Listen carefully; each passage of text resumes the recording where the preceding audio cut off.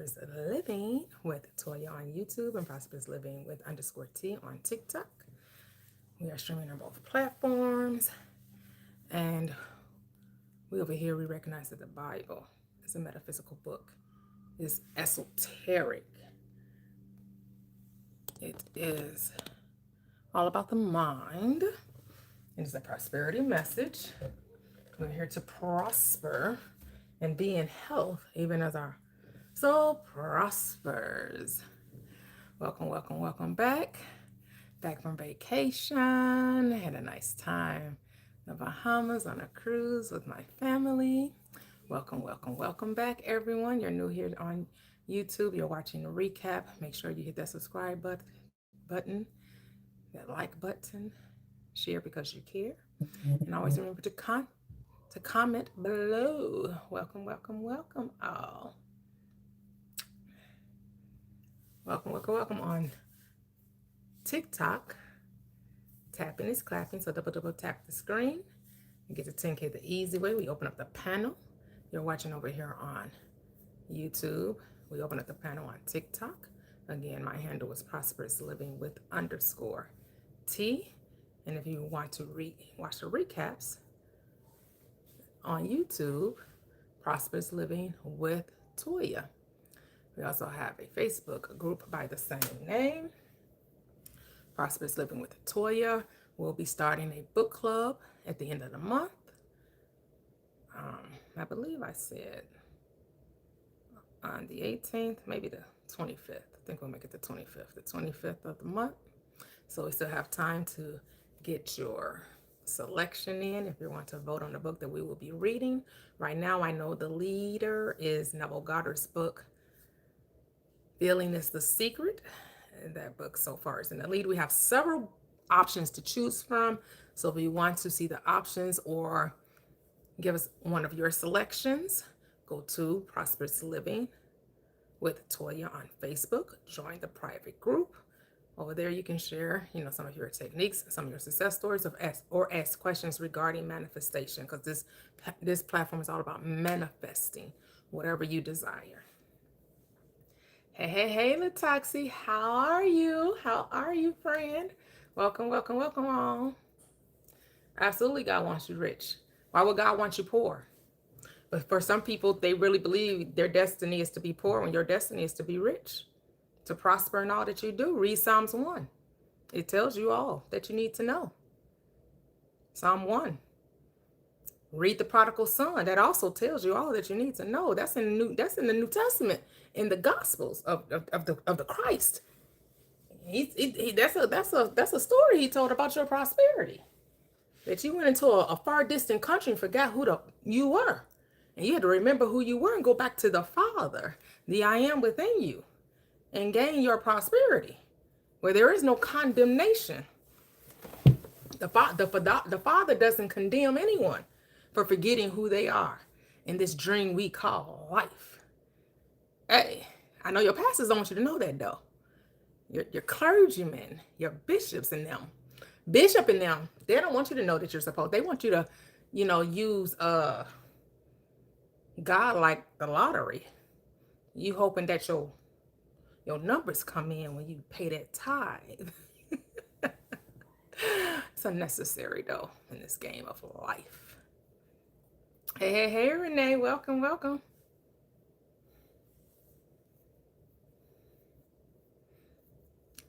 Yes, he did.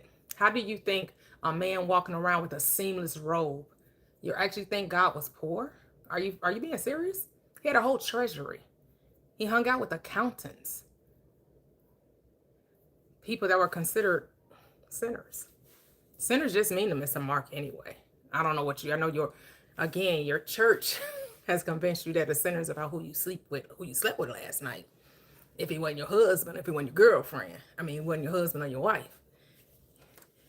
God don't care about if you're sleeping with the deacon. Only your pastor do.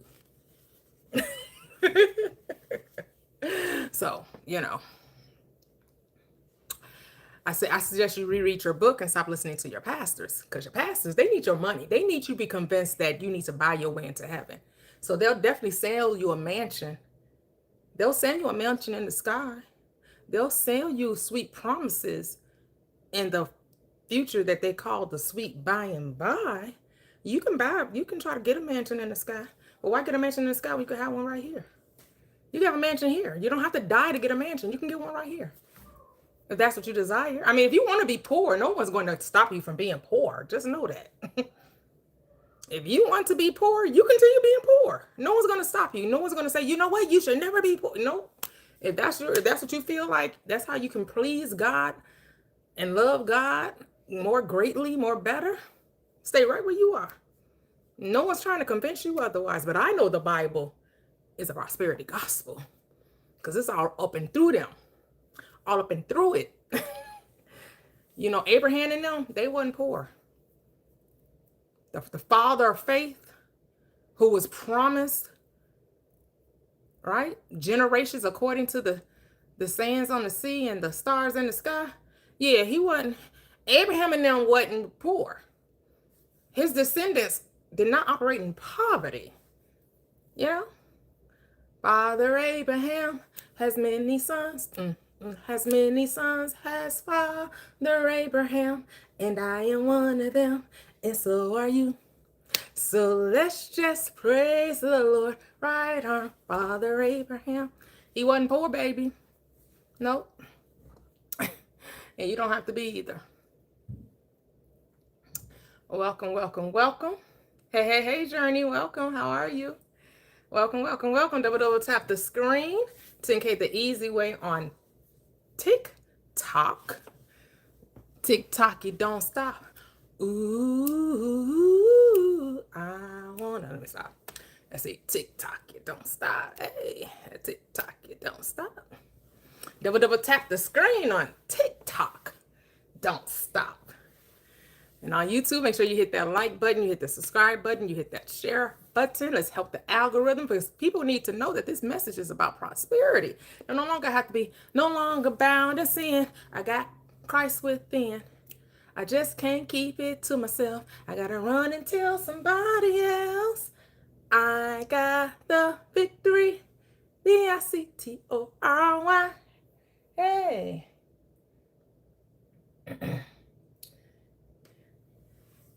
Come on. That part you have, not because you asked. Now, I don't know why TikTok filtered your comment, the toxic, but I can see it, but the chat can't see it. I don't know why they filtered that. Hey, Miss Kitty. Say studied in them exclusive temples. You think that was free? Have you, Latoxi? Wow. Yeah, they want to preach the gospel of poverty. They want the suffering servant. They like identifying with that suffering servant. Nuh-uh, we ain't suffering over here. I thought Christ suffered so you wouldn't have to. So why are you still suffering? For those of you that actually believe he existed in time and space, if Jesus suffered, why do you have to? I thought he paid it all. What he paid for? For you to still wrestle and tussle with the devil? That's what he paid for?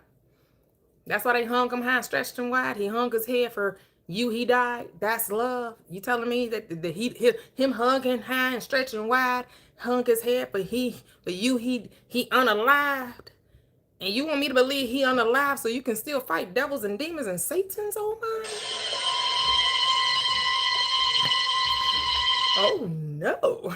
Oh no! Because the tree that God died upon, the cross, is the body. Stand up. Stretch your arms out wide.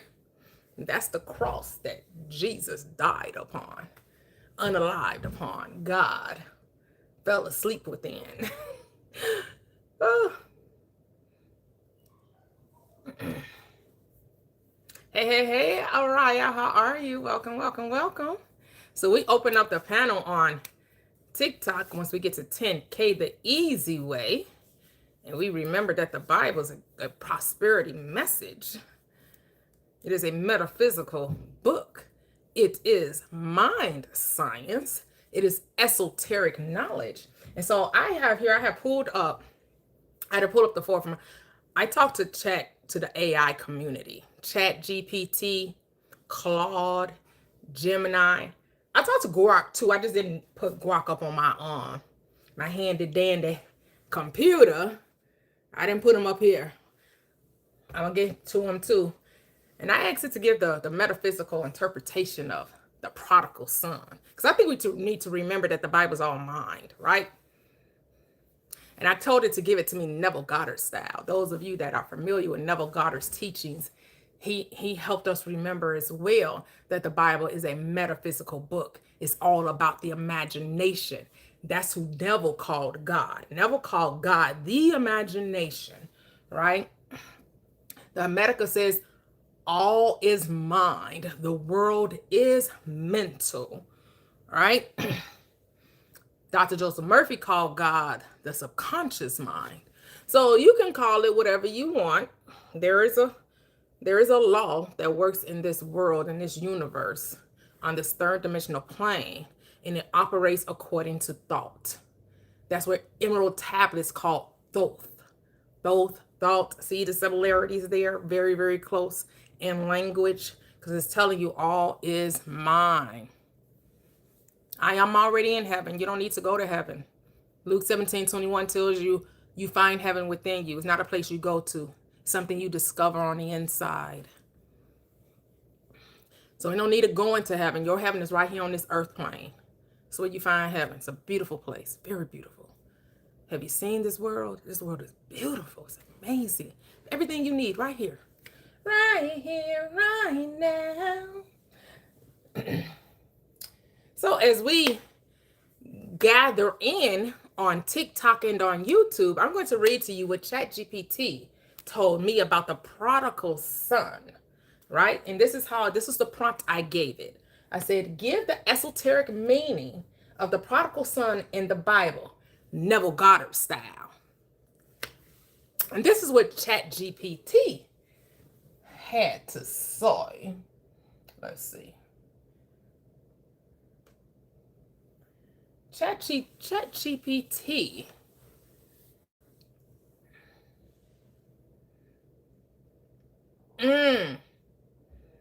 No, you don't have to listen to hearsay. You're exactly right, because you are the scriptures. You are the scriptures made flesh. You are a walking epistle, says the script, right? But I like to talk to ChatGPT because I've curated it to give me to see the Bible as it truly was meant to be seen, and not for us to continue to operate from a place of ignorance, depravity, suffering, poverty, right? Illness, dis-ease. Poverty is a dis-ease, right?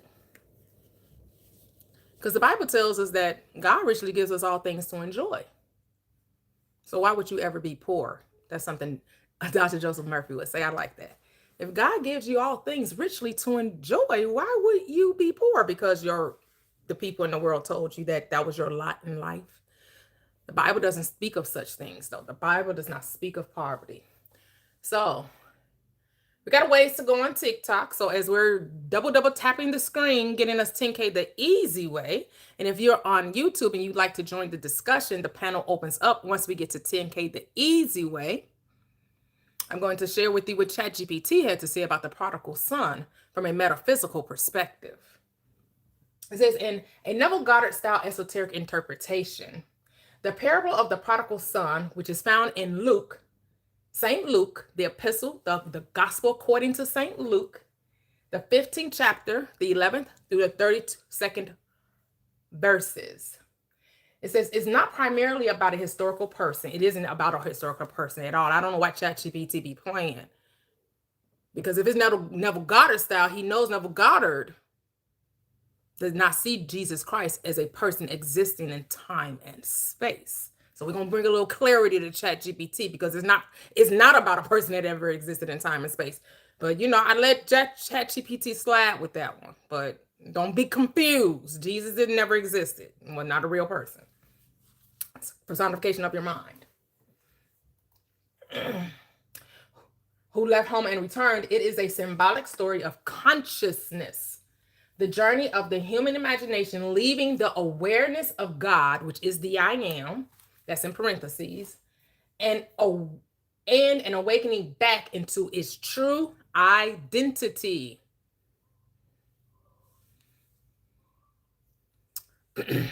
If you don't find that you like this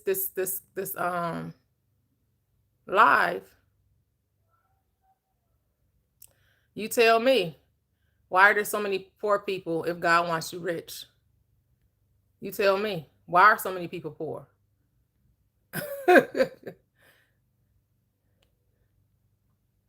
Because my Father is rich with houses and land.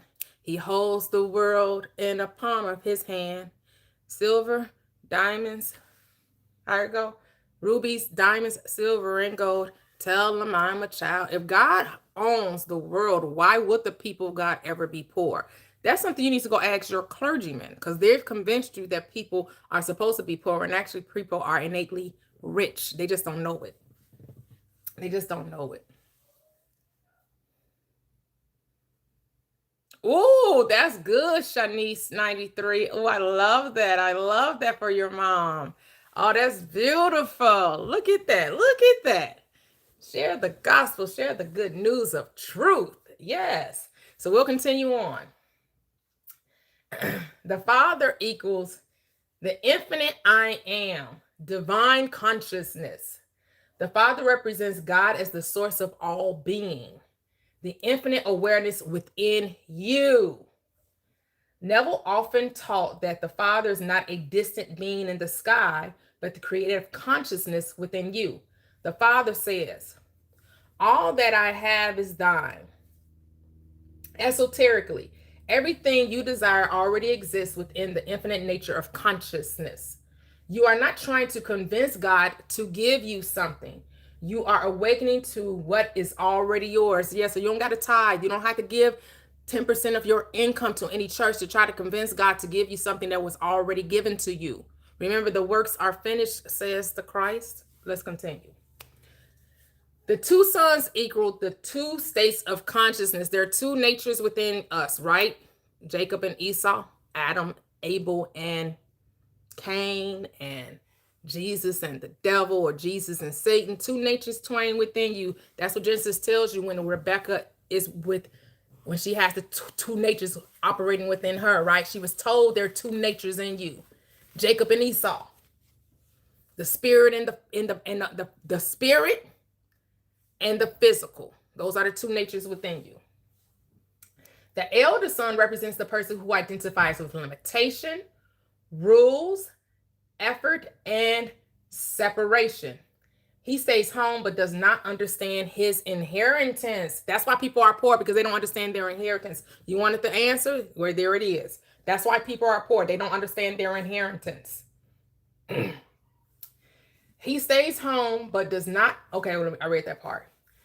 He stays home but does not understand his inheritance. Symbolically, this is what it means symbolically.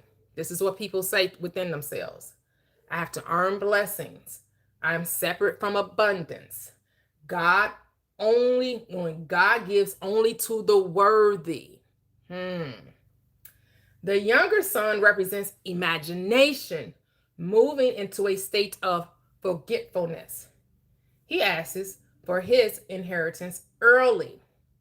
Father, give me the portion of goods that falls to me. Remember, he asked the Father for his portion. Hey, Tam B.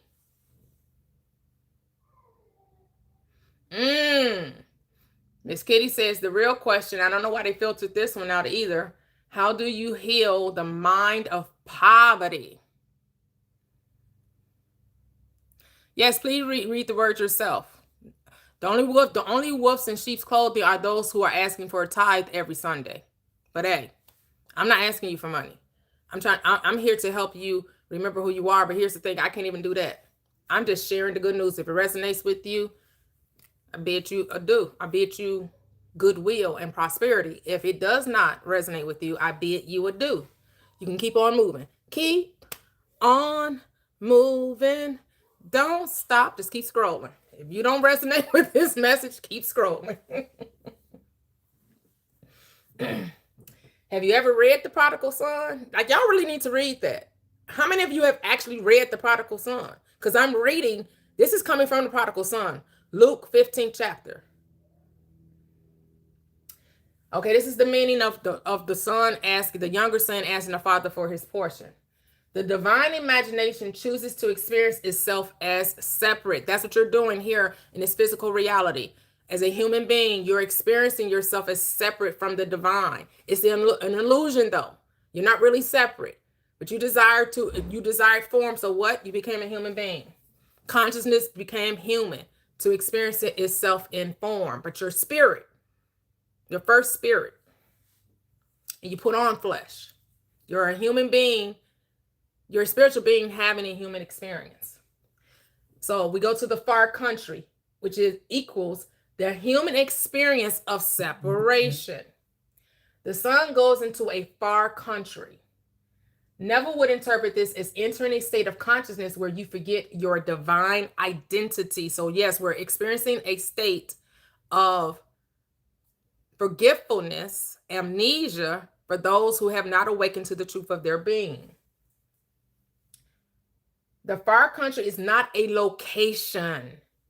It is a mental state. It is when consciousness says, I am lacking. I am powerless. I need something outside of myself to complete me. That's where people get twisted up with manifestation, right? They're seeking on the outside for what is already within them. Thinking that if I just get married, I won't feel lonely. If I just ran the lottery, then I won't feel poor. If, looking for things on the outside to, if I, looking for love and looking for everything all in the wrong places, everything is already within you. When you recognize that you're abundant, you will express abundance. That's how it goes. That's how it works. Not saying you shouldn't win the lottery, so get money, get all the money that you believe you can have. Because you are given all things richly to enjoy. If money is your desire, it's already yours. It's already yours. It's about changing the mindset, seeing yourself differently, and stop listening to what the world tells you should or shouldn't have. You get to write the terms and conditions of your reality.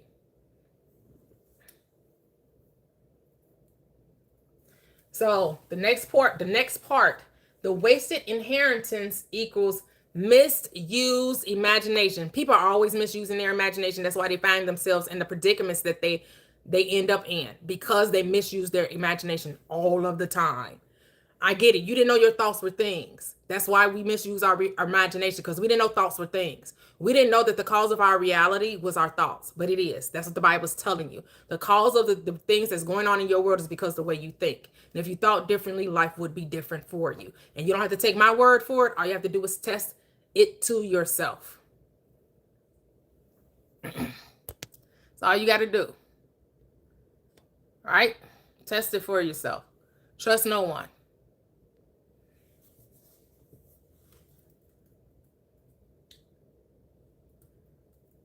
Okay, so it says the son wastes his substance on riotous living.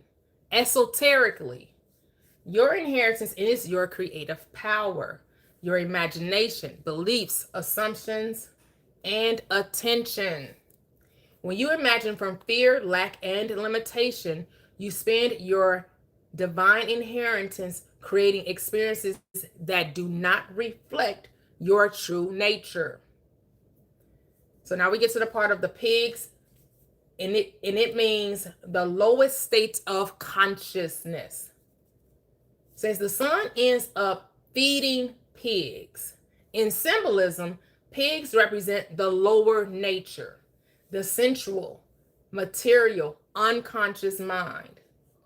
He is starving while feeding what is beneath him, meaning a person can possess divine power but live beneath their identity because they have forgotten who they are. That's what we did. We forgot who we are. We got lost in the sauce. We got caught up in this third dimensional reality. We got so caught up in being human, we forgot what? That we're God. That's what the Bible's reminding you, who you truly are. So the next part is he came to himself. This is the awakening. You know, you hear people say, oh, people are awakening. People are coming back to remember who they are. They're remembering the truth of their being. They're getting out of the illusion, out of the deep sleep of forgetfulness, which is you're awakening now to your divinity, the divine truth within you. This is the turning point. And when he came to himself, that is found Luke, the 15th chapter, the 17th verse. Neville would say, this is the moment of awakening to the I am. The son does not become a son at this moment. He remembers he always was one, right? It's not about becoming, it's about knowing who you are. That's why the Bible says, be still and know that I am God. This is what's taking place within you when you awaken to the truth of who you are.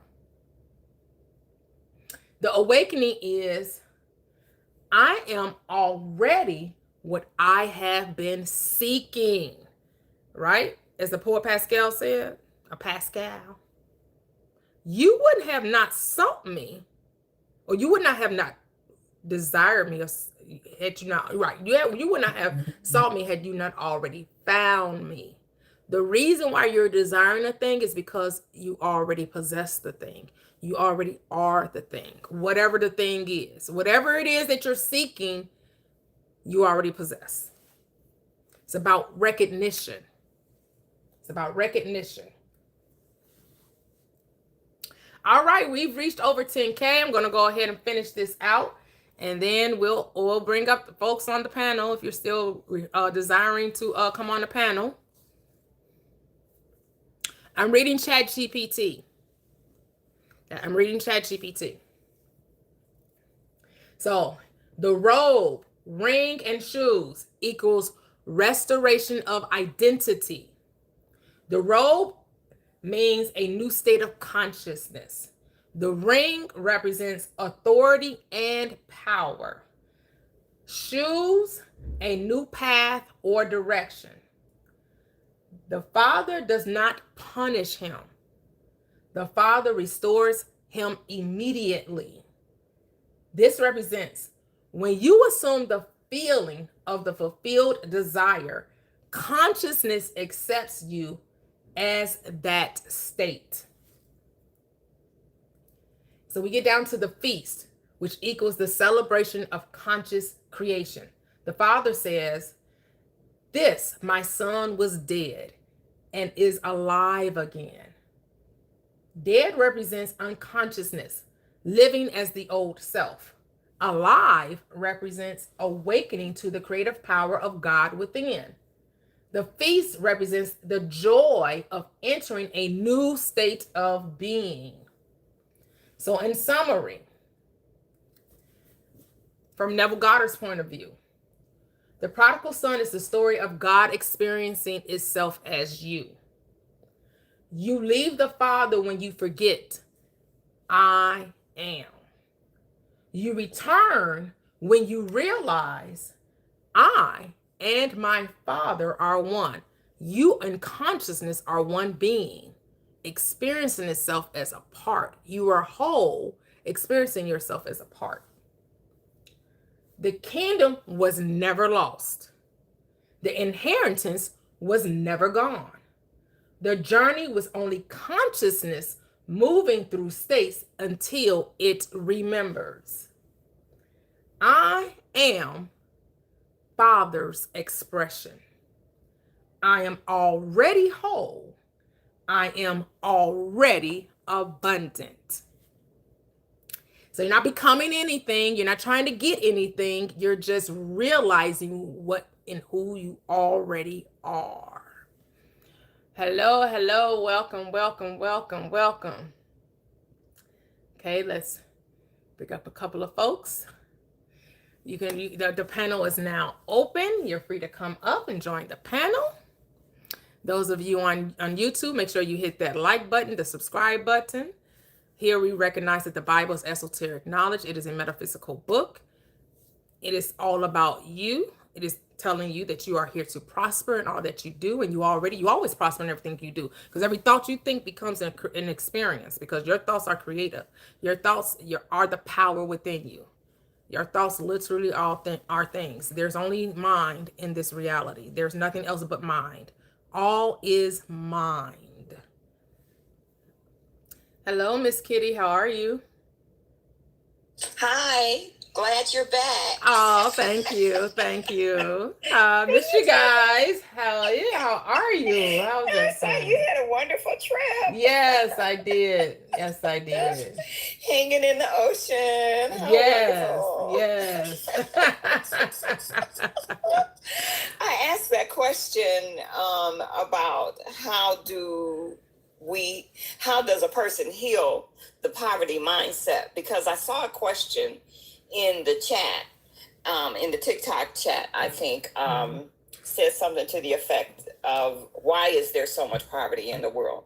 And again, because it's only you, those aren't questions we don't have to. The universe does not need us to be police officers. Say that. That part.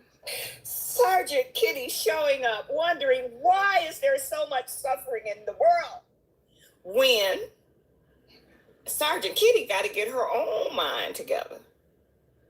Because after that, then perhaps just by association, some other minds might get healed, right? Yes. So we just have to understand and realize that, again, it's all about you and worry about your healing. It's like it's a meme that, well, it's not even a meme, it's a video circulated. It's a little old now, but a little baby is getting in the car and her dad is in the front seat and she's struggling with her seatbelt. And he was like, you want some help? He's offering sincere help. And she was like, no. And he was like, you sure you don't need any help? She's like, no, mind your business. Right? Now, from the mouth of babes. Yeah, mind your business. I got this. I'll figure it out. Struggling with that seatbelt. It was so cute. And so I always remind myself of that. Mind your business. And it's not to say to not have love and compassion for others. Mm-hmm. However, we can't suffer for others. Mm-mm. And we already have, if you're in a state of poverty, especially, like you say, it's a disease, so you're already suffering from your own disease. So don't lend your heart to the conditions of other people. Worry about yourself. Yeah. Get your own. That's what I had to remind myself of. I was walking down the street. Oh no, I was on the street yesterday, and this lady was running, and she had her mask on, and I started to say something. Why are you running with your mask on outside? And I was like, ugh. And I'm like, all this is going on in my head. And I'm like myself, mind your business. Because it's so second nature. Because that's kind of, I think, what we've been taught collectively. Care about others, think about your brother, don't be selfish, and you gotta be selfish. You have to be selfish and take care of your thought house, your own personal kingdom. Yeah. Because even when those people who claim that they're helping others, when you really dig down and uncover everything, they were never helping others. They were helping themselves. Right. They were always helping themselves. That's because right. When people gain control or absolute power over another, how did that phrase goes? Absolute power corrupts absolutely. Like when you give someone charge over your very beingness, and they're dictating you what you should do, what you shouldn't do, how you should do it. They're testing the limits of how far they can take you, that you will listen to their voice. That's absolutely right. Because I have learned that throughout my life. It's something about when you get this control, when human beings get this control over other people, it's like they got the I can't help us. They just got to test the limits and do some of the most craziest things to other people, because whatever snaps in their mind, they're like, look, I can tell these people to eat shit and they gonna do it. Like, it's wild. It's wild. It is wild what people with power or means will do. Because we were not supposed to give our autonomy to someone else, right? We're supposed to make our own autonomy, our own sovereignty. We're never supposed to relinquish that to another person. But people do it constantly and all the time. And it's just like, wow. Because I was watching, I like watching the documentaries, and I was watching, what's his name, Burkham. He was like, he was like this guru that taught yoga. And the yoga poses he was teaching these people tell you what the body can do and the mind says you're gonna do this, right? They were in the most complex different poses of yoga. I was like, damn. And I'm like, all these people can't be contortionists, but they everybody can. What they call double bone or whatever they were saying, people that's real flexible. Everybody, but they were able to, he had masses of people that he was able to get them to contort their bodies in these different yoga positions. But of course, he was messing with the ladies. You know what I mean? Not messing with the ladies. Right. Graping. Yeah. It was contorting them bodies. Come on. And he built a great empire. He was, and it's so interesting. All of these quote unquote gurus and masters, they always have this fantastical story that when people do peel back the onion, they do the research and they investigate into their lives, you couldn't find out the stuff that they were telling people and that people believed, because we love the fantastical for some reason.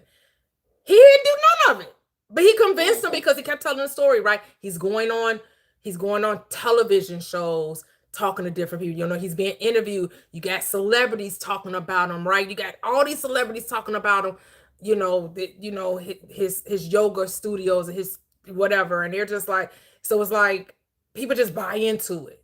And all it takes is some one celebrity to claim that, yes, this is the thing. Yes, you should be doing it. He had several of them, like well-known, like A-listers, not just like, like movie stars. I'm like, right. And it's like, and that stuff just reminds me, just like, man, how we're so taken by someone else's life. We're so easily impressed. Well, that's because people are vulnerable and looking for answers and looking for assistance, and still, like we were talking about here, not trusting their inner self. Because we've been so conditioned to look outside ourselves, and it's a big job. Again, it's you got to trust yourself enough to take the leap off the diving board. Yeah, because he's promising fame, he's promising money, right? He's like, hey, because you attach yourself to his train. Yeah, they were able to get their own studios, run their own thing, under his name, but they wanted to be yoga teachers. They was like, we got to keep coming back. He gave a 9-week intensive training, and they're like, he gets them out. Because again, it's something about when your body they were being starved and operating from sleep deprivation. Boy, it's like they know that's the gateway into that subconscious mind. You don't eat, you don't sleep, you're exhausted and tired.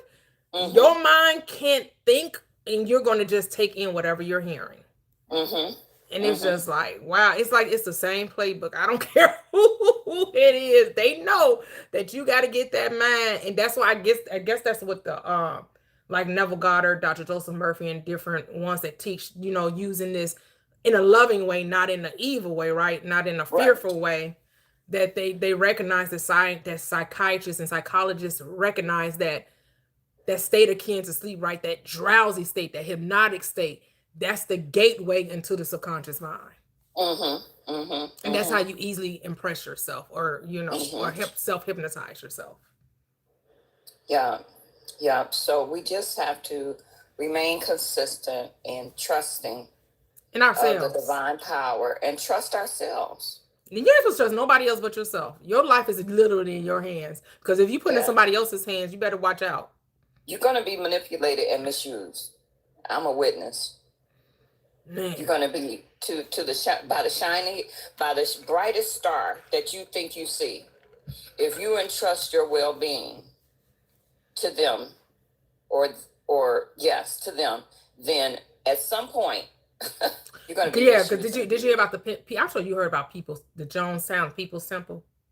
Right. Yes. Yeah, and how it's just like, so they had a like, cause what was that back in the 80s, 90s when he did that? I think it was the 80s. The 80s, okay. The late 80s. Okay, so like most recently, I don't know if you heard of the guy Nature Boy.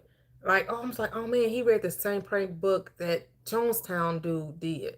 So like when they started investigating him a little bit more, they become recluse, right? They like, okay, now we got to get away from society. We got to go into our own town, and we got to get separate from the rest of the world, right? So he went to Guyana, right? And he's showing all of this, like, look at the trees, look at this, it's so beautiful, it's so good, right? Selling this. Girl, they get there, it was nothing they was shown. He got them slavery, they become prisoners of his camp.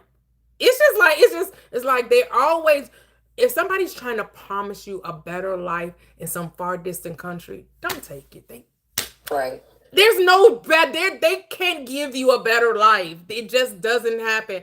And people are just so, the bait and switch, right? I'm gonna show you the beauty, and then when you actually go and find out, it's always a bait and switch. It's never what you thought it was going to be. It'd be so sad. Here, drink this Kool-Aid. Because they got the governor of I think it was California to come wherever they were from. Yeah, because I think he went to San Francisco before he ended up going to Guyana. And they said that they were able to convince the governor or maybe some senators to go. Of course, he lost his life too, because at first they put on the show and he was going to let them leave, and then he changed his mind, and then that's when they said 900 of them. I'm like, damn, was that many people? He confessed. That many people. And then they were saying that they were actually it wasn't suicide. It was actually, they said when they did the autopsy and stuff, they found like needles and stuff in the back of people's legs and their arms and their necks. Yeah, it's wild. That's what's like, you gotta get control of your own mind. You gotta get control of your own mind. And it's a task. It's a task. Let's be honest. It's a task to get a control of your own mind until you get control of your own mind. Because you got so many influences outside. And we just have to remain loyal and consistent and persistent to ourselves. Yeah, stop thinking somebody else holds the key to your success. Right. Again, you're giving your power away. You're thinking that, oh, if I sign this, this record deal, if I sound this, like everybody is looking for someone else to be like, I can make you a star. I can make you no, they can making themselves rich. No, they're enriching themselves, and they're going to use your talent to do it. We see it. We see this playbook played throughout human history in every area of life. Whenever someone thinks that someone else has the ability to make their life better, right? Tyra Banks, she have to, I'm going to show you, I'm going to make you an America's Next Top. She didn't make none of them America's Next Top Model. Right. None of them became America's Next Top Model. Right. Some of them did. A few of them did get careers, right, in modeling and in acting, but they did not become supermodels. No one did. She was a supermodel. Right. But she was just all about what?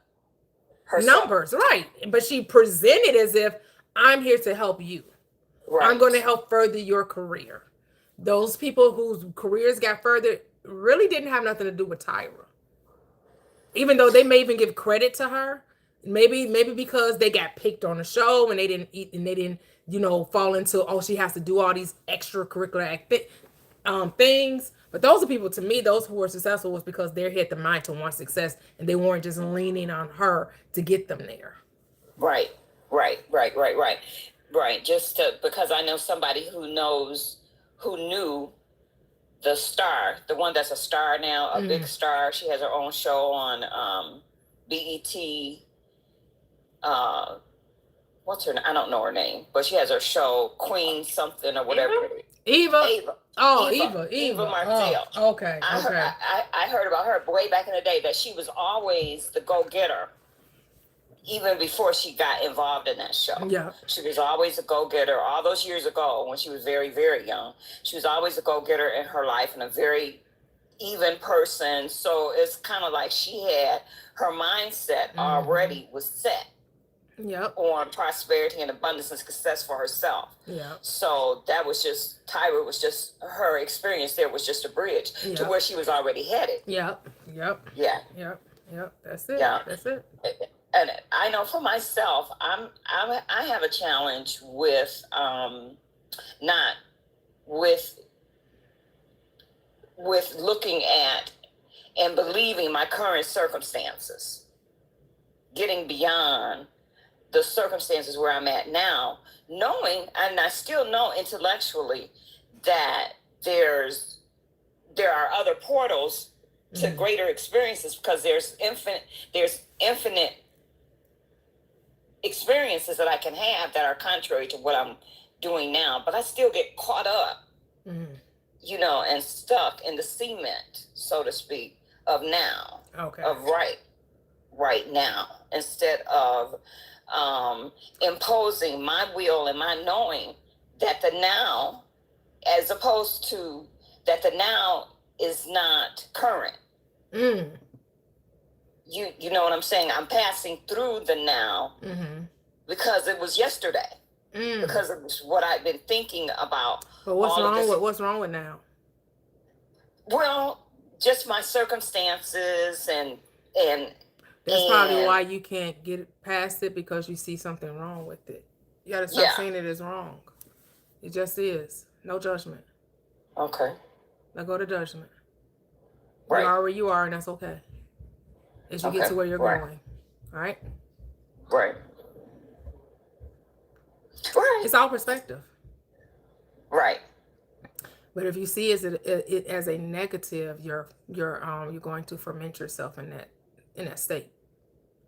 Okay. Right? So as you just see it as, if I'm just passing through, then there's nothing to talk about. Nothing to be mad about, nothing to judge. Right. Right? It's like like when I went on the cruise, right? I can't be mad that I'm on an airplane as I'm going to the cruise. Right? I can't be mad that I'm in the car. Like, why aren't I on the cruise yet? Why aren't I on the cruise yet? Where's the ship? Knowing I'm in the car, going to get to the cruise, right? Like there is a process that takes place on this third dimensional plane, right? And I think people don't like the process. Why do you like the process? Right? There's a getting there. Yeah. Even though mentally you're there, physically there's a getting there. Right? So even though I'm on the car, I'm like, oh yeah, I could just see the blue water, I could see the ship, oh, I know what the cabin, right? Or you could not do any of that and just be present in the now. And enjoy the journey to the ship. I'm going to listen to some music. I'm going to dance. I got my stuff downloaded. When I get on the plane, I'm going to watch some things, or I'm going to listen to some music, or I'm going to meditate. Whatever you're planning to do, right? Being present in the moment and enjoying the moment. Right. And I've been practicing that, but sometimes, I fall off for a few hours here and there, and it's devastating. Now you got to try to rewrite the script. It shouldn't be devastating. But even if it is devastating, okay, it's devastating. That's a judgment. Whatever. Yes. It is whatever. It's whatever. It's whatever. It's no big. Okay, you call it. Yeah, okay, yes, I'm experiencing devastation, but it's not the end of the world. But it is the end of the world, because this is the end of this world, of this current reality, of this moment in time. Moment in time. Okay.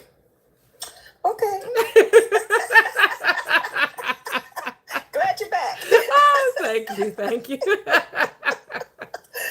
Oh. Hello, the toxic. How friend? How are you? Hey. Hey. What'd you say? Listen, how's it going, vacation queen? Oh, yes. A beautiful vacation queen. Yes. How's everything going for you? It's actually going pretty well.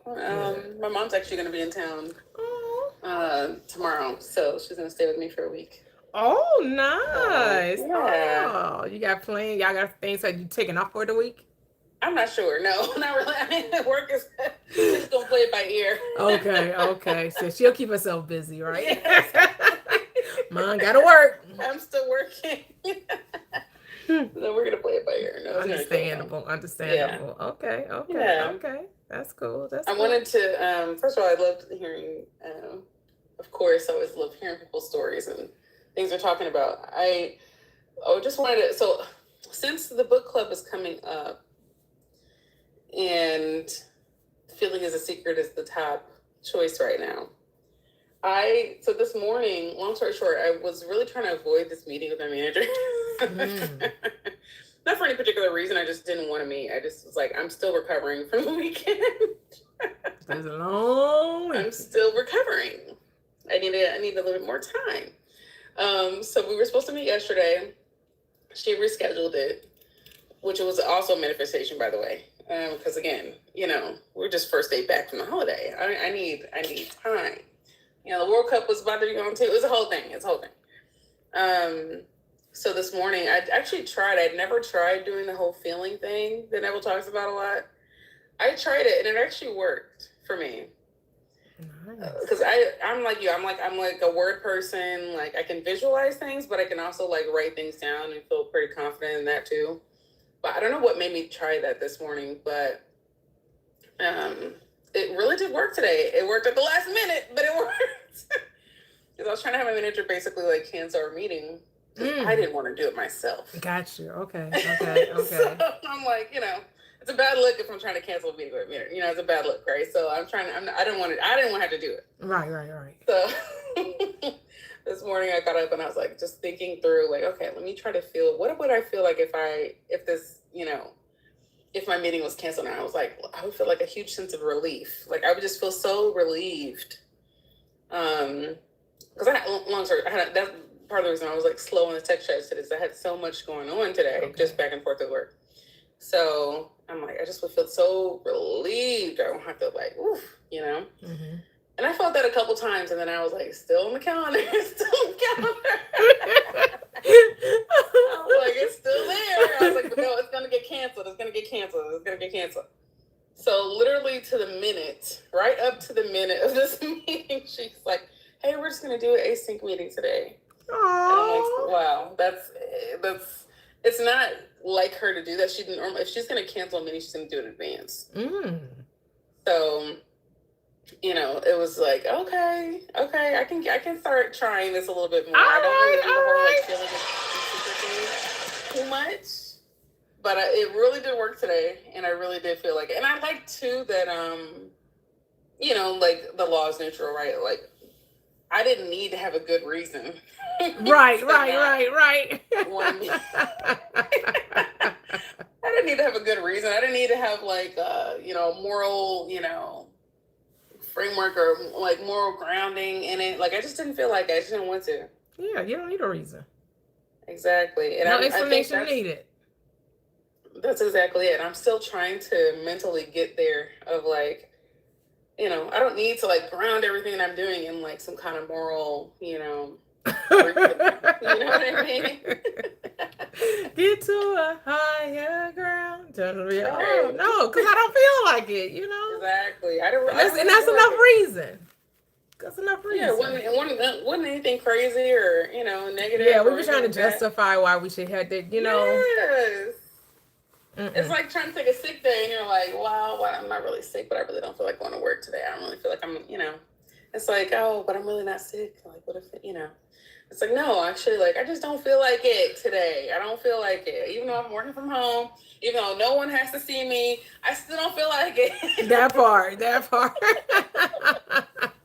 don't have to. So anyway, I just wanted to say, this was my first time actually trying the feeling part, and it did work for me.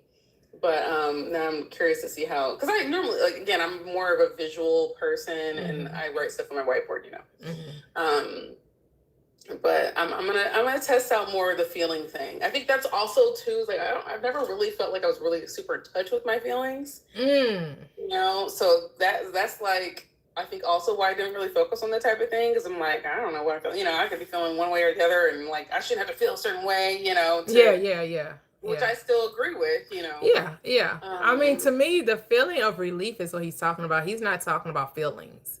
Yeah, exactly, right. He's not talking about being over happy, or not to say that you can't be, right? Because some people do like, oh yeah, I would feel good. But sometimes I think why people struggle with it, because in actuality, you don't know how you would feel if you won $1 million. You don't know. Exactly. Some things you just don't, right? So it's unnecessary to try to create this feeling of excitement. I guess you could feel excited. You could be like, oh my goodness, I probably would cry. I would probably whatever. And yeah, you could do that emotional thing if that's what's going to make it feel real to you, because that's all that you're doing. You're making it feel real to you. Whether you're visualizing it, whether you're emotionalizing it, whether you're talking it through, those are the senses. When he talks about feeling, he's talking about implementing the senses, the five senses into the story. Yeah, and so the sense of relief is really what? Being at peace, being relaxed, not anxious. Yep. Yeah. Yep, it's not like a deep seated, it doesn't have to feel like deep seated. Yeah. I'm practicing that. Love it. That's beautiful. Yeah. Yes. And I think this is the last thing I'll say before I let Kay go. I also feel like I think I've said this probably more than once, but I feel like I'm starting to really genuinely ask myself what I want more. Mm-hmm. I'm going, whatever, I'm going on a trip, or I'm going here and there. Like, what do I want? Like, what exactly do I want from this? Mm-hmm. Instead of just kind of letting things kind of happen, which isn't always a bad thing, but it's making me consider more clearly what I want, Yeah, so I just say that. Love it. You can have whatever you like. Period. Oh, yes. Yep. Sometimes, that's our only job. Mm-hmm. The joy of being, because my husband ended up buying the book Miss Kitty was telling us about, Lost in Space. Oh, okay, I must have said. Yeah, and so I read like a couple of chapters while I was on vacation, because really, really short book, and then I finished it up today. I was like, oh, that's exactly what I said. I used to say it all the time, right? Our only job is the joy of being. That's the sum. Yes, that sums up the book. That's what the book sums up. I'm like, oh yeah, that's what it is. There's nothing you have to do. There's no should or should. Your only job is being. Yes. Right? That's why the question is, who do you say that I am? Come on. To be or not to be. But there's no such thing as not being. Right. But that is the question. But it's really about, who do you say that I am? That's Shakespeare just said, to be or not to be. What are you choosing to be? Whatever you choose to be. You get to be whatever you choose to be. It's whoever you say that I am. Yeah. That's the purpose. And that's what I enjoy those types of, I'll have to check that book out, because I enjoy, again, that big purpose word is it's like a little square book. It's really short. The book is about this tall. Okay. So the page, pages not like that tall. It's about that big. So so it's not even 49 pages, because it's not a full length book, right? The book is like this. It's so tiny. You're going to breeze through that. Yes. That's all I had to share. I just felt like, oh, wow, I really tried that. And it worked. That's what I'm saying. Hey, that's what you just say. Just try it. If it works, hey, that's all. And if it doesn't work, you keep doing what you've been doing. But if it works, hey, that means try something different. Yeah. So welcome everyone on YouTube. Welcome. Hello, everyone. Hello, Divine. Honest, welcome. Hello, everyone. MSD, welcome. Abigail, welcome. Thank you. Hey, Blaisdell, welcome. Make sure you hit that like button, the subscribe button. On YouTube, this is where on TikTok is where we call in. Tapping is clapping.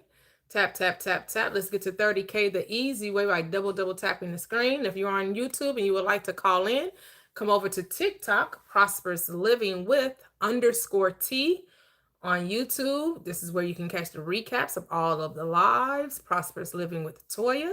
We also have a Facebook group by the same name. I also have free books. The link tree is in my bio. I have a manifestation ebook bundle where I offer daily diamond gems, a book on affirmations and scriptures. I have the 30-day transformation journey. This is going to transform your thinking. 30 days. For 30 days, you want to transform your thinking. Get that free ebook, 30-day transformation journey. I give you a scripture, I give you a affirmation, and then I give you an explanation of the scripture, because we got to make this thing practical, right? How we make it applicable to our everyday life and understand that that's what the Bible's telling you, because it is the basic instructions before leaving earth. Before you leave this third dimensional planet, it's telling you how to live prosperously all the day long, right? The scripture says, I came that you may have life, and that more abundantly. And then the last book in that 3 ebook bundle, manifestation bundle, is the Recipe for Life, the 4 steps to manifesting. I base it off of the scripture Mark 11:24 and Matthew 21:22. Mark 11:24 says, therefore I say to you, whatever you desire, whatever you want, just believe you received it, and then what? You shall have it. So like Toxic was saying, she believed that the meeting had been canceled. She accepted the reality of no meeting. She got the sense of relief of knowing, yeah, this has been rescheduled. And because she accepted that as the reality, it what? Became her reality. It can be no more simple than that. Like, that is manifestation at the core, at the heart of it. Her success story right here, right now. So simple. Easy peasy, fresh and squeezy. We want to complicate it though. We want to make it more difficult. You gotta program your mind for ease. Because if you program it for difficulty you shall have. But life can be easy. There's no reason to struggle. Said the crooked paths are made straight. My yoke is easy and my burden is light, but some people want struggle. They want the struggle bus. And you shall have whatever you say. You want struggle? You'll get it. You can also have easy. This is Burger King. You can literally have it your way. Everything begins and ends with you. So that's what we have to be so conscious of, right? Because I know people want to argue about thoughts, but this is a thought world. I don't know why we arguing over thoughts when this is a thought world. It's a thought life. But everybody want to tell you, oh, you're not your thoughts. You shouldn't have your thoughts. Those thoughts are coming from where? Where are they coming from if you're all that exists? If you are all that exists, where is the thought coming from? You. It's coming from you. You are a sum total of your thoughts. So what you accept as a reality is your reality. Like, let's not try to make it so deep. Let's simplify, right? We're in mathematics, what are they always trying to do? Reduce it to its simplest form, right? In mathematics, and we call this a mathematical universe, we're always reducing everything to its simplest form, but people want to complicate it for some reason. No. You are your thoughts. As a mind thinks, so is it. Proverbs, I believe it's 23:7. I think that's on, it's 23:7. I be getting those confused because the other one is life and death is a power of the tongue. So one of them is 18th chapter, one of them is the 23rd chapter. I always confuse them. I am God, so that absolutely makes you rich. When you recognize you are God, you ain't got God. You got to know that you are God. Be still and know that I am God, says the script. You can never not have God. But you cannot know that you're rich, though. You can forget who you are and not know that you are wealthy beyond measure. And you don't lack any good things. Can I say something? Yes, go ahead. Okay. The last sentence, the last sentence. In Lost in Space. There is only being, eternal being, all caps, incapable being. You are perfect. It is done. Your rare and precious light has and will forevermore illuminate the worlds you create, the worlds that now wait for your blessed being. And then at the very, very end, he says, he writes, P.S. We love you. P.P.S. You're it. You're it. It's only you. Hashtag you're it. You're it. You're Yeah. it. It's only about being. I'm saying it to remind myself. It's only about being. Because when you're at your happiest, that's when you get your breakthroughs. Or at least that's when I get my breakthroughs. When I'm at my happiest. Not from the standpoint of shaking my head, jumping up and down. But just settled inside, and touching that joyful spot and inside myself. And I notice with myself, when I'm at my manifesting best, it's like there are times and points in time, like I might be standing. I remember just standing in the house one time, just thinking, I'm so happy. I'm so thankful. And next thing you know, something I had been wanting popped. It's even sometimes you have to fake it till you make it. But it's just you. Yep. It's just me. Yep. You're going to realize there's no rules except the ones you make. No rules, no morals. Yep. So no rights or wrongs, no should or shouldn'ts. Yep. Because you can be mad and still get your blessing, but if you think you got to be happy to get it, hey, it's done unto you as you believe. Yeah. Right? We put all these things. We're like, oh, I noticed here when I got it, I was feeling this way. So we try to replicate that as if consciousness is a one-trick pony. It's not. It's not. It's not a one-trick pony. It's infinite ways. His ways are not your ways. Thoughts are not your thoughts. As high as the heaven is from the earth, so is the ways of the infinite past finding out. But we be trying to figure it out. We just got to let it be. Let it be. Well, that's that intellectual mind trying to figure it out. Just go be. Just go be. That's all you're just supposed to be. It's crazy. Just let it be. Right? Yeah, who is that? John Lennon or the Beatles? Let it be. I don't know. You tell me. I don't know. Yeah. All right. I was into the rock. Okay. Let's go. That's it. And so we have Kay on the panel. You can unmute. Ra, how are you? I'm good. How are you? Doing great as always. Thank you. How's everybody else? I see Kitty Dane. And who else on here? The Toxic.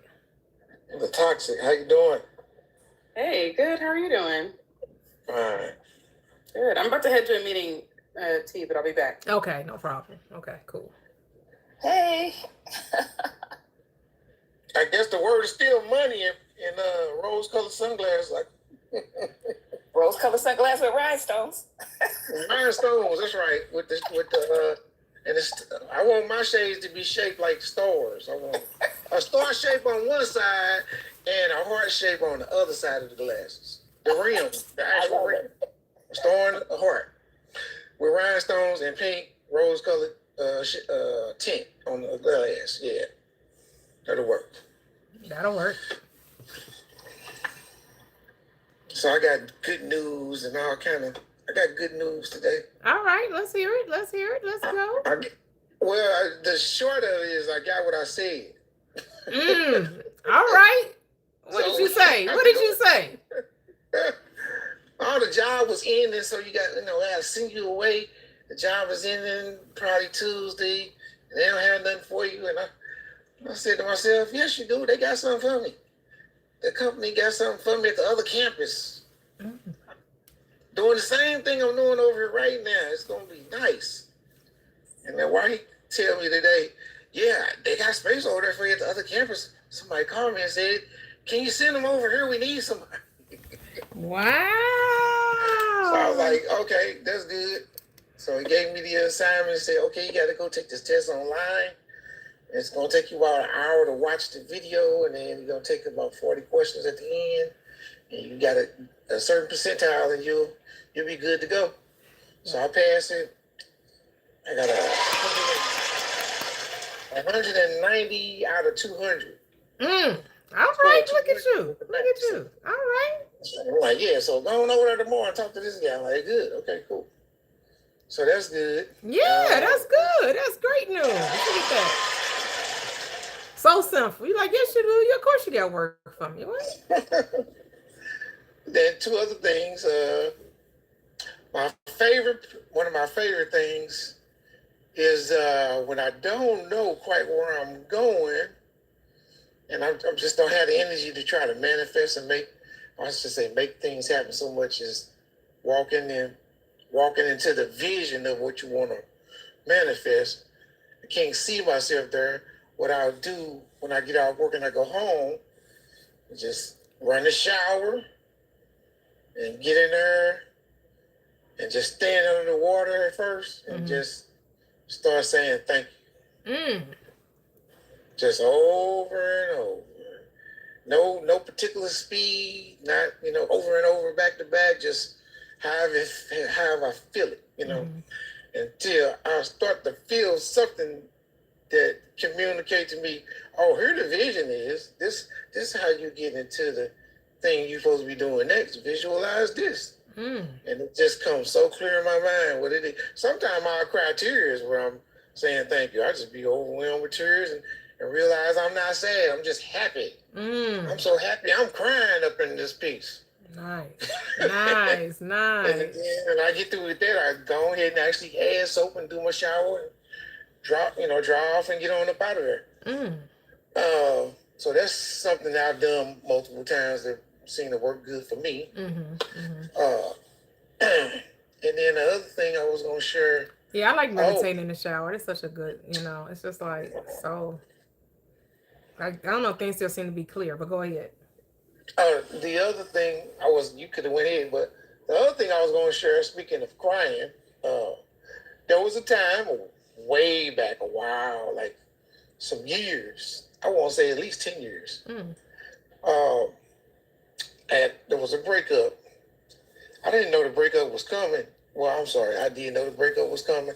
I wanted to deny the fact that it was coming. Okay. And I was like, okay, we getting less and less time. I'm trying to make amends and make myself available to, hey, let's have date night and let's go here, or maybe what you want to do, or let's do something. No, I got this, I got that, just busy. I'm like, oh, okay. I'm like, wait a minute. I'm not going to accuse this person of cheating. I've done that before. Let me get metaphysical with this. So I'm going to sleep and I'm like, whatever it is, just let it be revealed. So one night, within the next 2 or 3 nights, I won't sleep. I wake up, and we're talking, and all of a sudden she says, and I'm not doing such and such and such with this person. And I'm like, well, really? So that's who it is, huh? And I'm not even asking this person about, is it this or is it you and this other person getting together? She just blurted it out like she couldn't help it. But before that happened, I had dreamed that she was going to tell me. Like, this is what's going on. So she told me when I woke up. So I was like, cool. So this is the end of this. And then within a few days after that, I was home alone. I had left work in the middle of the day, and I was just like, okay, I'm trying to convince this person we could be together, but there's no convincing the other person. So I'm like, it's over for real. So I go home. I worked half a day. I'm supposed to come back and work the other half, but I was a driver and I was doing it's not temporary. It's like you got full time, you got part time, and there's another where you like an on call where you just show up. I could just show up every day whenever I wanted to, and just say, hey, I'm here. I'm clocking in. I want to see if I can get a route or whatever, right? And if I sit there for a certain amount of time, an hour, and they run out of routes and they don't need me, okay, you got 4 hours. Okay. Then do the same thing in the afternoon. But I don't have to show up.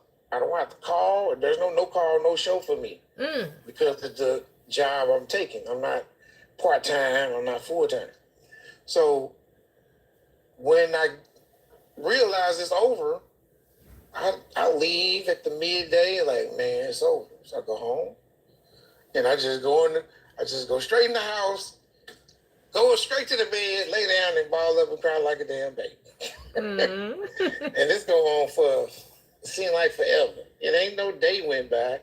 Night hadn't even failed, but I was crying so hard, and it hurt. I was crying, my tears started burning in my eyes. Oh wow! Throat started hurting, my chest, my everything. I was like, "Why don't you make it stop? Make it stop? When is it gonna stop?" I'm like, "When is it gonna stop?" And then it came to me. I got to silence. I shut the hell up, and it came to me. When you stop it. And then that's when it's gonna stop. Is when you stop it. I started. What you doing right now? I started laughing so hard till I started crying from laughing. I went to two extremes of the pendulum, and if you ain't never went there, you ain't never got over whatever it is. You got to go all the way to the left, and you got to swing all the way to the far extreme right before you can get back to center. So I was, after all that, I was able to come back to center and be like, okay, cool, moving forward. So that's what I wanted to share today for Talk Time, for my share time today. Beautiful, beautiful. Thank you. Oh, that's what's up. I enjoyed your sharing. Thank you. Yep. I'm gonna go. I'm gonna go back down. Oh, okay. Thank you for joining.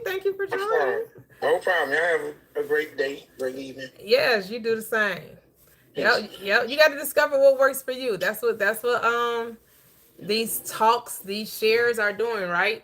Showing us what we need to do, what works for us. Not saying that someone else needs to follow suit, right?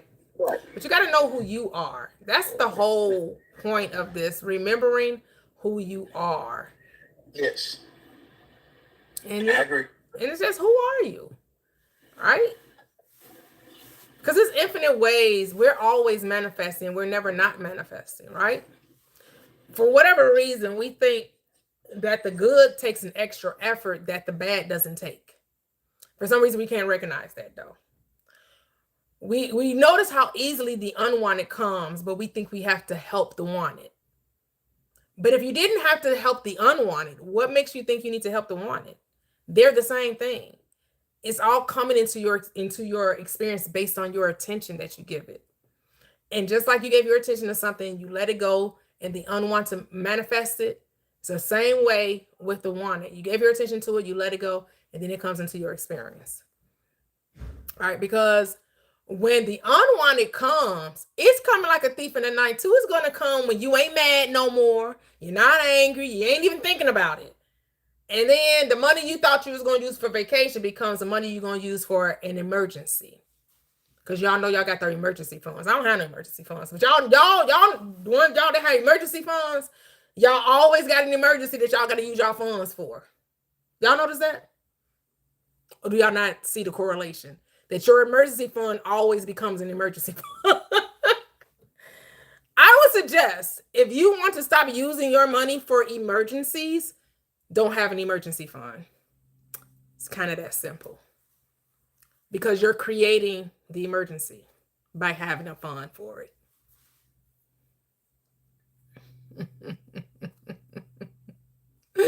Yeah, but you're calling it an emergency. Or a just in case fund. Just in case something bad happens. Or a rainy day. Whatever you're calling. You call it an emergency, rainy day, just in case. It's going to be a reason to use it just in case. It's going to be a reason to use it for the rainy day.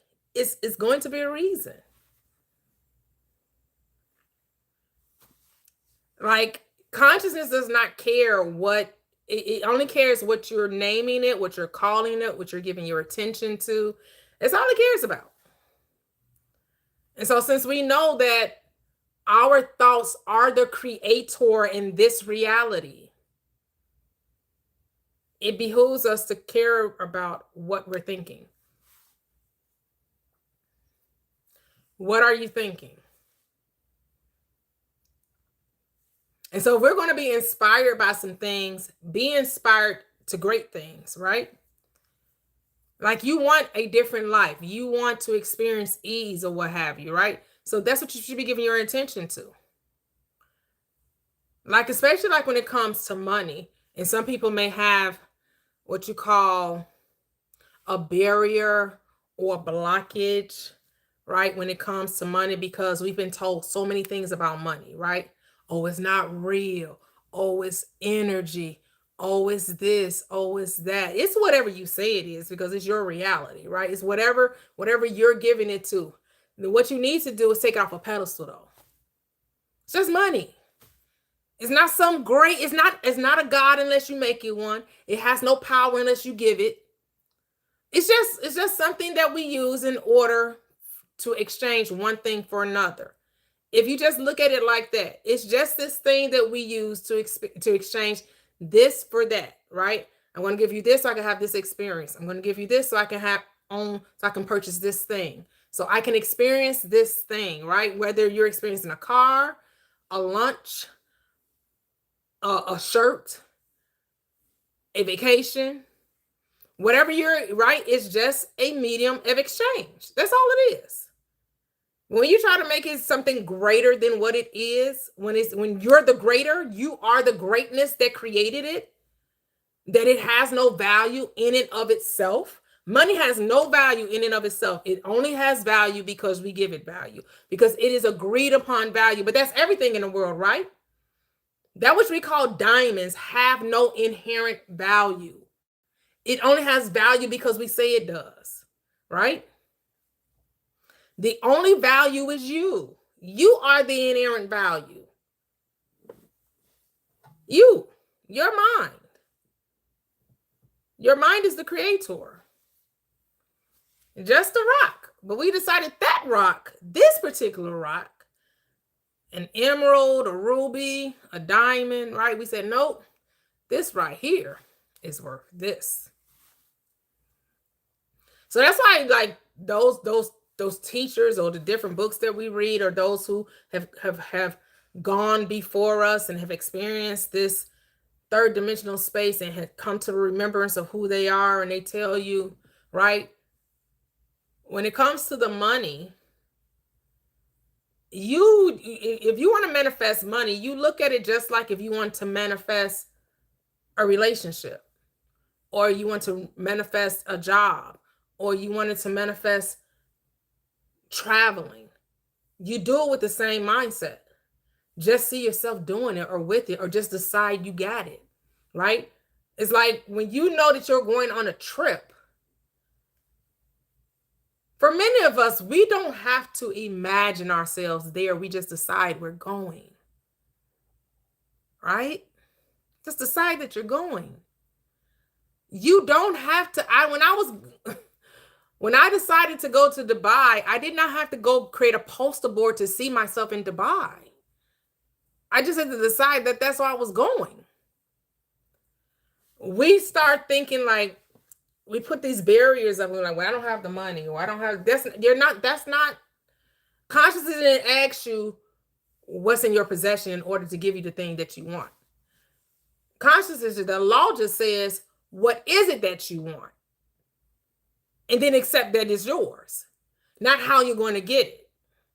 And too many times we get caught up in the how, and I get it. When you have money, it's easy not to consider the how, because you have money. So you know how it's going to happen, right? You're going to say, well, all I got to do is put on a credit card, or put it on a debit card, or make monthly, whatever you're going to do, right? But when you don't have the means, because you are the means, but if you don't have money in the bank account and you're desiring to go on the trip, well, the law says just decide that you're going on the trip and let the details get handled by the infinite divine mind within you. You're just supposed to say what you want. That's all you're supposed to do. It's like before I had my house built, before I met my husband, I had already decided that I was going to have a house, right? But I had no idea that the house would come with the husband. Because at the time I was divorced, single mother. We were living in a 2-bedroom. It was 4 of us living in a 2-bedroom apartment. But I was saving my money. I was like, okay, I'm gonna save my, make sure I have enough money. I had a pretty decent job. I worked for JP Morgan at the time as a mortgage closer.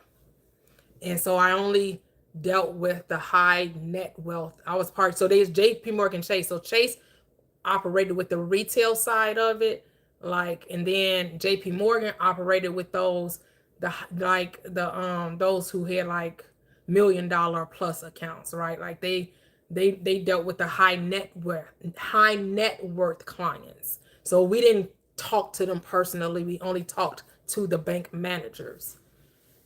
But I had in my mind that that's something this time I don't know nothing about manifestation. I just know I had made up in my mind that, yeah, I'm gonna get me a house.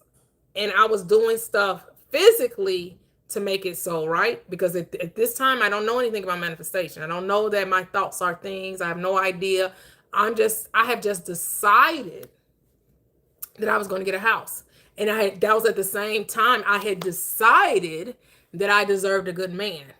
I didn't know it was going to be a package deal. I didn't know the good man was going to come with the house, right? And that I was going to get a house built from ground up. I just knew that, or a new house, a new build, right? I didn't know it was going to be a new build. I just knew that I was going to get a house and I deserved a good man. It just so happened that the good man became the husband and we together decided to get a home. But I'm just doing what I know to do, right? I'm putting money to the side and I have I made a decision though. There was no backseas. I wasn't like wondering or worrying about, man, I hope my credit's good, or man, I hope this is enough money that I'm saving. Or no, I'm just doing what I had decided to do. And then consciousness, this law took a life on its own and it brought forth this manifestation. And so that's the place we have to learn to be in, right? That when we do all that we can do with no worrying, with no double-mindedness, when we make a decision and make a choice and just do what we know to do, which is what we know to do now, is just keep it in mind. That's all that's necessary on our hat, from us, is that we just make a decision and then everything else takes care of itself. That's the place we have to be in. We have to know that your decision is all that's needed. Your decision is all, you don't need anything else than just a decision. And then everything else takes form. Everything else takes shape. Everything else comes into being. Yes, and you have it all.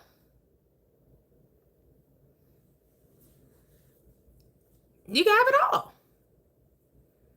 It's because I look at my life like I have a really, really good life, right?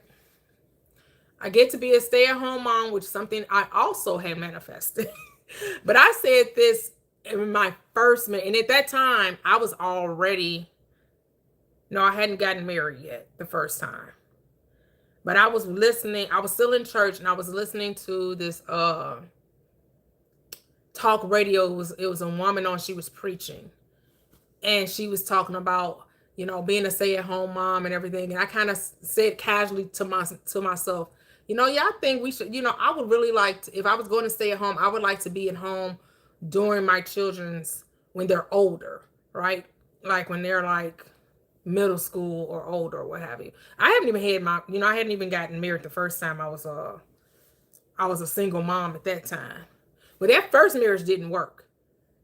It was to the second marriage that I had this ability to stay at home when my children because let me backtrack a little bit. When they were younger, my second set of children, because my first daughter, I was a young mom with her. I was a mom at 21. The second set that happened when I was early 30 and 31, I had them when I was 30, 31. So when they're young, I'm also with them at that time. So I didn't go back to work till they was like 3 or 4 or 5 years old. And then I was like, and so then I'm just trying to get back on my feet, right? Because now I'm divorced, a single mother, Still try. I went back. I went to nursing school. Found out I didn't like that. I was like, nope, can't be a nurse. This is something I don't want to do. I don't want this responsibility. That didn't match my mindset or what have you. But let's just fast forward till now, or when I get married the second time. I worked another 2 or 3 years, and then I was able to come off my job when I was able to be at home when my children were entering middle school. And so when my oldest, the second daughter, when she enters 6th grade, I'm able to be at home. So I've been a stay-at-home wife since 2018. No, 2017. Since 2017, I've been a stay-at-home mom, right? And then I come across Neville Goddard in 2018, Abraham Hicks, Dr. Joseph Murphy, coming across and understanding the laws of mind, science of the mind, everything, right? And so now I'm like, ooh, okay, what can I manifest? How can I use my mind on purpose, right? Because I recognize everything before then, I was the cause of it. I was willing to take full accountability to say that everything that had happened to my life, whether I knew it or not, I was the cause of it all, right? And so the first big manifestation that we manifested or created was my husband and his ex-wife. Like, we were able to get that relationship to a place where they no longer had to go to court. There was no more going back and forth arguing over his time with his daughter, right? Co-parenting. All right, so they're really at a great place. And what I did on my end is that, because it was some run-ins, that relationship prior to us understanding that we were the creators of that whole situation, it was very tumultuous. It was back and forth to the courthouse. It was police being called. It was just words, arguments, and all kind of stuff. It was very interesting to say the least. But once we started applying this law, and I decided to see her differently, like every time I thought of her in a well way. I used my imagination lovingly on behalf of his ex-wife. And every time I thought of her, I was like, oh, she's an amazing mother. She has a business where she owns a restaurant. I was like, her business is flourishing. I was like, because if I had a business, I want my business to flourish. So I thought of her the way I would want to be thought of, right? And every time she came to my mind, I just thought lovingly about her. And I even told my husband, okay, yes, we're gonna have to change the way, when you start, telling happy Mother's Day, happy birthday, just do little different things or what have you. What he did for himself mentally, I don't know. That's something he will have to share. I didn't get into the details of what he did on his end. I just know the things that I did on my end. Lo and behold, there was no sit down conversation with her. There was no, oh, we need to try to work this out. We need to get this together. We need to be in a better place. Nope. We just did it all in our mind. They go to a rehearsal for their daughter. She's in dance class. And the ex-wife comes to him and says, I think we should get rid of the lawyers. I don't think we should have lawyers anymore. And then she, was telling him about, she had some deaths in her family and was talking about people were arguing over money and everything. And she was like, she wanted to make sure that if anything happened to her, that, she was going to make him the beneficiary of everything, because she knew, he would do the right thing as far as their daughter was concerned. And this all came from us changing the way we thought of her. That's how I know that this is real. And it's not and all you have to do is make a decision and remain faithful to that decision. And it wasn't, and I can't tell you the time it took, because that was not, see, Neville Goddard, when he talked about like revision and stuff, even though he would say, okay, this person may have did it 9 days, or he did something 9 days, or he did something 2 weeks, or he didn't make the time element a big thing, right? Even though he would talk about time, and he would tell you, oh, well, we know it takes 9 months for a baby to be born. It takes 21 days for a chicken to hatch. We know that it takes 12 months for a horse to be delivered, right? Talking about what happens in the third dimensional plane, on the third dimensional plane. But when you can let go of the time element and just focus on what you want and just be concerned about changing the way you think and not about how long it's going to take, you will get a quicker result. But if you're so focused on the process, which is what I call time, that's when now you're focusing on the details that is none of your business, because the details are not your business. It's the end result that's your business. You're only supposed to focus on what you want to take place, not how it's going to take place or how long it's going to take place. Your only focus should be on the end result, on what you want. That's where the focus should be. And as Neville would say, if you haven't realized your desire, why are you still not imagining it? How come every night or every morning you're not using your mind to see yourself as that person? And when I say use your mind, you can use it using your mind to talk to yourself, because that's what I do. I don't visualize, I talk to myself. So when I say use my mind, I'm saying I'm having a conversation going on with me. Now, other people may use their mind to envision the reality that they want, right? And then other people use their mind to emotionalize the situation. Whatever works. There's no right or wrong. It's whatever works. Do what works. What works for you, then do it. But here's the thing. No one else can tell you what's going to work for you, right? Like Ra was up here saying, when I can't clearly see, or I don't know what to, I go put my butt, I get in the shower. And then I just express gratitude. Well, I'm not a person that has to express gratitude. Who I'm thanking? Because it's only me. Who am I thanking? Who am I giving gratitude to? So I've never given gratitude prior to a manifestation. Never. I've never said thank you prior to something happening. The only thing I had to do was make a decision. And I know when a thing hasn't come into reality is because I have not made a decision. It really ain't rocket science. It's not rocket science. The only reason things don't happen is because I haven't made a decision. I'm still being double-minded. And we got to be honest with that. The only reason why you're still trying to see, can I, will it, how come it hasn't happened, where is it at? You have to be honest with yourself and just say you haven't made a decision. That's why. You're still double-minded. And a double-minded man should not think that he'll receive anything from the law. You're not going to get anything from a double-minded place. So your work is to be single-minded.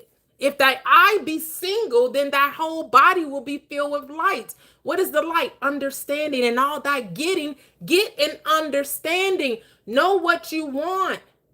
And then say that it's yours.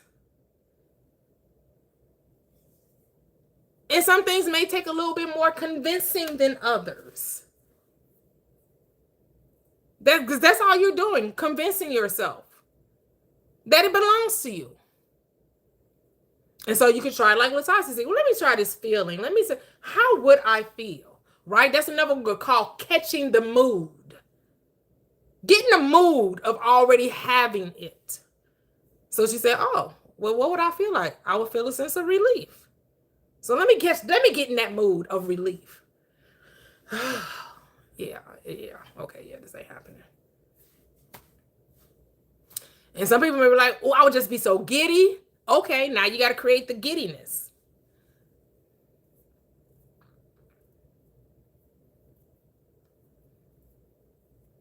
For me, I just say, I just got to think about what I'm thinking. I just got to pay attention to what I'm thinking. I got to make sure that my thinking is not double-mindedness. Just think right and it'll be right. I just pay attention to what I'm thinking. What am I thinking? Because my thoughts are things. Let me settle it in my mind, and then it must show up. Once I have settled that it is, it shall be.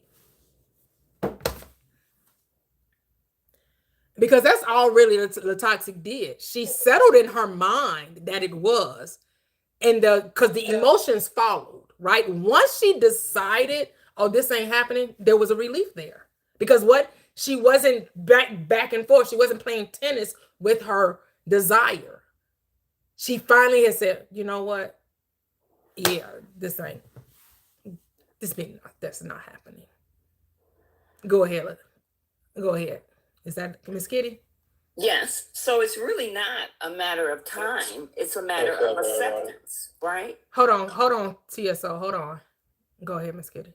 So I said it's really not a matter of time. It's a matter of acceptance once you make the decision. Yep. Because time is a construct. There is no time. Right. Right. There is no time. As I said, the time that we talk about is just a process.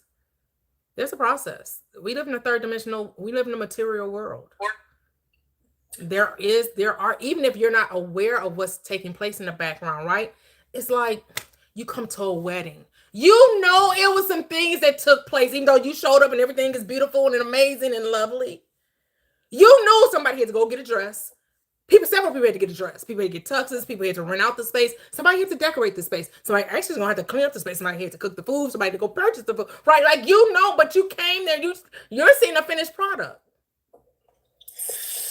Well, I think I just had an epiphany. What's your epiphany? Well, it's the matter of just accepting. That's it. Forget about the time. It was never a factor. Because it's a construct. It's made up.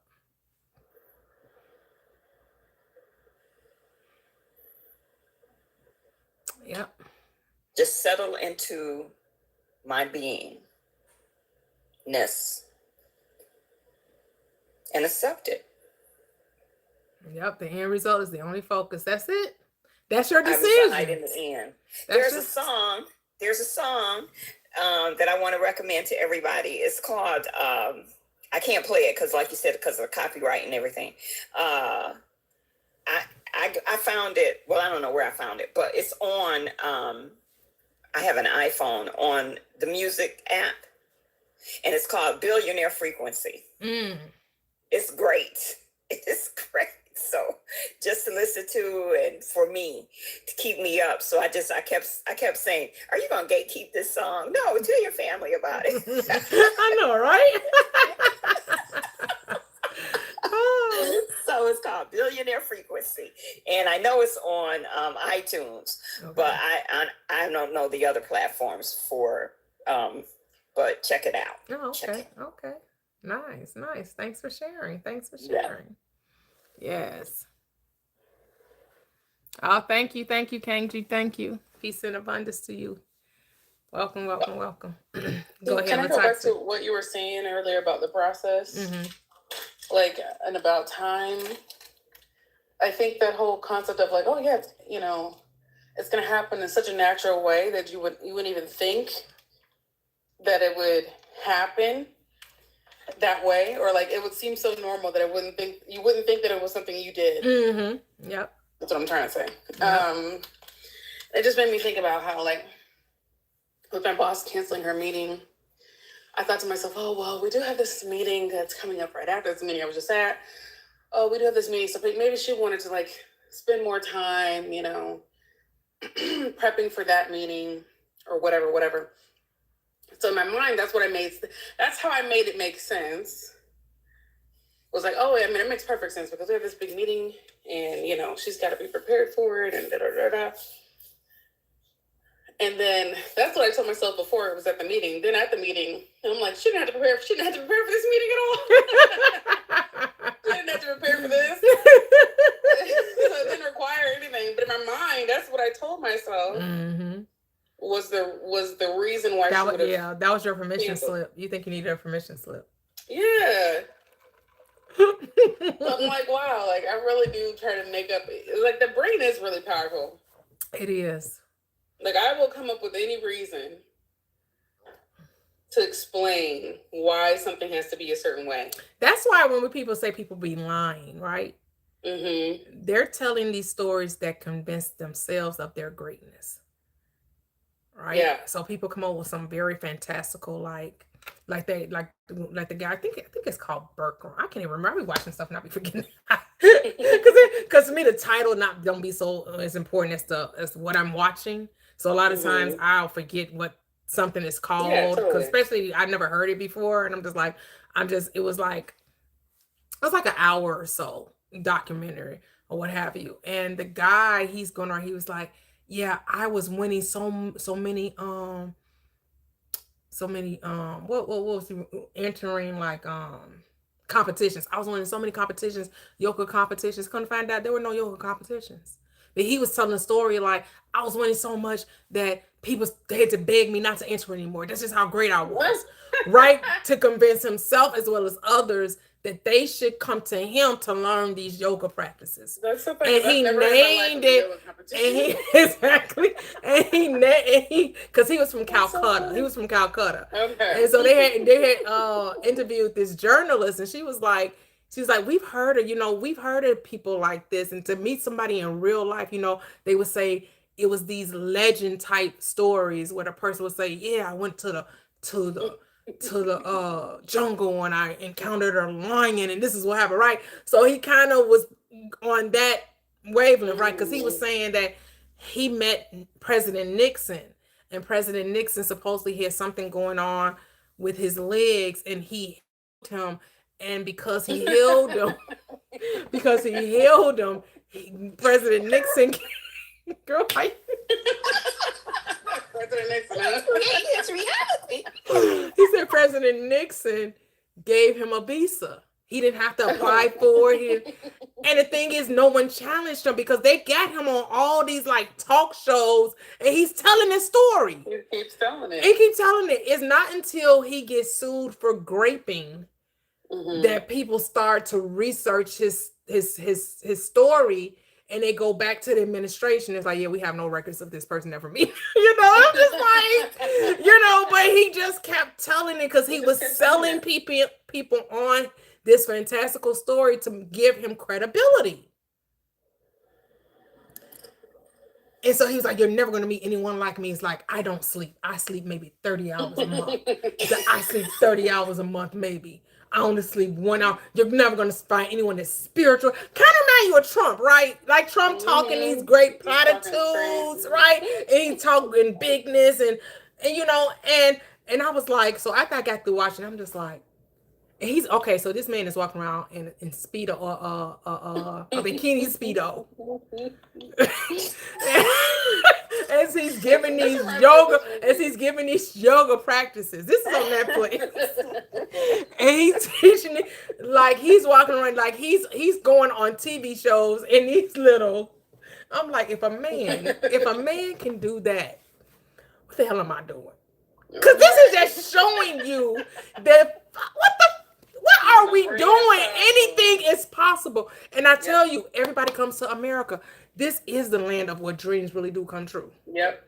This land is the land where you can be whatever. You talking about the land of the free. People just got to free their mind though, right? Yes. Because it's not going to limit you in this right. So they was like, he thinks he's above the law. Guess what? He was. Because even though they had these great charges, it was only a civil suit. The California's district attorney would not, she was a black woman, she would not press charges against him. He escaped the civil suit and just started his stuff back up in Mexico. They show him still teaching it since 2019. He in Spain, and people from America, because how a lot of people, he get a lot of people to come into his classes is that they have to suggest people. And so they were still sending girls to him, right? And he has it sauna-like conditions. And they're like, he's having them sweat boxes, right? So they have little to no clothing on, right? Because they're in sweat. They're doing yoga, and it's like hotter than heaven in the room. But he is sitting on his chair with air conditioning blowing on. No. That's crazy. While they all exhausted, heat exhausted, crazy. They are sleep depraved. They're not eating. He's starving them. I'm like, it's the same playbook.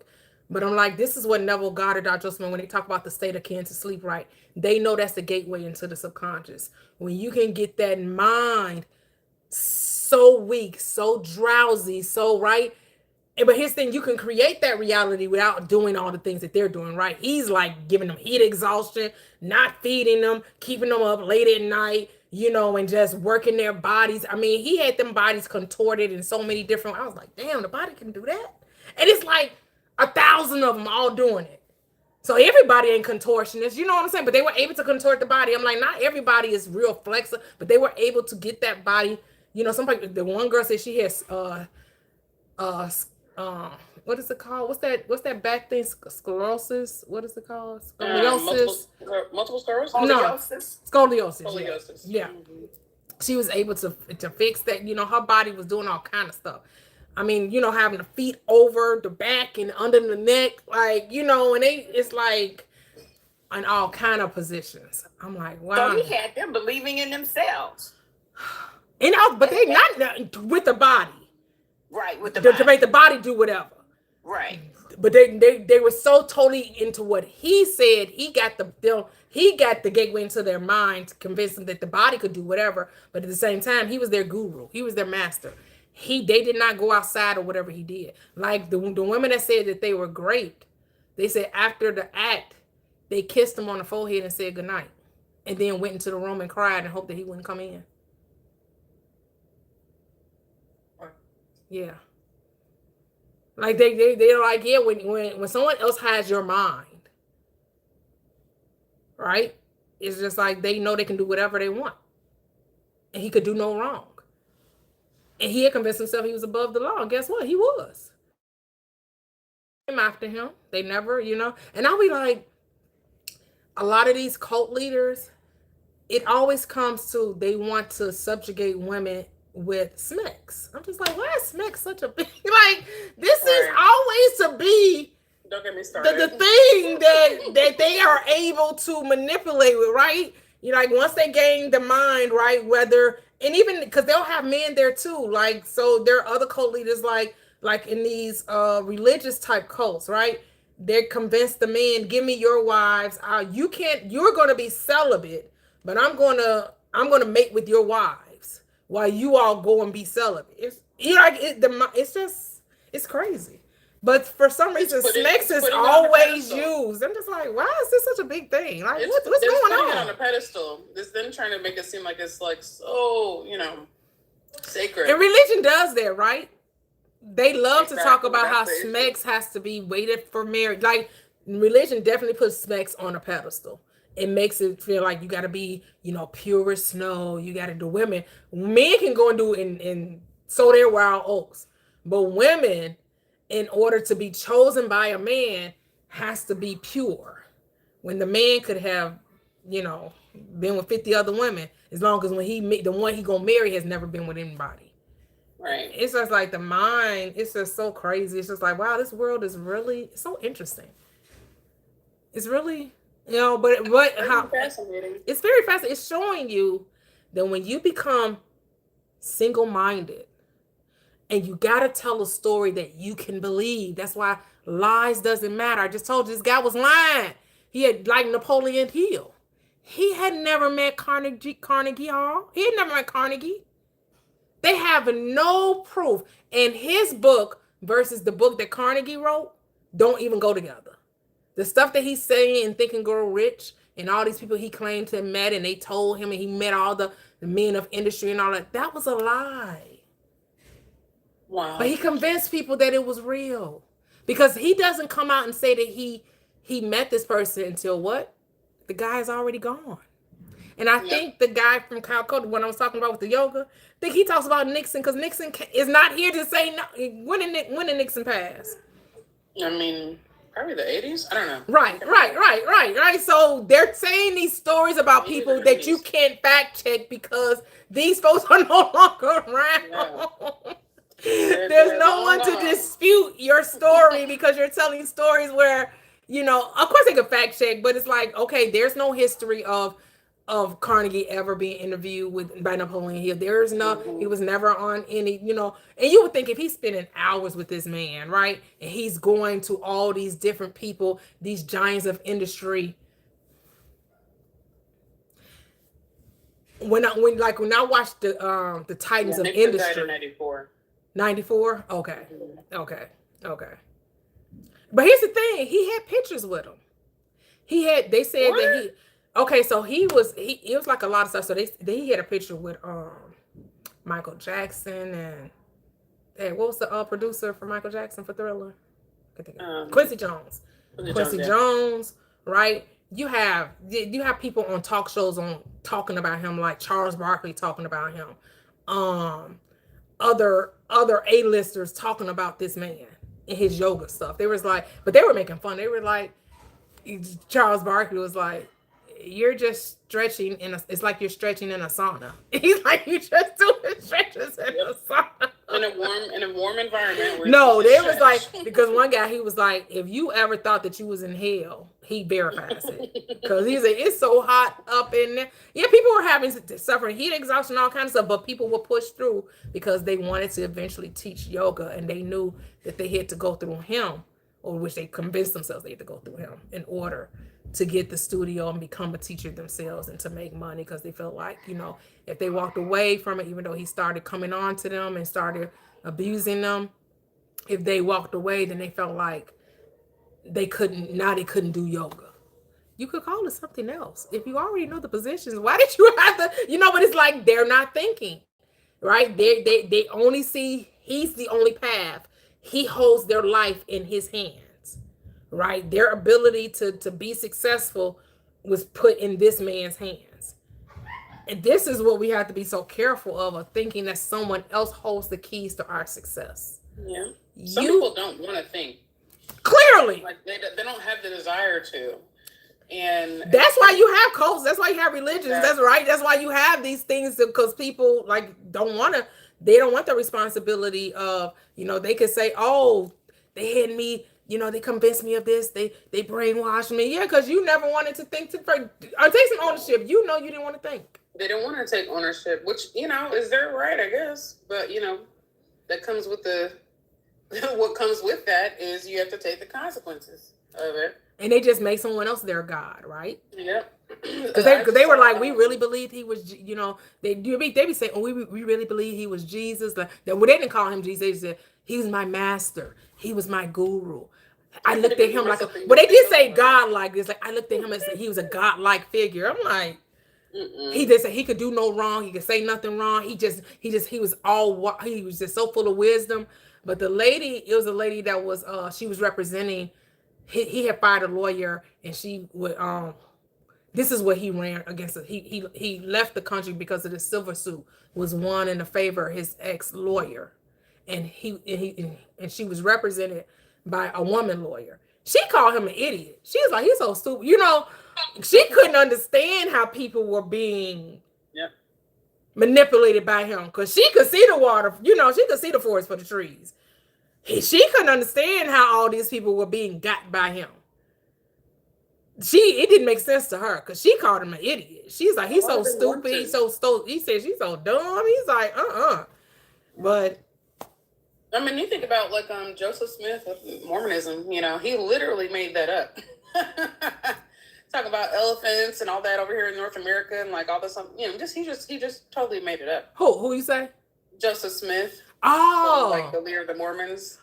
Like he literally just penned that book and was just like saying a whole bunch of bullshit. Like you read it? I haven't read it all the way through. I've read some parts of it. But he basically talks about like there being like native elephants here, like, and all this stuff, things that are not necessarily untrue, but they're not, for that time period, they would not have been true, right? So we know that, you know, like whatever, you know, we believe in dinosaurs, whatever, like there's mammoth, you know, skeletons and stuff like that. So at some point, you know, some mammoths would have roamed this side of the earth or whatever, but just certain, you know, it's a whole bunch of stuff that, like Scientology, right? Exactly, like Ron L. Hubbard, right? It was like sci-fi. Like his books. It's out of order. It's out of order. which is not necessarily impossible. Don't get me wrong, it's not impossible, but there isn't any other record of it happening at all anywhere else. So it's like, my point is that he made it up. He made it up. The people he was with knew he made it up, and they were like, "Yeah, let's start a new religion." And then that's what happened. Like it's all. And all these religions are they're all made up, right? Each one say, I don't like what they did. Let me go. I like a little bit what they did, but I don't like everything. So let me start my own. Exactly.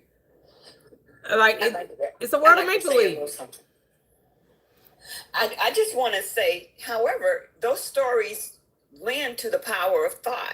And then when you talk about collective thought, so they were just really using their power to create their reality. Yeah. Now, no, he was you. So the people in charge are the ones creating the reality. The other people aren't thinking. Right. They're they're thinking his thoughts, right? So he didn't need there's the only power you need is your own. You don't need like there is no collective thought because there's no collective. Remember, there's only you. Okay. So he created his reality and got other people to buy into it. People, because there are no other people, right? Right. It's the illusion of other people, right? He's the one telling the story. He's the one selling the dream. He created it. He's the one that created this strong illusion and just got confirmation of his own beliefs. Right. Yeah. Because they're not thinking. He's their God. They're just buying into whatever he's selling. Because as Latai said, nobody wants to think, right? Nobody wants to take accountability for, everybody wants to, right? Because we've been preconditioned to that you don't have the answer. The answer is going to be found in someone else. Well, they just surrendered to his story. Yep. His idea. Yep. Because they didn't believe in it. Because everyone's searching for a hero, right? People need someone to look up to. Right. He fit the bill. Right. It was an entanglement, right? Like they entangle with one another, but it's something I forget. I wish I could find that video again where they talk about like how virality happens, right? When people like videos go viral or like people sell music, like you it's something that happens in this reality where you get to a certain apex and it's like it spreads like wildfire, right? What we call, it goes viral, wherever it is, right? Whether it's a song that reaches millions of tens of millions, or it's a video, or it's a book, or it's a TV show. It's something that happens in the unknown, the invisible, that it takes on a life of its own. But we try to explain it, but somebody did a good job of. I just can't remember where I saw it. I was like, oh wow, I think I'm gonna have to look it up and then I'll find it. Because they were trying to explain like, why virality happens. It's something that happens in the consciousness that this thing can take on a life of its own. It's like wildfires, right? They take on a life of its own. Viral videos, music that tops, like Michael Jackson, like how he's selling all of these albums to, right? Like just everybody just loves it. Everyone just, it just kind of like, I'll be like Portillo's. Do y'all have Portillo's where y'all at? Are y'all familiar with Portillo's? Yeah, we have one. We have it. What is it? Yes, it's a restaurant. It sells Italian beef, Polishes. It's always cars around it. I don't see the hype. Right? Like I'm just like, what's so special about this place? But whenever you pass one, it's 20 cars in a lot. It's always in line. It's always in line. Every single time. It's always in line. Chick-fil-A is like that too. But Portillo's, I do Chick-fil-A sometime, but Portillo's, when it's open, it's always in line. Always. You're like, man, what is it? they have tapped into whatever that is, whatever goes on in the app, right? Whatever, when they make contact with it, that, you know. White Castle. From Chicago, you know. Oh my God! Don't tell me about White. One of my friends is obsessed with White Castle, so because I'm like, girl, I wouldn't step foot in a White Castle if that had to be my last meal. Because we were in Chicago. This is a short story. We were in Chicago a couple of years ago for Megan Thee Stallion's concert, and we were trying to get something to eat in the middle of the night, and somewhere in the hood somewhere. The cashier was on something, I don't know, she could barely understand. All our orders were wrong. There's a whole bunch of people. Someone was walking up to the drive-thru. It was just a whole bunch of bullshit going on in the middle of the night somewhere in Chicago. Somewhere in Chicago. Me and White Castle do not go together. Yep. But we just saying all this to say that you can be whatever you want to be, and all you got to do is convince yourself of it. And then once you convince yourself of it, the world will be convinced, right? Because he was confident, right? He spoke with authority, even though he was making the shit up. Right? Same thing with anybody that gains control over countries and lands, right? They're telling stories and convincing others of the story, regardless if it's true or not. Like when they talk about what happened over in Germany, right, in the 1930s and 40s, right? They learned from the south of America. That's how when they decided that, oh, we're going to use the eyes and hair as a way to determine who's part of the Aryan nation. Yet Smittler did not have any of those characteristics. He did not have blonde hair and blue eyes. Even though that was supposed to be right. And that's crazy, right? Like, that's actually crazy when you think about. And the psychology he used against the Jewish people is the same psychology Caucasians use against the indigenous of this language. I'm not gonna say that. I don't know if folks came from Africa. I know it's a story that they tell. I'm going to believe people are already here. I'm sorry. I just believe the people are already here. And they convince them that they came from Iraq. Again, the victor gets to tell the story. So they got to tell the story that they brought folks over here on the cruise ship. But we don't know that they brought folks over here on the cruise ship. I'm going to believe that they folks is already here. And they just told the story of that to make you think that you came from some, because they had to come from a far distant land. You also came from a far distant land. We know they came from a far distant land. They came from Europe. They don't deny that. But they try to make you think that you also came from a far distant land. Maybe people was already here. Right? I'm not saying that some people didn't come from the Caribbeans and that some people didn't come, but we don't have proof of these ships that they talk about. We have proof of the Santa Maria, the Nina, and the Pinta, right? We got how we got proof of that, but we don't got proof of all this cargo of people that y'all claim were coming over here in droves. But we got proof. We got proof of Amerigos Vespucci. What's his name? Amerigos Vespucci or whatever his name was. All right. The Spaniards coming over here and all kind of stuff, right? Because we know that different parts of Europe came different parts of the Americas and claimed land, right? That's why in different parts of the country you have the Creole and the Spanish and and the English, right? Depending on what part of this landmass got taken over by what European country. Belgium came over here, Spain came over here, the UK came over here, right? They said there was 7 of them. The 7 France came over here, right? But they said it was 7 countries that all took part of different parts of this country. And you want to tell us all 7 of them went to quote unquote Africa and brought? No, I don't believe. No. Because we know this world is make-believe. And the thing is, if people think because they tell a story over and over again, that means it must be true. But I'm already telling you, because we're in the age of information, we don't have to be willfully ignorant anymore. There are actual artifacts that prove that people were making stuff up. They're telling a story that benefits them. And the thing is, all you got to do is convince the people of it. That's the only requirement. Just convince people of the story. And for some reason, we have we can be easily manipulated into believing in the fantastical. We become enamored by someone's fantastical story. That's why I have to realize when people be talking about their mystical experiences with the awakening, I don't need to be impressed by that, because that ain't got itch to do with me. You had an out-of-body experience, that's your experience. Ain't got nothing to do with me.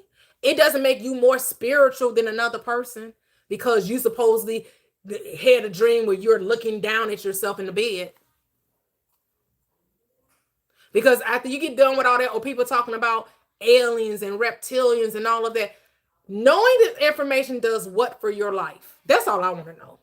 When you get through to talking about the Atlanteans, the reptilians, the aliens, how is that making your life better?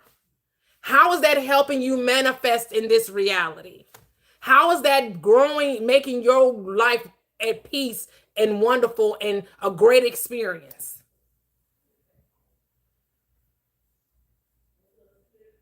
We just love talking about the fantastical. And then the stuff with this doggone, this AI, you don't know what. You know, they people showing you, here's a video of the AI is deep now. You do not trust. Even before AI, people were trusting their eyes and was being fooled and manipulated. You don't think it's not going to happen with AI? But that was happening before AI. So I have nothing against AI. Because people was being manipulated before AI ever came. People love the shiny thing. People love they think because it glitters, that makes it gold. People will always be fooled by someone else's story when you're only supposed to be telling your story. That part, create our own reality. But people get so caught up in somebody else's story and then wonder why they playing a supporting cast in someone else's movie. You helping somebody else get great.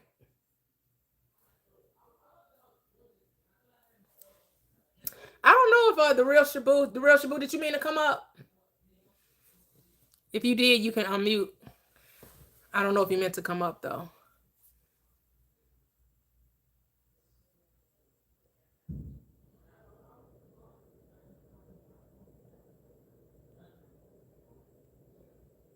Thank you.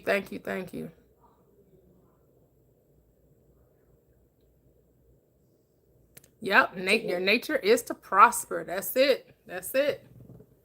See, I feel like you should watch this movie. That story about that guru guy reminded me of this movie on Netflix called RRR. Have you seen it? This is the craziest movie I think I've ever seen in my life. It's an action movie. It's just a silly movie, right? But it just reminds me of obviously the movie is like an action movie, but it just takes it there to like the 10th degree. Like it just goes there. It just reminds me of how the stories get so much bigger than what actually happens. Yes, that's on the fantastic. Why are we so, in awe of it? Why do we it's just we really want to buy into this mystical, not to say that this stuff, quote unquote, doesn't happen. But my thing is, if I'm not personally experiencing it, right? So Netflix, they have, it's like a 10 episode. It's how to be a cult leader, right? And so they were talking about this one cult leader. I think was it Charles Mason? It was one of those people. So he's in jail, or who's dead? Yeah, so one is I forgot which cult leader it was, but one of the people that was one of the followers, they wanted to have the mystical experience, right? And everybody wanted the mystical experience, and so the cult leader, what he would do is he would put his hand on your forehead so he could give you your your mystical experience, and you can see like this light, like, right? You're supposed to close your eyes and you're going to see the light when he presses his hand against your forehead. Girl, do you know he had a light flicker? It's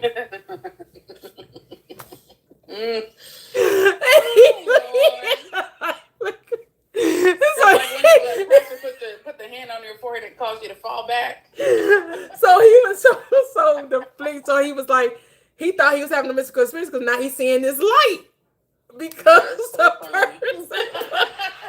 Not even using practical facts. That's crazy. And he was doing it to all the people. He was like, "How did I fall?" That is so funny. Oh wow. He said, "We're gonna make this real simple. You want to see some light?" So he said, "Are you ready?" Because because some people are like, "Well, I didn't experience it. I don't know. I just wasn't ready. Why am I not?" Everybody wants to stick. Because everybody's saying, "Well, I did it." That's why I don't. That's why I was like, I'm not gonna get caught up in somebody else's imagination, right? When people try to come here and say, "Oh yes, it happened for me," or they try to tell you, "Well, you're not as enlightened because you haven't had your out of body experience." No. That was for you needed to be convinced of who you are, but having I don't need to be convinced of who I am. I know who I am. I recognize that my mind is creative. So I stopped trying to I need to have. No, I don't. The mind is so creative that when it's in distress, it will create out-of-body experiences, make you feel like you're experiencing something very spiritual. When it's in distress. But then I'm like, but what's your life looking like? Because that didn't help you. Exactly. How did that help you? How did your out-of-body experience, did it give you the lottery numbers? Did it tell you how to have a rich life now? Are you now, let it be useful. Did you go into a time, a lottery number, something. Like the one guy, he had the out-of-body experience. He said it felt like, but he had experienced winning the lottery. And in hid mind, that seemed so real. He knew it would happen. And then it did happen. I'm not saying we can't foreshadow things, right? No, of course in visions and in dreams. But people that want to be, saying that, making like this life is so deep and that they have all these answers, and you be like, okay. Well, where's the fruit? What are the scriptures? Is your life any better because of it? That's all I want to know. Is your life any better because of it? Because your life should be better because of it. Because if you're still in the same situation, the out of body experience didn't do nothing for me. Exactly. If I'm still full of anxiety, still depressed, still trying to figure out this knowledge should be benefiting you in some way. Like that guy who I remember him coming on. This is back in the debate days when he was like, you guys need Jesus and Jesus save me from my depression. Like, how about you stay out of that depression for a little while longer before you start talking about preaching Jesus? Like, don't think just because you out of it for 2 days, you feel like you can start preaching some shit you don't know nothing about. Like, if that is so powerful, right? That meaning whatever it is, it should bear fruit in your life. That's what Jesus said. You will know them by their fruit. That's it. These signs and wonders shall follow them that believe. People come here all the time telling me, I listened, I heard you and I did this and I got it. In fact, the signs are following me. Because I get people all the time coming up here telling me how the scales fell off and their life was changed because of when they heard me telling this truth. And they never asked nobody for a penny. Not a dime, not a nickel, not a dollar. Right. Because it's talking about spiritual things, not to say that it won't be reflected physically. But when but first physical, then spiritual, that when the spiritual starts to be realized, you should see evidence in your life when you're actually applying this truth. There should be peace. There should be ease. There should be joy, right? Fruits of the Spirit. Love, joy, peace, patience, kindness, goodness. I'm trying to remember. Faithfulness, self-control. There we go. Ooh, that's good for not having read the Bible in 6 years. That part.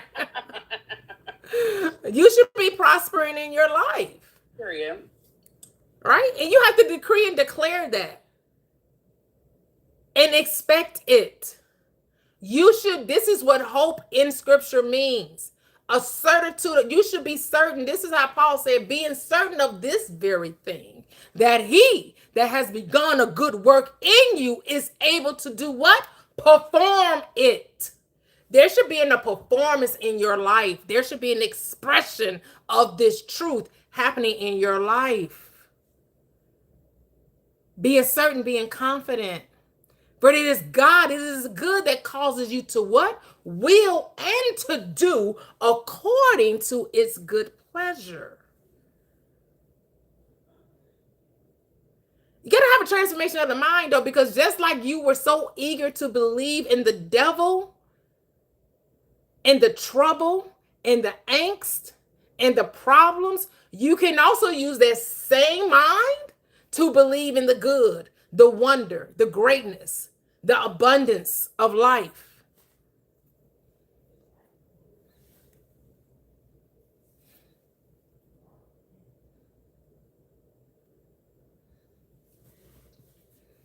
And you just got to learn you do have to appreciate life. Appreciate where you are. What is appreciate? I didn't say gratitude, because gratitude, because we were always told to be grateful, right? And grateful always, and I like how one creator brought this to my attention. So I'm not even going to say I was the originator of this thought, but I am the originator of this thought because I'm the only thinker in my reality, right? And everything is always just reflecting back to us. They were like, this whole grateful thing is something that we were told to, it was like to endure a thing, right? But you need to be grateful for what you have, and you need to be grateful for where you at. Like, be grateful for the crumbs, be grateful for the little. I like appreciation. Because what the appreciation means, to expand, to make bigger. So I'm going to appreciate life. I'm going to appreciate who I am, because I'm here to expand. I'm here to make things greater. Right? So appreciate it. Yes, thank you so much.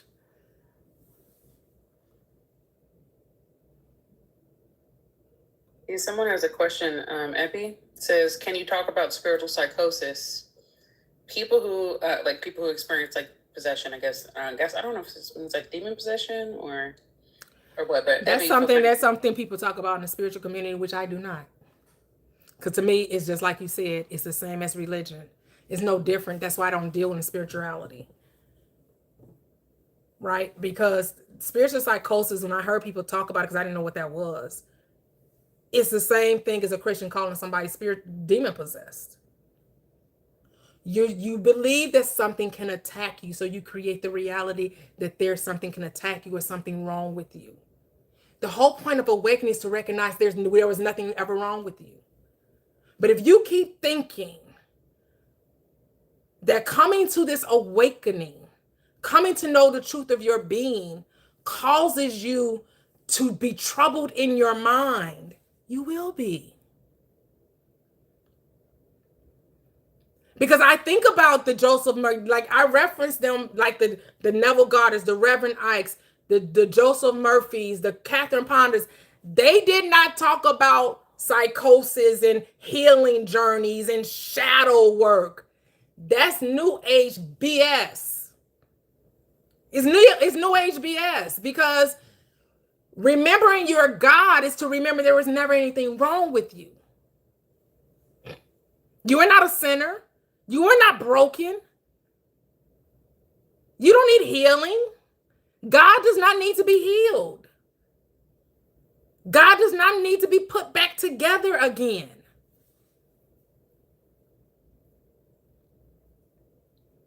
That's still being lost in space, right, Miss Kitty?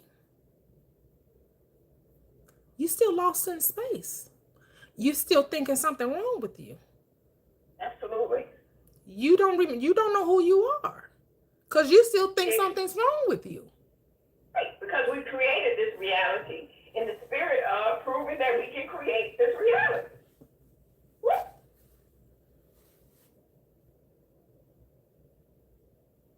Oh, yep. What you appreciate appreciates. Yes. What you add value to, value is added to, right? When we say that a house appreciated, what did it do? It grew in value. But can even consciousness grow in value? It expands upon itself. It's infinite expansion. It is greater as a result of its own experiences from that perspective, but it's not made better. You can't get better than best. There's no getting better than best. It's already the best. You can't improve upon best. It's already great. You can't improve upon greatness. You can only what? Express it.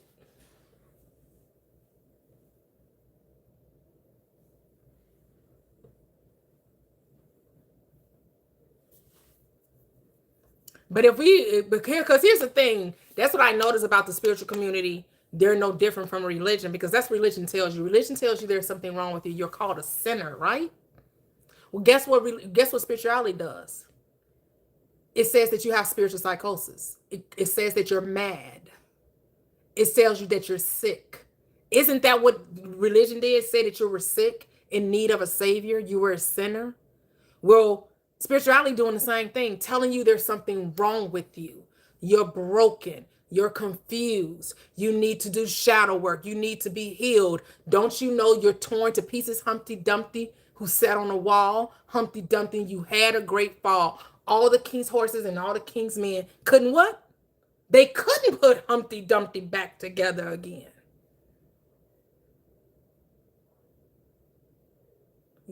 But you're just God asleep. Now you're God awake. I like how Neville Goddard said, now the world is at your command. The world responds to what? To who? The voice of God. Assume the position. Act accordingly. You should be acting as God. You thought you were only human. Now it's time to act as though you're God.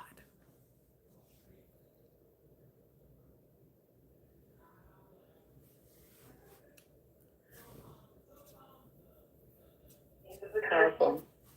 Yeah, I mean, that's why Paul says you weren't given the spirit of fear. Oh, do you not know that you were given the spirit of what? Power, love, and peace, which is, or wisdom, the sound mind. You could take it as peace or wisdom or both.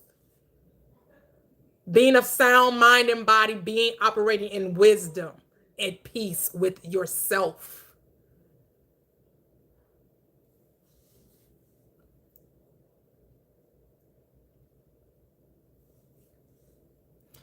Appreciate that, Lysandra. Thank you. Hey, I am Janae. Hello. I didn't realize that was you that posted that. Hello. Welcome all. Make sure you hit that like button and that subscribe button. Welcome.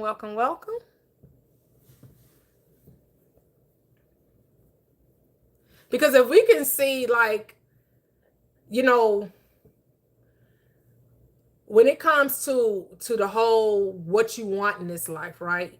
Whether it's the love, it's the money, it's the health, right? Whatever it is, those are the big three, right? Health, love, and money, right? Nobody wants to be alone. Nobody wants to struggle financially or struggle in their body. Those are the big three.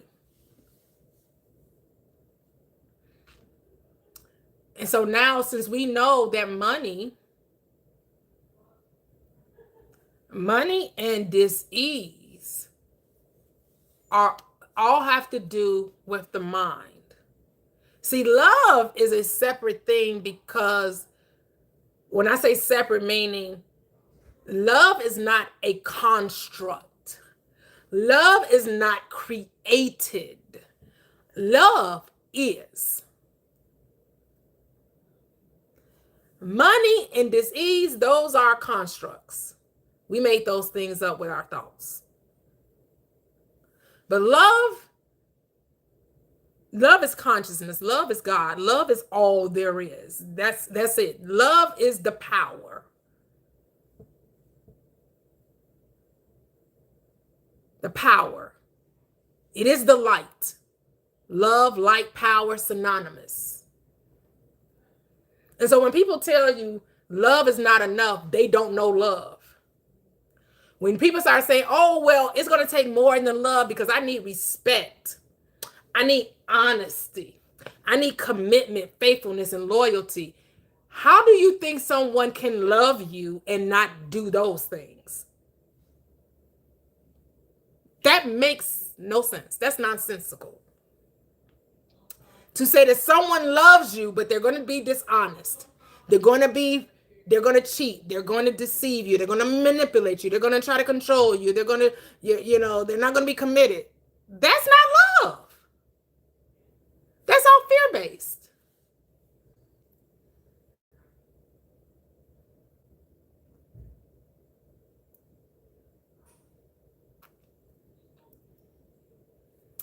Love is patient, which is persevering.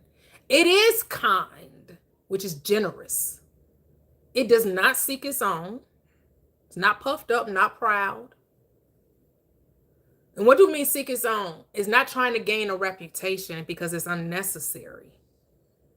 That's why Paul says, let this mind be in you that was also in Christ Jesus, who being in the form of God, thought it not robbery to be equal with God, but what? Made himself of no reputation. Your gift's going to make room for you. You don't have to go and toot your own horn. You see within yourself, know who you are. Know that I am God. Be still and know that I am God. And then the way will be made. The doors will just be flung open.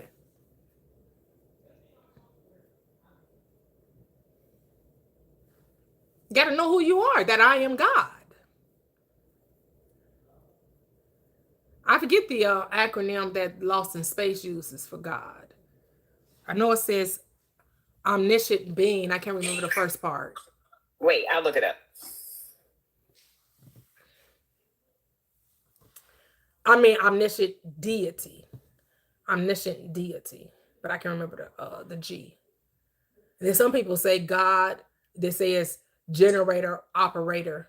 Some people say destroyer, but I'm going to challenge destroyer because God destroys nothing. So I didn't come to destroy anything. I came that all things may be made full. I came to fulfill all things, not destroy anything. So I say generator, operator, demonstrator of this truth. You're here to demonstrate this truth.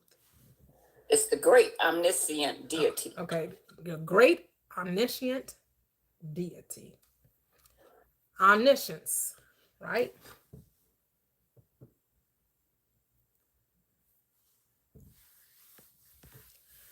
You are the cause of it all. And the power that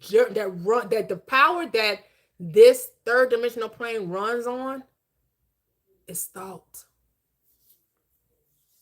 That's why the Emerald Tablet is called, the main character is Thoth.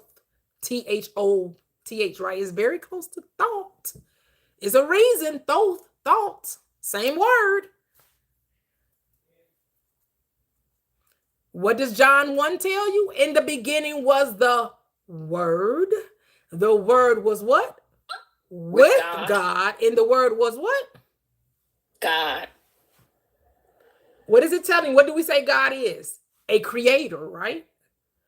Your word is the creator in you, in your reality. Your word creates. It is your word that creates in your reality. We are vocal beings. I don't care it used to be. I don't care what sound it took. it was still vocalized. I don't care if it was something you couldn't audibly hear, because we know we don't hear with the ear. We know that. We hear with consciousness. We don't see with the eyes. We see with consciousness. So even if I'm not vocalizing it audibly, we call it telepathically, I'm still vocalizing it. Because I can hear what I'm thinking even if you can't. Because it's not for you to hear. It's for what? Me to know.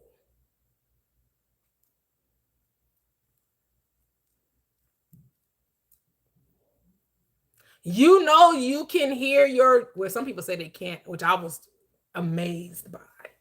They say there are people that say they can't talk within themselves. I'm like, really? I thought that was something everybody did. You can't. I was like, what y'all do when the teacher said to read quietly or silently?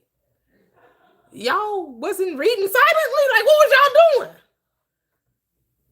It's like they were mouthing the words to themselves. But you still wasn't making no sound, though, because the teacher would have said something. What'd you say, Latoxi? No, the same reaction you did. I was like, that's wild. Like, people who can't hear internally. Clearly, the teacher thought you could talk silently to you, could read silently, because they wouldn't instruct you to do it. I wonder about that, though, because it's like, how would you... You know, during test time, right? Iowa test, that's what they called it for us, right? Or like you take an SAT, ACT, ain't no talking. Well, how do they remember conversations? Like that part. So that's what I'm like, y'all don't realize you're doing it, right? Like no one ever brought it to their attention that that's something that we innately do. Yeah, exactly. Yeah. It's like blind people who can, you know, quote unquote see, right? Stevie Wonder, he's blind, but he knows what a piano looks like in his head. He feels exactly what it looks like. He knows exactly like what they paint pictures and stuff, right? Like don't blind people do art and sculpt and all kind of stuff, like because that's how you know you're not seeing these things with the physical body, you're seeing it with your consciousness. Like that's why they say the eyes are the windows. You don't see with windows, you see out of windows, right? We don't use windows to see. We use windows to look through onto the other side. You know what, too? Blind people have really good hearing. You know, so it's like they can't always see internally, but they can, you know, other senses, like they say, are heightened, right? Yeah. They just have other things to help them see internally. You know, if it's echolocation, like, you know, they might like click or something like that to like hear where sound is bouncing off of something else to know where they are, you know, or at least have an idea that they're not in danger. Yeah. You know, so that's their way of seeing. That's a whole different, you know, that's not something they physically see, but they mentally create a picture of what they're experiencing in their mind. Yep. And they were just using their likes, so right? Somebody told him this is a piano, right? And he could play the notes, he could hear it, you know, the melodies and everything. They told him that was a piano, right? He just knows it's something that he makes music on. We call it a piano, right? We call it music. We call it harmony. We call it tones and notes, right? That's what we're calling it. But it's just sound, right? It's just sound. And it's an instrument to make sound on. And they told him this particular instrument you're using is called a piano. We name things. And it hasn't always been called that. That part. Names change all the time. All the time. Because English is not the oldest language, right? Exactly right. Yeah, it's the most used, right? They say it's the most used right now, right? But who knows? You know? It may go the way of Latin. Exactly. It become a dead language, right? Italian people used to speak, you know, French more. They speak German more than they do now. But yeah, English has become like a standardized language, but of course that wasn't always the case. People were pretty bilingual and trilingual you know, more so back then than they are now. Yep. Part of that's, technology, which is a good thing. You don't have to be bilingual or trilingual anymore to communicate with people. That's what I like when people say intelligence, consciousness doesn't speak language. You are consciousness and you're speaking language. Like what? If you're conscious, and how are you going to tell me consciousness doesn't understand language? When you are the consciousness that created it. Again, trying to separate yourself from your own reality. There's no separateness in consciousness. It's all one. Everything is everything. And what will be, will be. After summer, after fall, no, after summer, after winter. Must come spring. Yeah. Things change eventually because it's cyclical, right? But everything, because I am everything, everything is I am. Everything. That means all things. God is everything. And to keep talking about what God is not the purpose of this life. To talk about what you're not, because you're it. You are you're it. And to keep going around saying, well, I'm not my thought, I'm not this, I'm not the body, no, you're everything. You're right. You are all of it. It all begins and ends with you. You are everything. It's all you. You are the stars. You are the rain. You are the moon. You are the mountains. You are the sun. You are the earth. Do you not know that you're the light of the world? A city set on a hill that cannot be hid. You are the sun. You are the moon. The moon is what? They told us. It's the emotions. But what governs the moon? What has supremacy over the moon? Sun. And who's the sun? Now are ye the sons of God. And I know you thought you were talking about S-O-N. No, S-U-N, boo-boo. S-U-N. Now are ye the sons of God. Ye are the light of the world.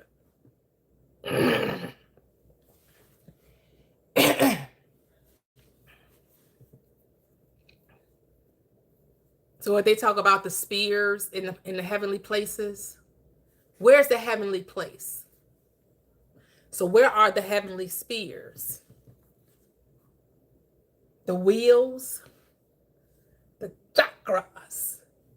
It's all you. As within, so without. See, people try to make it as without, so within, but remember, the within comes first. The without is just a what? Projection. So there is no outer space. What? You're lost in space. In space. It's an inner thing. It's all happening in you. And it's what? Projected on the outside. You're projecting onto the screen of space. You're projecting.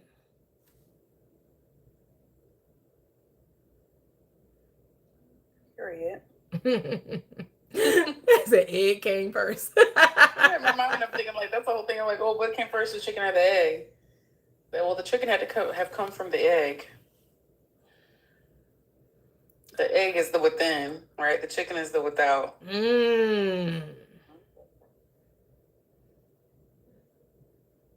Yes, the out and the outcome, showing what was within. Right. That's why you don't need to know no birth charts. You don't need to know no astrological signs. You are the astrological signs.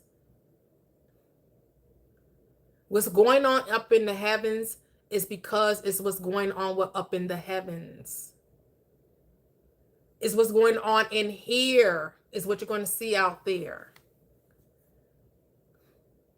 You are the cause. The planetary system does not cause anything.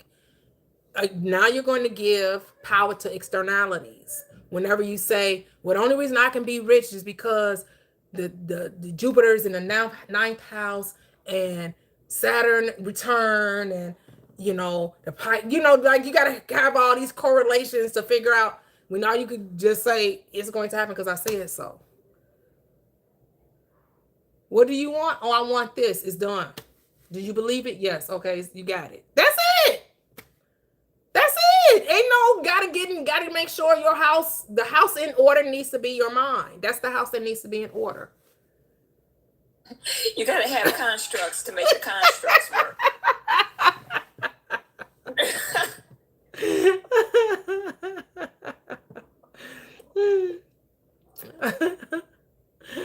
Oh my goodness.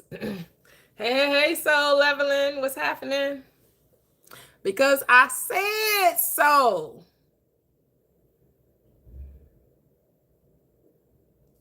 Because I said so, Mystic Al. Yes, peace. We have to know it's because we say so, and for no other reason. It's because we say so. Like, just keep saying so. Just keep saying so, and it will be so. Hey, Ra, you had something you want to add? Yeah, we can. She said construct. We can stay within the constructs until we decide we don't want to stay within the constructs or this rule or that rule. Like you say, you graduate as you go along and be like, oh, I don't have to do that no more. I can just skip right to this part because I said so. Can we get to the good part? When we gonna get to the good part? Right now, if you want to. When you gonna say it?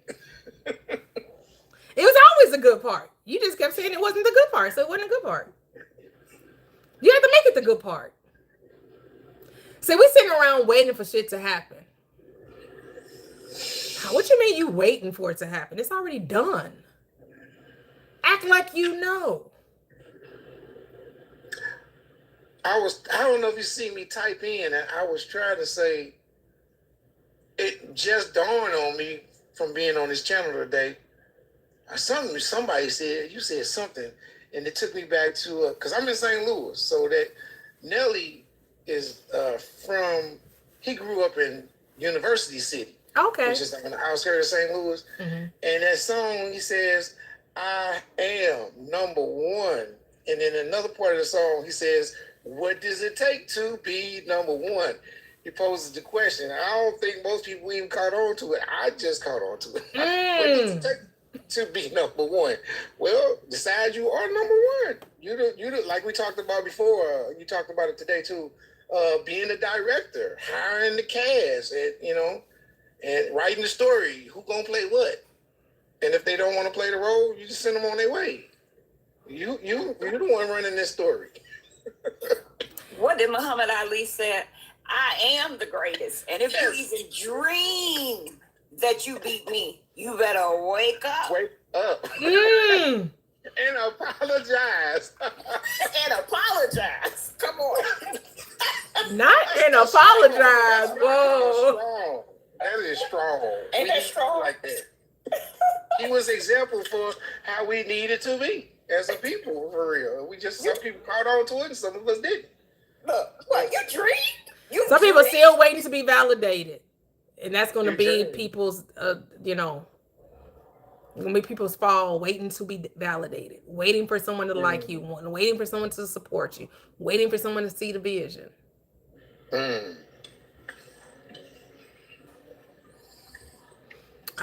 show a lot of his old interviews. In one of his interviews, he was saying, during the Martin Luther King whole thing was, let's get white people to appreciate, accept us, right? And they were, I think he was traveling or whatever, and he was part of the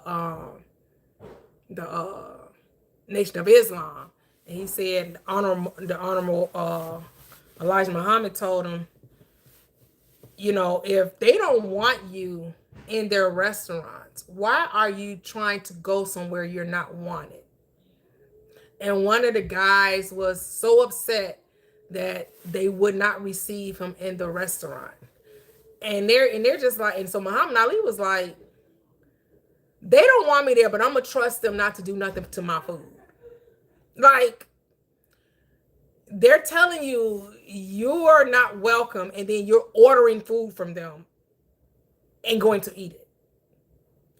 While at the same time, they're telling you they don't want you in their space. Yeah, no. I'm not going to take nobody order no food from somebody and hope that they, you know what I'm saying? Like, but the psychology of, I'll never understand the Martin Luther King movement now. I'll never understand it. It just, I cannot reconcile that mindset of trying to get people to see you, trying to get another person to validate your humanity. What you just said. Oh, go ahead. My bad. Sorry.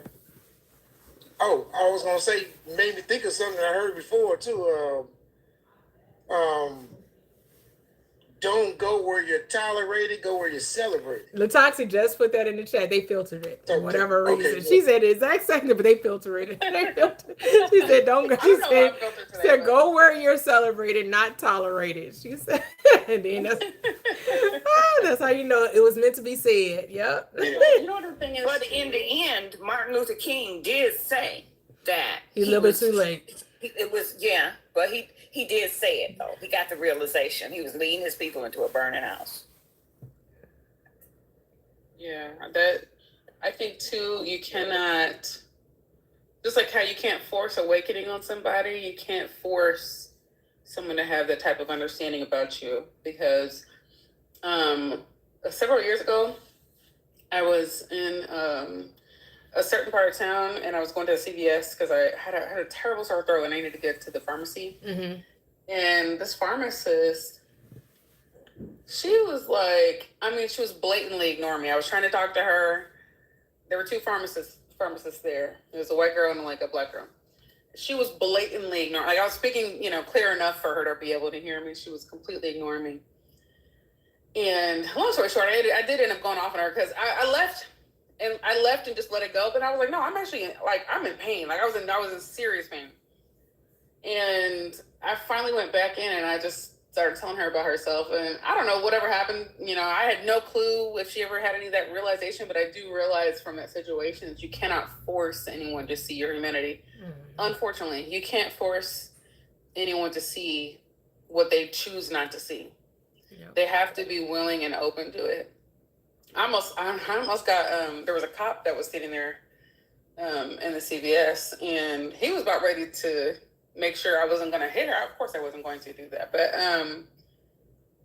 it was one of those situations where it's like, I could tell her, like, girl, I'm better than you in a million different ways. I can't even list the ways why you don't even have the right to even think these things about me. But you can't force somebody to see that. Yep. Yeah. And it doesn't matter what your pedigree is. It doesn't matter, your, whatever, your upbringing or whatever. It don't matter to people who don't care. Yep. But this is because here's the thing, like, we talk about money, right? We talk about God wanting you rich, and we're here to prosper. And we understand that this world is a classist or a caste society, right? Like the universe, whatever you want to say, favors the rich.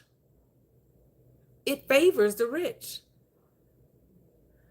If you don't have the means, and even then, like I know you guys heard me talk about the Gilded Age, right?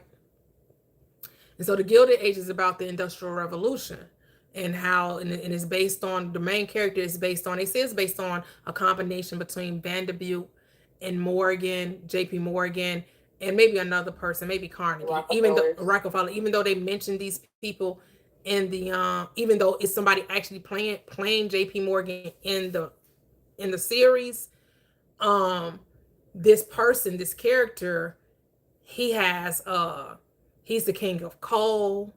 He discovers copper, railroads, real estate, right?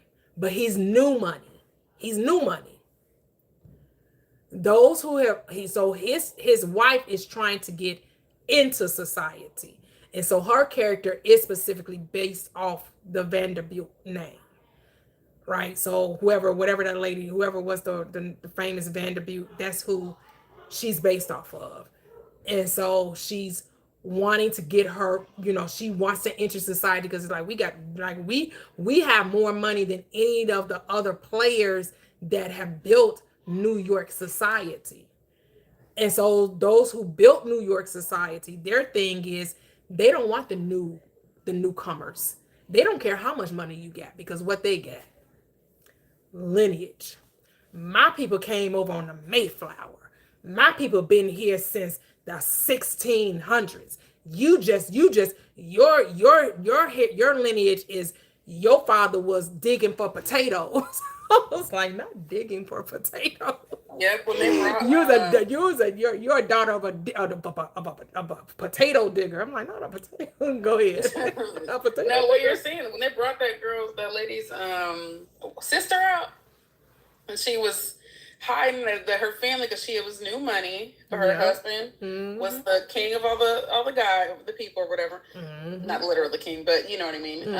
But when they surfaced that sister who was super country, and she was so embarrassed of her sister, which is sad.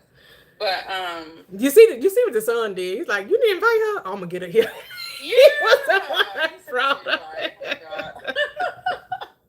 I love that show. I do. I watch it, girl. I watch it I just keep playing them over and over and over. I'm waiting on season 4. There's Peggy and Felicia Rashad. So I was talking to Key last night. I was like, girl, you gotta watch it. I was like, because I was telling because so we kind of touched on this too, because we in this country they like to always talk about Black people from the enslavement, but I'm like, y'all do know every Black person wasn't enslaved, right? Every Black person wasn't enslaved. Every Black person was not a sharecropper. Every Black person did not come with nothing and end up with nothing. That's just not true. So like Felicia Rashad's character, right?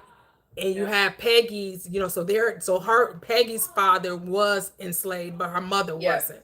Right. And the father goes up north and he establishes himself, owns a pharmacy. Well, Felicia Rashad, her family just gets introduced into the 3rd season. And when they meet each other, she has this colorist mentality, right? She has the same mentality that the wealthy white has against the new money. Felicia Rashad has that same mindset with someone who was enslaved. She was like, I come from 5 generations that were not enslaved. Yeah. And she's making sure that her granddaughters and don't walk outside with just the sun beaming on them because they ain't trying to get dark.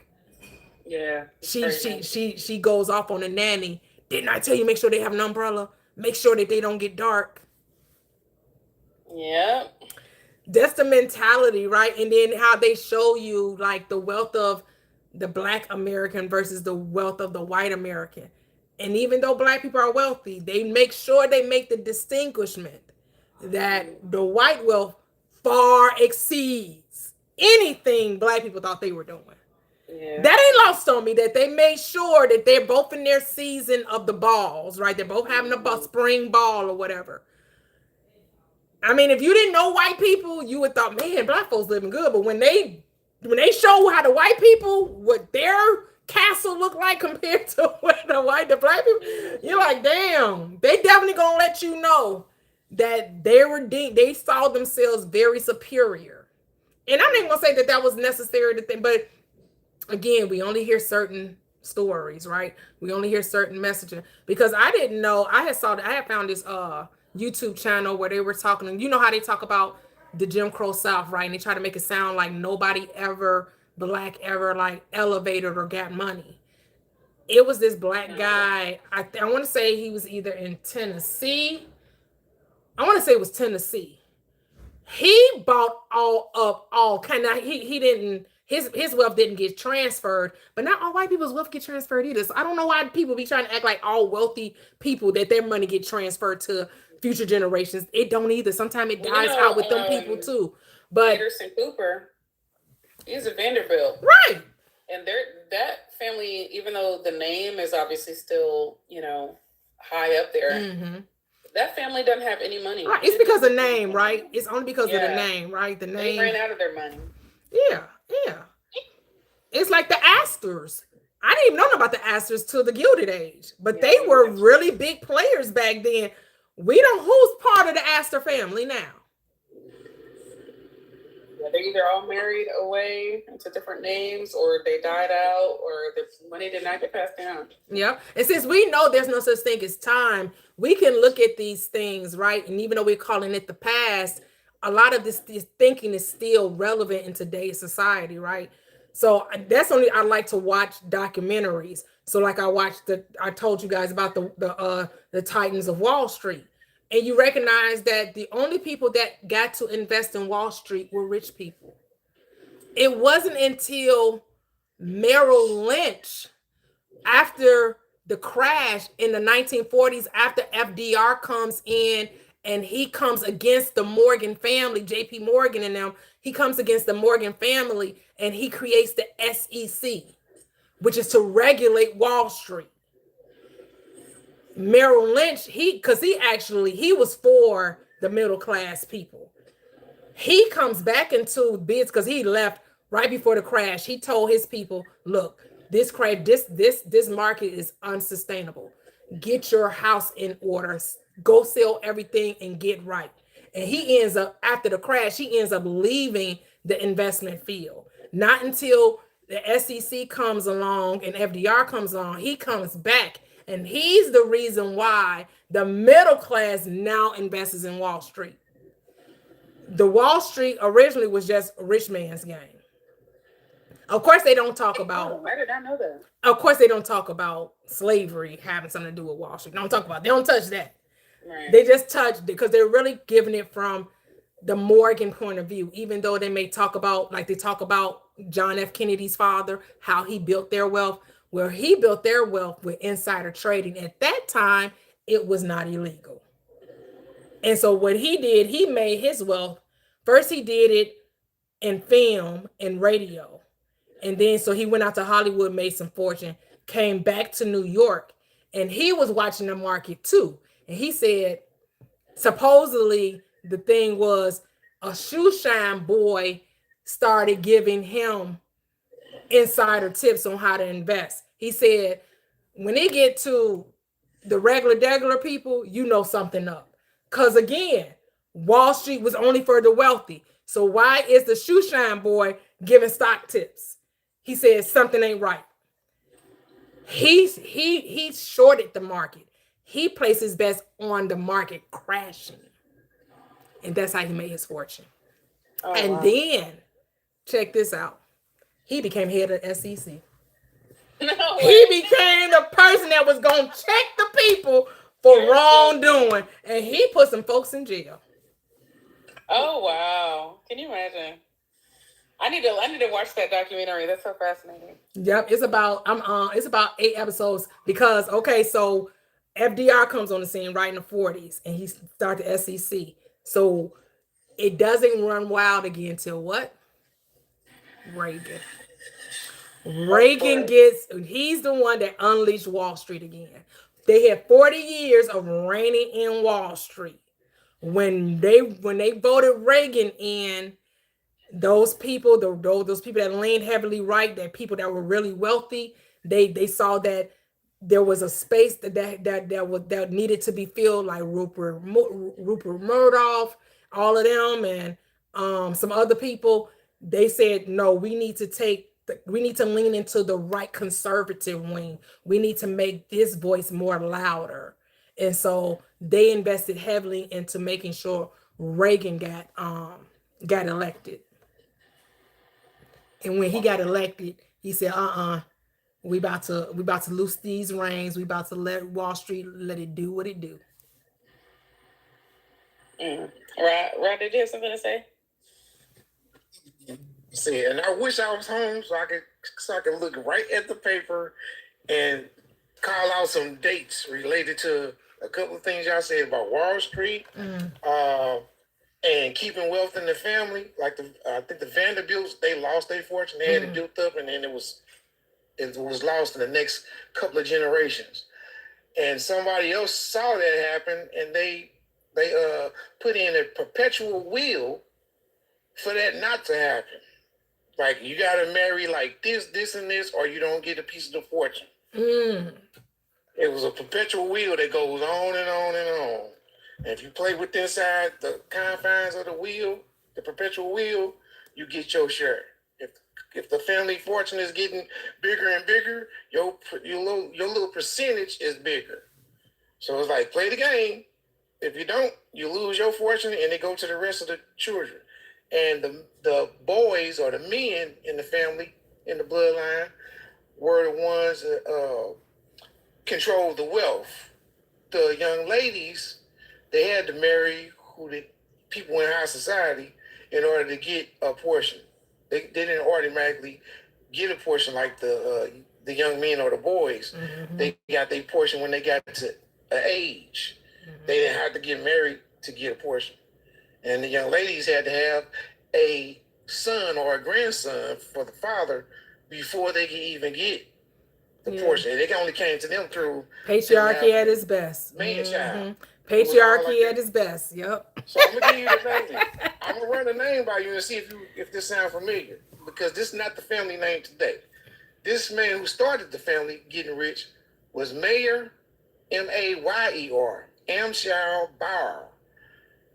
And he was he owned a pawn shop. And he would collect gold coins, and he never put the gold coins back into circulation through his pawn shop. He ended up having 4 or 5 sons. They was doing this, and he was set up in Germany. And then later he would have his 4 sons to go to other countries and set up a bank tied to the main bank in Germany. That was the family bank. He, like I say, started off as a prime broker. He had a friend that was in the war, and this friend of his was coming up in the ranks.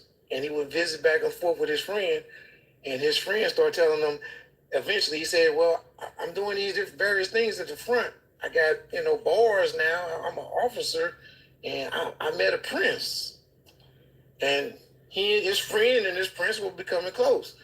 So after a couple of visits and hearing about this prince, he said, hey, take this purse, a satchel of coins, which is rare gold coins, and give them to the prince. He said, well, okay, I'll give them to him, but what do you want for him? He said, I don't want anything for him, just give them to him. I mean, because he's a friend of my friend, and I want to be his friend too. So eventually the prince sent word back through his friends. He says, hey, the prince really want to pay you back. He said, what can he do for you? And then he told his friend, say, well, tell the prince when the time comes, give me a letter, write me and put me in a place where I can write my own ticket. Don't pay me any money. And so eventually the prince lorded this man. He was in position to lord this man, and he named that man Lord D. Rothschild. Interesting. Yeah. Wow. And he's the one that made that perpetual will so that the money would keep getting passed down to the future generations. You can't break this wheel. You got to stay within the confines. Interesting. Or you lose or you get kicked out and you don't get nothing. You go along to get along, or you get out. With 0. Wow. Yeah, because when FDR became president, he also broke up the Morgans from monopolizing, because they basically it was J.P. Morgan, which was the second son, because his father was like a gentleman. He was like, he wouldn't lie and do business. J.P. Morgan would lie, because he was like, Dad, you were being honest and you got taken advantage of, because whoever, I forget, he was working for this real prominent bank in London. It's very famous. I just can't remember the name of it. And the person that owned and told him, when I retire, I'm going to put you in place. I'm going to make you the head of my company. When he decided to retire, no, it wasn't Lloyd's of London. When he decided to retire, he didn't do it. And so that caused him and JP Morgan, his son, to go into business with it. But his father would always scorn him because he would do business dealings that were deemed questionable or like a scoundrel type thing. His father's like, that's not how we do business. We keep our word. We are on the up and up. So he had to prove to his father that he could establish and gain his trust back. And so he was the one that really played a hand in how the United States economy went, as far as getting the Federal Reserve Bank. You know, he wasn't paying taxes. He was doing all kind of stuff. So when his son finally took over, his son, he the one went on trial with FDR, and his son was the reason why FDR created the SEC. And from then on, the JP Morgan house was no longer ran by a member of the Morgan family. It became being ran by the board of directors when they decided to, you know, decentralize power of Wall Street and give it to the United States government, which was the SEC. So it was I was like, wow, JP Morgan, really? And then, you know, even though Morgan had all this money, right? Even though he had bad health, he was very stressed. They say he would work 9 months and take 3 months off because he dealt with a lot of anxiety. He had a lot of health problems. They say he ate like a horse. They say he ate like two people. They say he was really overweight. He had a lot of health issues, and he had a lot of anxiety and stress because he was worried about somebody taking his money. So you also want to, you know, yeah, he became a giant in industry, but you also want to be at peace of mind, right? Like, if you want to have all that money, you also want to be at peace with your money, right? You don't, you know, because I think he lived to like 74, you know, and there was a conspiracy saying that because, you know, he owned the Titanic, and 3 of the wealthiest men at the time died on the Titanic. That Astor dude, and like I had never heard of the Astor guy until the Gilded Age. He was very prominent back then.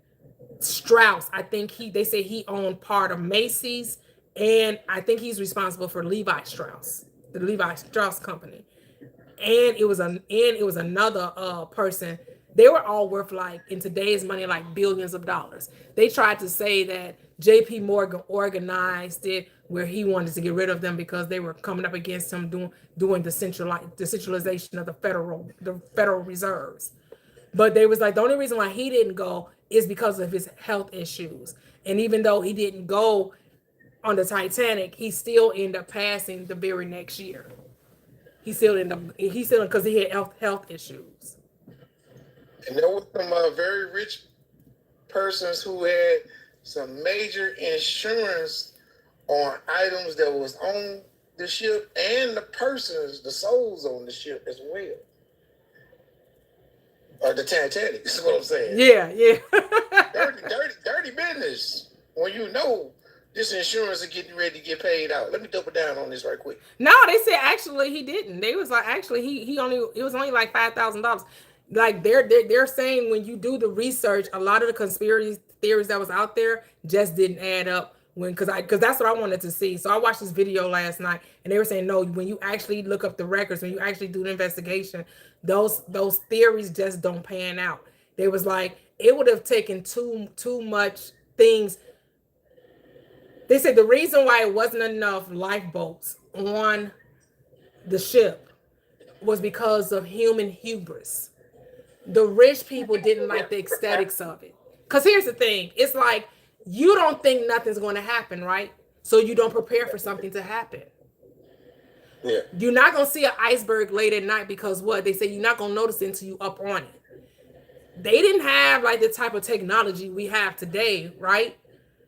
More and all that. Yeah, and they were like, they had enough lifeboats were available. They chose not to take them.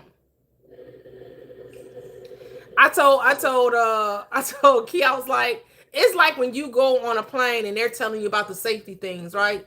Are you really paying attention? Especially if you've been on a plane a lot of times. Because you're not expecting anything to happen, right?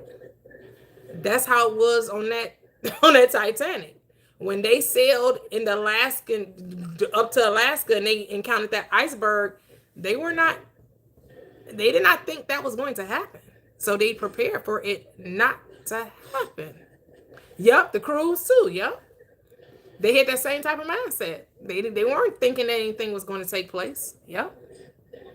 Hello, welcome all. How is every hey Steven? How are you doing? Welcome. Hello, welcome. Yep. So it's just like,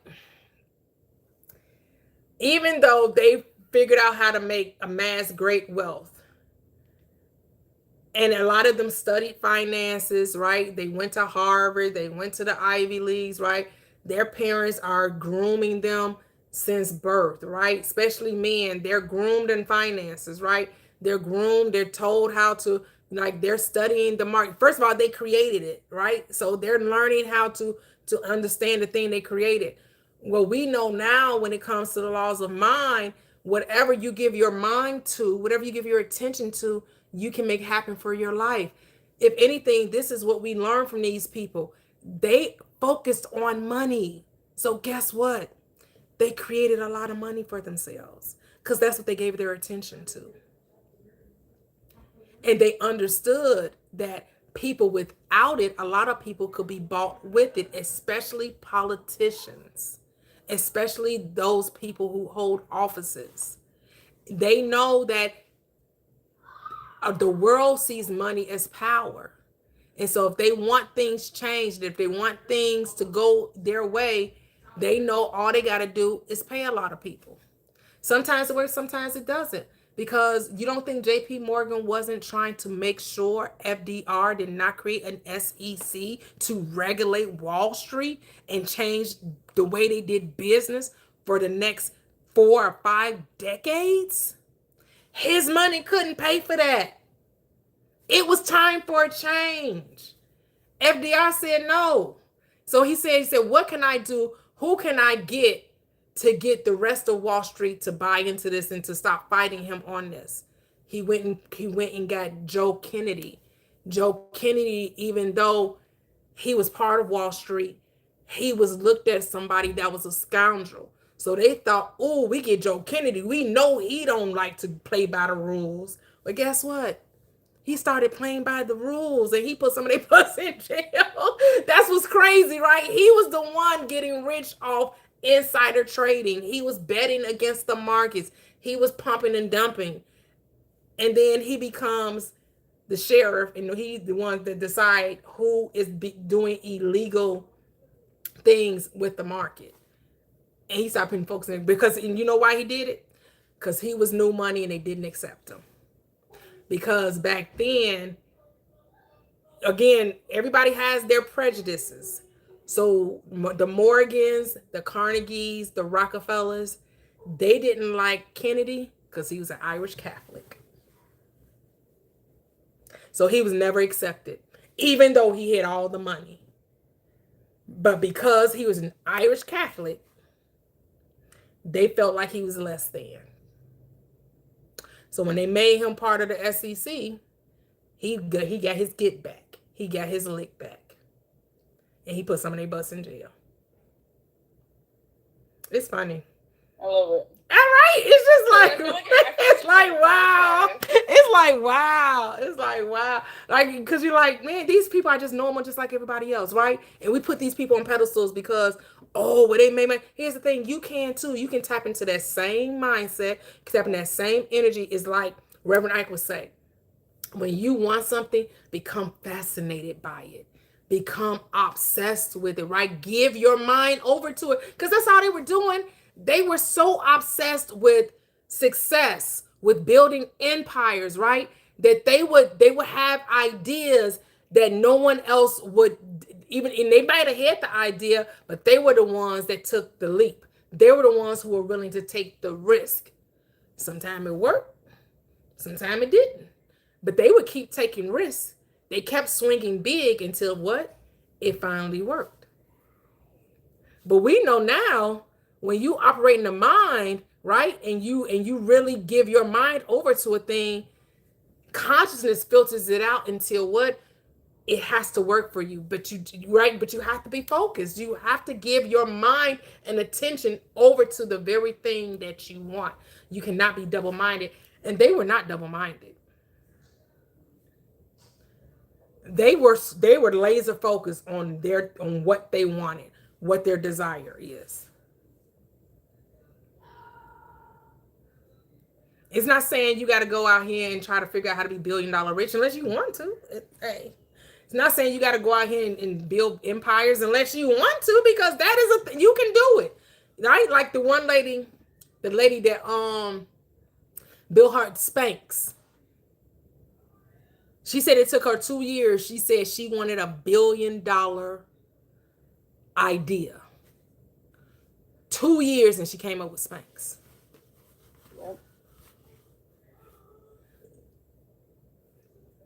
You can be given $1 billion idea if that's something you really want. You have not, because you asked not.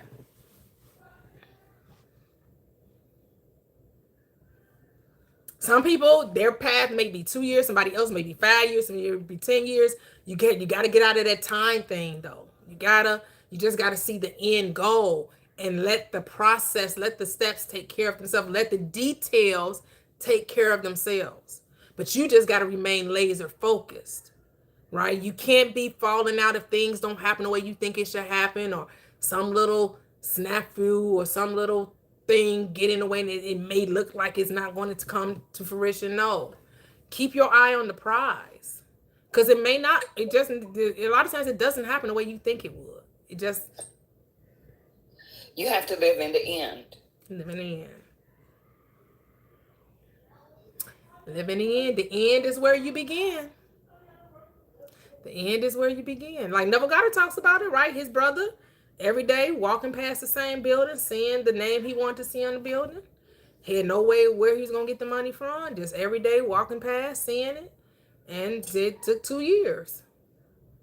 I heard somebody say that you have to, but live your desire like it's a memory.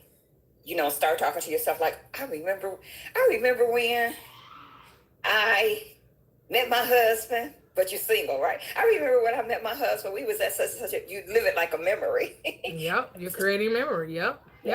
That's how it is with revision, right? Yes. Something happened that you didn't want to happen. What do? You remember as though it happened the way you wanted it to. Well, you're doing that with everything you create. You're remembering it as the way you wanted it to go. Right.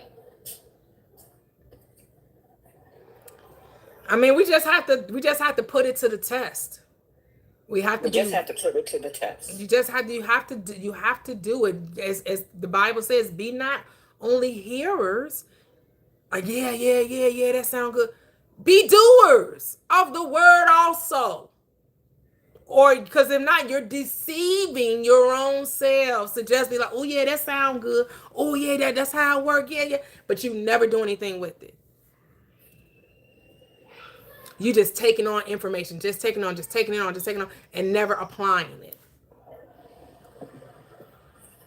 You got to apply it. Period. You got to apply it. You gotta be bold. It does take courage. Like the lady was talking about, Cynthia Stratford. I think the Stafford or Stratford. And she won $112 million. She said it took 3 years, but she never gave up. And even though things would, she was in the process of getting her brother's children. The brother had passed, I think, in a car accident or something like that, and she was having difficulty with the state with acquiring them, and they were, she was battling them, and and so when she said she just knew. She said she would imagine what dress she had or what blouse she was going to wear when she claimed her prize. And when she said it was a couple of times that the exact number showed, and then when the time it didn't, she was like, okay, that's okay. It's still gonna happen. It's still gonna. She didn't say because she didn't win that first time that she would give up. Nope. She said, It's gonna happen. And it happens. Period. Because does it matter? Does when the thing you want, especially if it's a large life changing money, right? And when it's something that whatever it is, and the thing happens that like brings a dramatic change to your life, does it matter how long it took? Right? You win $112 million. Do you care it took 5 years to get it? You got it. Definitely not, sure. Right. You pregnant with the baby. Do you care it take 9 months for it to develop? Yeah. You know what? Speaking of that, one of my friends, he just got married to the love of his life, which I mean, they are perfect for each other. I'm so happy for him. Hold on. I just want to acknowledge. No problem. Hold on. Just want to acknowledge the super chat. Thank you, Stephen. $20. Thank you. I have nothing to say. Just keep going. Appreciate you. Thank you so much, Stephen. Okay. Let's actually go ahead. Stephen, period. Long story short, so my friend and his husband were coming in town to visit, and they kind of just randomly decided to start looking at houses. And then they found a house or a layout that they really liked, but it wasn't in the right place or whatever. And then, so as they were deciding what they wanted in a house, my friend had already, before he was even thinking about house shopping, had already written up a whole list of things that he wanted in his house. So then by the time they were ready to start looking, he already had his list. So I guess I'm saying that he wasn't planning on, buying a house, but he's already in the mindset and the framework of the mindset of thinking about what do I want? If I had this, what would I want? How would I like it? And so they ended up putting a down payment on a house and everything like that, and they're moving back here in the winter. So, but I said all that to say, the thought process was interesting to me about how, he was already prepared before even the moment came to him. Before the experience happened, he was just he already had his whole thing ready. He already knew exactly what he wanted. Yes. That's beautiful. Yep. He didn't, and here's the thing, you can have whatever you want. Sometimes when people make lists though, they get in their own way. Don't let the list get in the way, right? Because the list is just confirmation of what already is. It's not trying to make a thing so. It's confirmation that it's already so. Because the house already existed. Yep. Go ahead, Ra. Oh, you can have whatever you like. You can have whatever you like. Treat you so special, so nice. T.I. tell you can have whatever you like. Yes, Burger King, have it your way. Have it your way. It's for the taking. Just got to decide, right? You're meant to, the reason why you're desiring it, because you're meant to experience it. That's the only reason why you are desiring it, because it already belongs to you. Just see it through. Literally. See it through. See it through mentally. See it through mentally, and then whatever needs to happen physically happens. Remember, the doing is never the cause. The doing is the effect. You don't make things happen. You're experiencing the happening. The work is already finished. It's already done. You're experiencing the happening, not making it happen. The moment you thought it, right? The moment you asked, I answered. While you were yet speaking, I did hear. I'm on it. The moment it entered your mind, I'm on it. It's done. It's already done. You say 4 months into the harvest, I say, look again. But the harvest is plentiful, but the laborers are few. People don't want to change the way they think. They want everything else to change. They think that the world operates outside in. No, it never operated outside in. It operates inside out. It's always inside out. Boy, you turned me up. Sorry. Y'all ever watch that movie Inside Out? Actually, I've only seen a little bit of that movie. It's, from what I saw, it was a good movie. The 1 and 2. All the things happening in her head, right? All the emotions going on, all the thoughts happening in her mind. They're arguing back and forth. Sadness, joy, anger, right? It's all happening in Riley's head. Because that's where it all begins, in your mind. It always starts there. The collection of her memories are stored, right? And then as she's maturing, different memories get pushed to the back, right? Unless she's triggered with some memory. What movie is that? It's a cartoon, Inside Out, Pixar. Go to Disney. You'll see it on Disney. Yep. Okay. It's a Disney movie.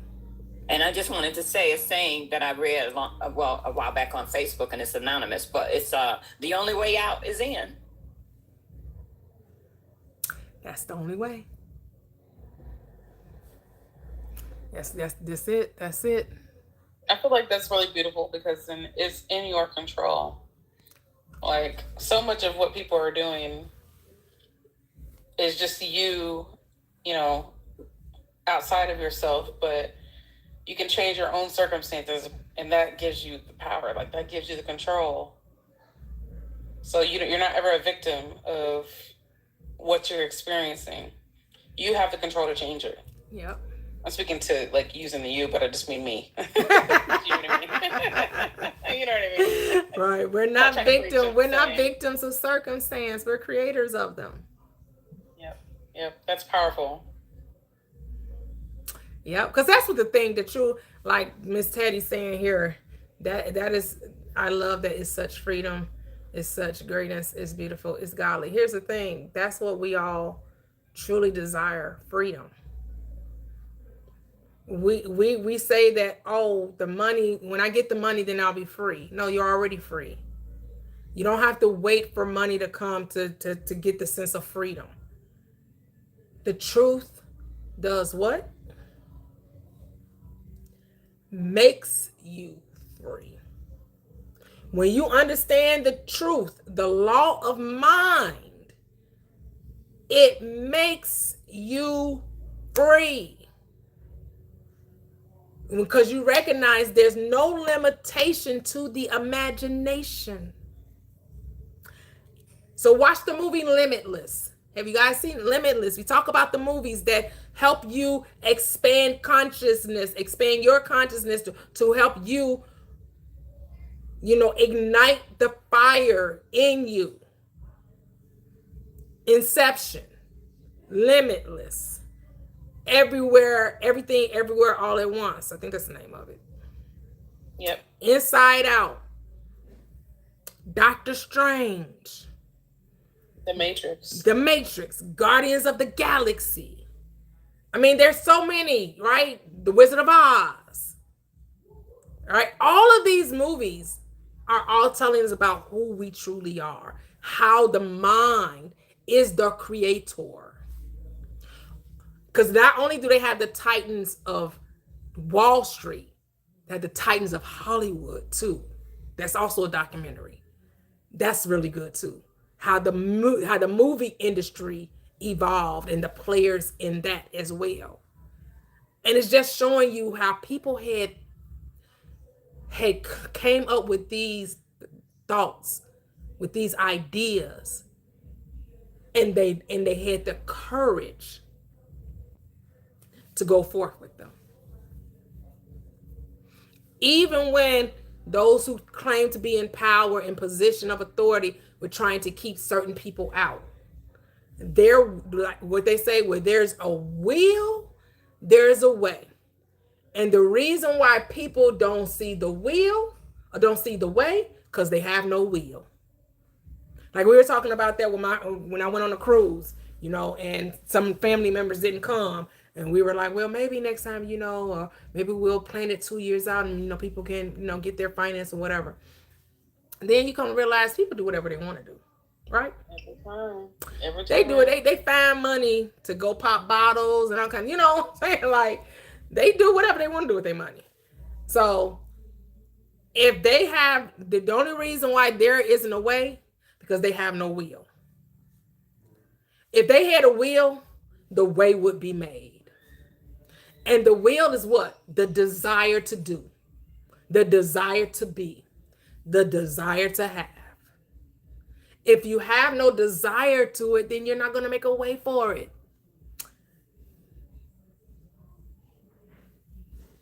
So we had that same problem with our family reunion too.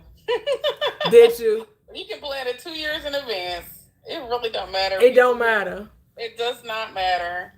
People who want to wait until the last minute, they will. They're going to. That's it. Yeah. You can't force them to do otherwise. There's nothing. It don't matter.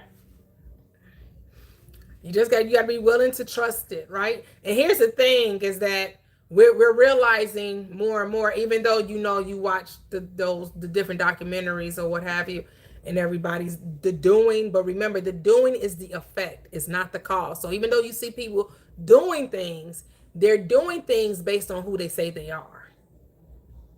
Every action you take is a reaction to what's in your mind, your self-concept.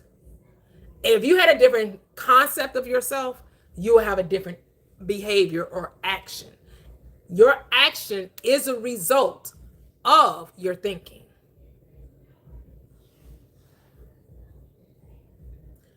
So when you think right, you do right.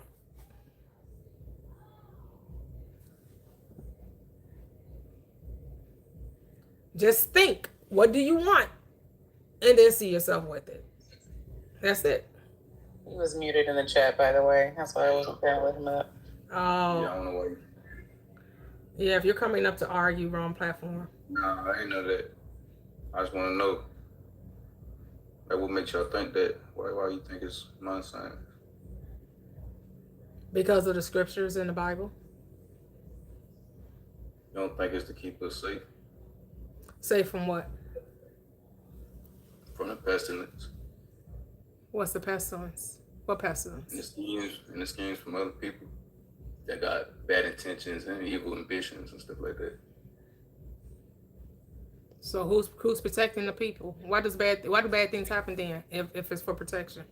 Because of the self, the individual. So then it's not for protection then.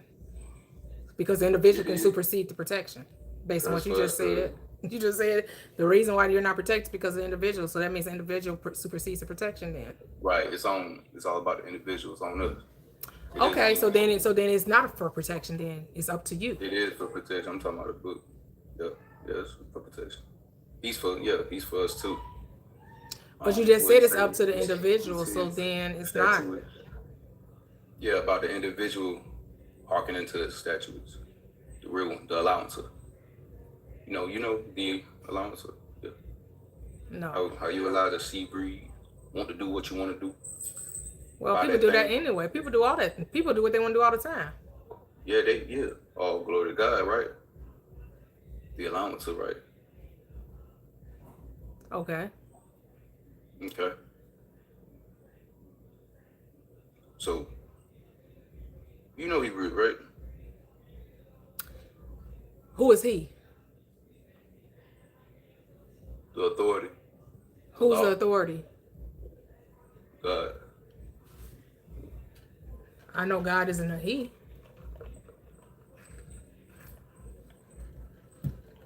Do you think he is she? Nope.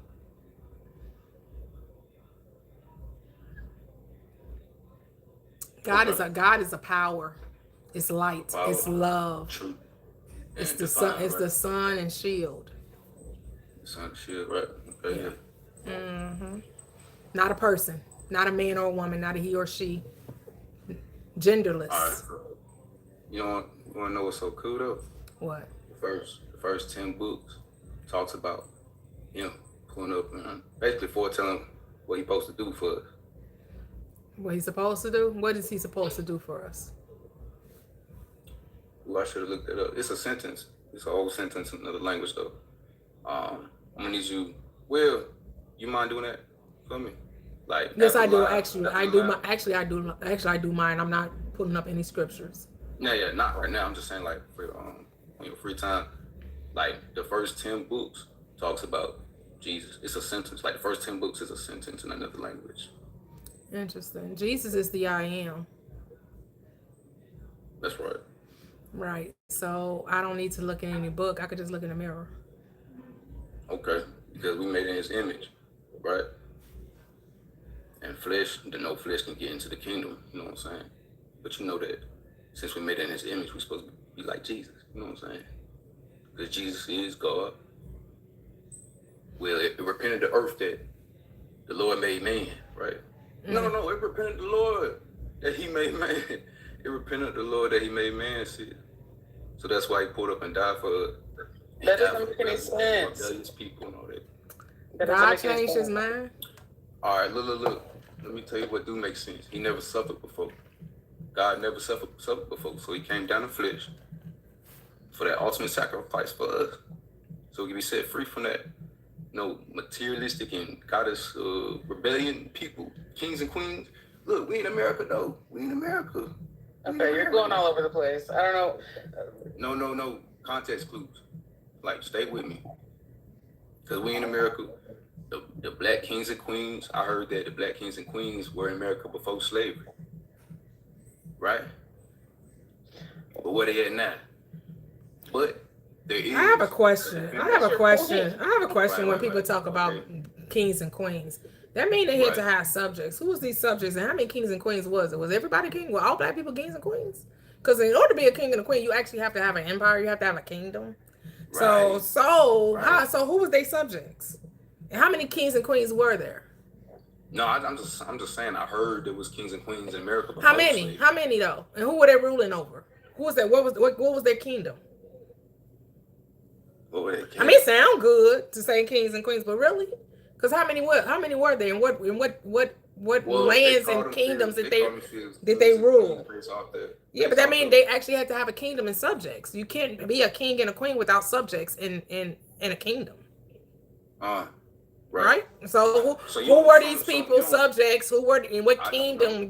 Exactly. So we're just repeating and regurgitating stuff we don't know. Tell me what you know, so I can learn. So what you know. Yeah, the Bible says that the Bible says we're God. It don't say nothing about no kings and queens, but okay, it says God. It says that we're God. How many verses does it say that we? You got Psalm 82:6. You got John 10:34. Mm-hmm. The other one, I can quote it. I can't remember exactly where it's found. Let this mind be in you that was also in Christ Jesus, who being in the form of God thought it not robbery to be equal with God, but made himself what was those first two again? Psalm 82:6 and John 10:34.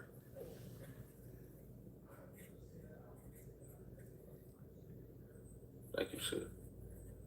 So you believe that Jesus is God? Jesus is the name, Jesus for me never existed in time and space. It's just another name for God. Jesus is not a real person for me. Okay. Yeah, Jesus never existed for me. Oh, so you don't believe that he pulled up and died for you, suffered for you? No. No one can take my place. Nobody can live my life for me. Only I can do that. Ain't nobody else living for me. Yes, actually, that's what the Bible's telling you. You're your own savior. What scripture was that? The Bible says that Jesus was the firstborn of many brethren. In the spirit, because he's the holiest. But you're supposed to, but you have the mind of Christ, right? According to the scripture. And according to scripture, you're supposed to take up your own cross, right? Right. So therefore, if you got to do all this work, that makes you equal with Jesus. You're following after what Jesus was supposed to have done. Mind science. We don't got to call it mind science. Just call it like chasing after obedience for him. I can call it what I want. Obedience to who? How you gonna come on my platform and tell me what I should call something? I'm not on your platform telling you how to run your ship. Don't tell me how to run my ship. This is my ship. I'm not telling you how to run your ship. Yes, you are. You telling me I shouldn't say certain things, but it's my ship. Our nature is to prosper, yeah. But it's to prosper in the name of Jesus. Yep. You know that, right? I'm just in the name of the I am. I am that I am. Okay, so you know I am pulled up in the flesh and died for you, right? No. I don't know that. Okay. All right. Oh, I got a question. Yo, y'all know that letter J? Hey, why I'm hearing the letter J was invented the last in the alphabet. And that's true too. Yeah. Yeah, that's true. Yeah, so that means his name wouldn't be Jesus then, right? It's the English, right. Yeah, the English alphabet, the Greek alphabet. And then all right, so I'm from North Carolina. And these Hispanics, I ain't really going off topic, but they be saying Bojangles when it's Bojangles, because it's J in Bojangles. But they say it like it's a Y in there. You know what I'm saying? Mm-hmm. And then you got Yahweh, Yeshua, Yahuwah. You feel me? Mm-hmm. Ain't that cool that the J is the new Y and the Y is the ancient J? Interesting. Basically, when you as long as you know it's all talking about you, that's what makes it so cool. Did you know what's really cool? That it's really talking about you. What talking about me? The Bible. What you mean? That the book is all about you. It's all about your divinity. Okay. Because you're supposed to be, Jesus is the firstborn among many brethren. So that means you're brothers with Jesus, right? So what's on? Do you get what I'm saying? When I say in the scripture, it talks about Jesus being the firstborn of many brethren. We are the first because they decided to be holy and follow Jesus. Or no, Jesus is an example. Or chase after obedience. That's how you be that. What does that mean? You said that quite a few times. What do you mean chase after obedience? How can Jesus be obedient to himself? No, because we are supposed to. All right, so if Jesus is God and Jesus is also the Son, how can he be obedient to himself? You see what I'm saying? So like he in scripture is supposed to be being obedient to God, but Jesus is God according to Christianity. Right. So he's really just being obedient to himself. Right, and showing us how. And if you are if he's the firstborn among many brethren, then that means you're also his brother. Which means you have the same power he has. Even Jesus says, you will do many more things than I've done. So you want to look at him just as a brother? For real? I don't need to look at him as anything else other than that. I'm the person doing all the work. I gotta take up my cross. I gotta be quote unquote obedient. All of that is me. But he with you though. You see that? But that's the thing. If he is with me, he is me. How do you know he's with you though? What's the sign? What's the sign that he's with you? How do you know he's with you? Basically, seeing him in your conviction, seeing him in your sin. That doesn't. What does that mean? So is he in my conviction or he in my sin? Which one is it? Those are not the same thing. Basically, to be holy is to be righteous, and to be righteous is to recognize what you did wrong, which is conviction, which is him. What did you do wrong that you would need a savior? Sin. Sin. What sin? What kind of sin? What's sin? Any kind of sin. What is sin? What's sin? We need specifics. What is a sin against God? What are we trying to get saved from? Our flesh, us being born, we was just sin, period. Wait a minute. We gotta save ourselves from being born? Yep, we need to be reborn. Since you're the firstborn, we need to be born again, which we're not getting. Because being born again has nothing to do with the first birth, right? It has nothing to do with the physical birth. Well, he's the first birth since he's in the flesh, and he died for. No, before Abraham was, I am. So it's we're talking about in the spirit. Exactly. So that's why it's mind science. Because why are you making it physical now? Because why would I need to save myself from my first birth, which is physical, when actually the Bible is talking about a spiritual birth? So why are you trying to? So as Paul said, if you started out, in the spirit, why are you now trying to make it physical? You start out in the flesh, and you come back in the spirit. No, she's speaking back to a scripture. She's speaking back to scripture. You should get in that book. And we be reborn in the spirit. No, it's firstborn. Then you're the firstborn again. Then you're the firstborn. Be born in the spirit. Then you're firstborn with him. So then, what does it mean to be born of the spirit? What does it mean to be born of the spirit? Coming back to Jesus, repenting from all the alts and the pestilence that you let. You know what I'm saying? So being born again is just about repenting. It's about changing. And so what does it mean to repent? And what is repentance? What does repentance? What is that? What does it mean to repent? You don't have to explain everything to you. Yes. Yes. Because I don't agree with you, and I want to see if we're on the same page. So what does it mean to repent? Is turn away from your sin. Yep. Keep on turning away from your sin. Just turn away from your sin. So how many times do you have to repent? He said, keep on repenting. Where's that in the scripture? The Lord said he'll forgive 70 times 7 when. No, actually, he told you to forgive 7 times. He didn't say he would forgive 7 times. He said you are to forgive. How many times should I forgive my brother? 70 times 7. That's not for him. That's for you. Right. Let's get the script together. That's not for God. That's for you. Yeah. You got it. All right. Whatever. Yeah. Okay. So again, how many times are you supposed to repent? You can repent. You're supposed to repent all the time, every time. Where's that in scripture? Every time you recognize, that's in the consciousness what you're supposed to do, what you know you're supposed to do. You know you're supposed to do that. Well, Paul says if you keep sinning, there's no more sacrifice for you. So why you got to keep sinning? Because he told you if you keep sinning, there is no more sacrifice. Right. Jesus is a sacrifice. So repent to Jesus. Right, but why you got to keep doing it? Why do you have to keep repenting if you keep? Because if you already asked for forgiveness, that should be enough. You already repented, right? You repented, but you're telling me you have to keep repenting. So what does that mean? You keep sinning? If you mess up and do it again, you repent again. Yeah. So Jesus doesn't have the power to keep you from falling. Here's the thing. But so Jude tells you that Jesus actually has the power to keep you from falling, but you're telling me he actually doesn't. No, he do. Now you just told me that you have to keep doing it, so that's telling me he actually does not keep you from falling. Because you just told me you have to keep repenting. It's all about the individual and the self. It's all about the self. No, I thought it's all about God and his ability to keep you from falling. Yeah, we need to let him. Yeah. So then it's not all about God. It's about your ability to let God be God. And so if you don't let God be God, God has no power over you. That's what you're telling me?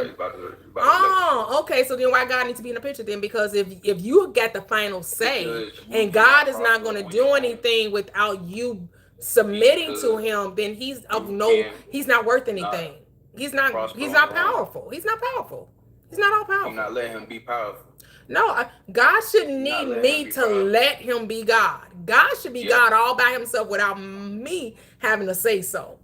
Because if he's all powerful and all knowing, what I think about him should not affect him. You gonna prosper your mother, let him know you're God. Why I gotta let somebody that know they're God know that they're God? Like I don't need you to tell me I'm Toyia. You don't ever have to tell me I'm Toyia. I know who I am. Regardless if you ever validated it or not. I don't need you to tell me who I am. So why does God need me to tell him who he is? Just come back to him and love him some more. Just love him some more. Have more respect for your sake. You need to get into that scripture and start reading it more. Honestly, if you're a Christian, I don't feel like it. Huh? What'd you say? I don't like repeating myself. Well, I can hear you. Jesus love y'all. He God. Yeah, you need to read. You need to read more scripture because I don't think your theology is connected to the Bible. No, I don't do none of that. Then what are we arguing about? We just making it up. Everybody's making it up. I just don't like y'all little caption. The Bible is a metaphysical book. Mind science, I don't like that for real. I mean, you don't gotta like it. Of course, God wants us to be rich, but he wants us to be rich in him. Like, you know what I'm saying? Who said that wasn't included in the package?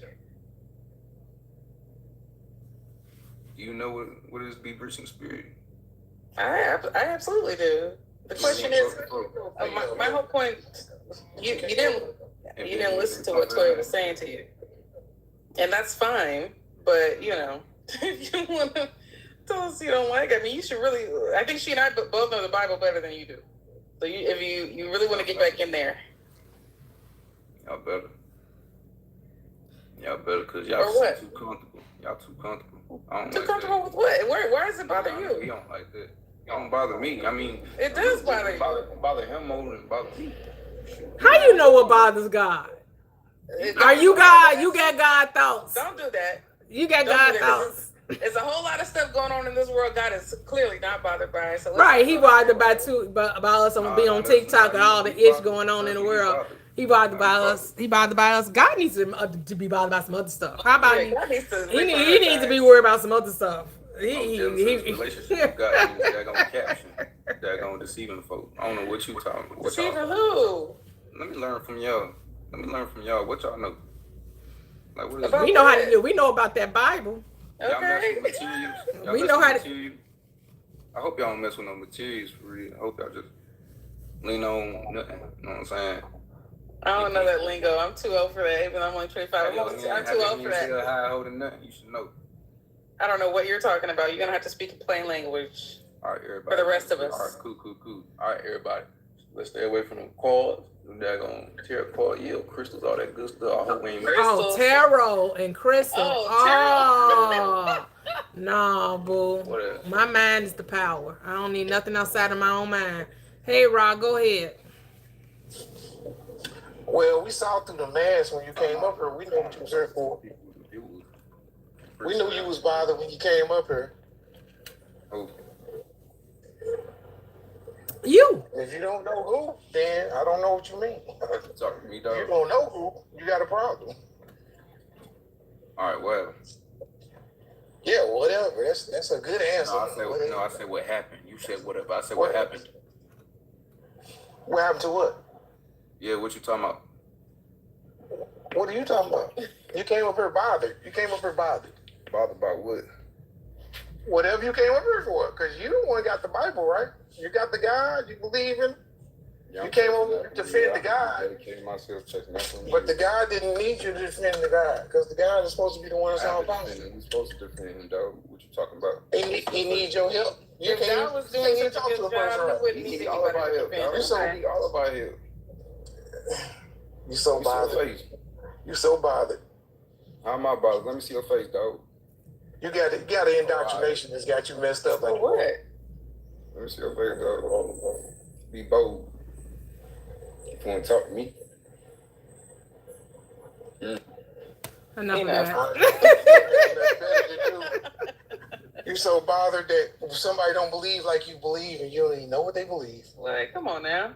God needs better PR, okay? God needs better PR.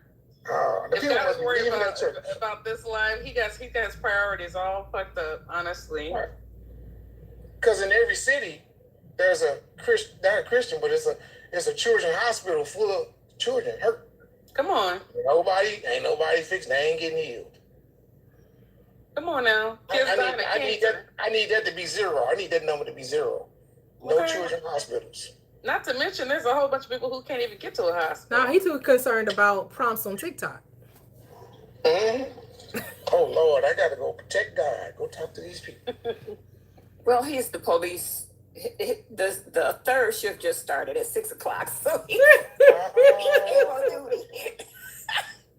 I stand corrected. That explains it. I did not know about the shift change. Yeah, that explains why people are getting active after work, before work. Mm-mm. Yeah, no. The theology, like, if you're going to come up here talking about that, you got to have your theology down. There's a whole bunch of basic stuff in theology that just reading the Bible will clear up. Lord. You can tell some people be like new and they just come into something, they trying to have a debate. Like, dude, you don't even hardly know nothing. You still wet behind the ears. You still, suckling. Like, go. Don't have the Bible memorized. You don't have nothing. You don't got no scripture in your heart. What is it? It's written on the spirit.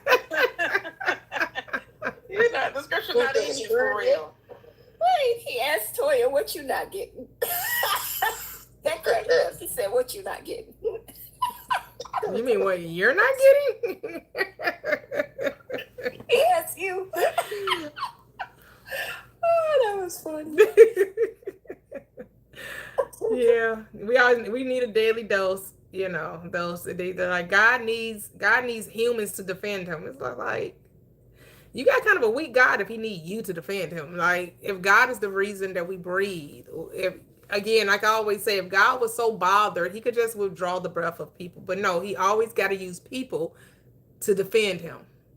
Go fight in my name. Go slay in my name. Go unalive in my name. Wars, literal wars and wars of wars fought over this type of thing. Once I read Beat the Baby on the Rocks, I was done. I can't, whoever the God is in here, if it's more than one of y'all, I don't know which one, if it's just different gods from that council directing these different things, or is it just one saying all this, or they take turns, they tag teaming each other in. I'm like, I can't do it. Wow. A whole bunch of very, very questionable, disturbing things in that Old Testament, and even sometimes some stuff in the New Testament, that are just inexcusable, honestly. Yeah, because the Bible's not for the literal minded. That's why. Exactly. It's not a literal. It's not a history book. It frees the spirit, but it imprisons the flesh.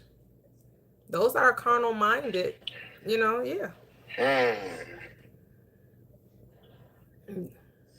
Because those that are led by the Spirit of God, they are the sons of God. They are the light. They are the light source. They are the ones that understand this truth. The thing is, we're all lighthouses. Some of us just got the light out right now. They sleep in darkness. They're just sleeping in darkness right now. They're ignorant of the truth. That's the Bible. When the Bible's talking about darkness, it's not talking about physical darkness. And so when people try to explain scripture from a literal perspective and from a physical perspective, you're going to lose out every time. You're never going to come away with understanding. Because darkness in scripture is talking about ignorance. It's not talking about physical light and physical darkness. It's all about the mind. It's all about spirituality. It's about knowing and not knowing. That's all. Knowing and not knowing. Those who knew not God. Those who did not know, right? The Bible talks about those who did not know God. Those who knew not good. Those who knew not the Spirit of God, the Spirit of truth. They walked on in darkness. They continued in their ignorance.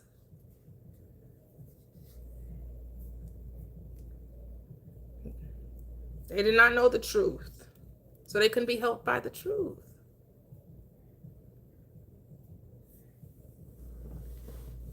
Say they're not grounded with that. But the thing is that we all walked in darkness, right? We all walked in darkness until we saw the great light. Till the light bulb turned on within our hearts, within our minds, within our, right? As I always say, I didn't know I was sleeping until I woke up. I was like, damn. Preach. Because sleeping feels like you're awake. Sleepwalking. We're sleepwalkers. Do you want him to come back up here or no? Mm-mm. No, we don't. We no more preaching. No more. He don't even know enough to preach, though.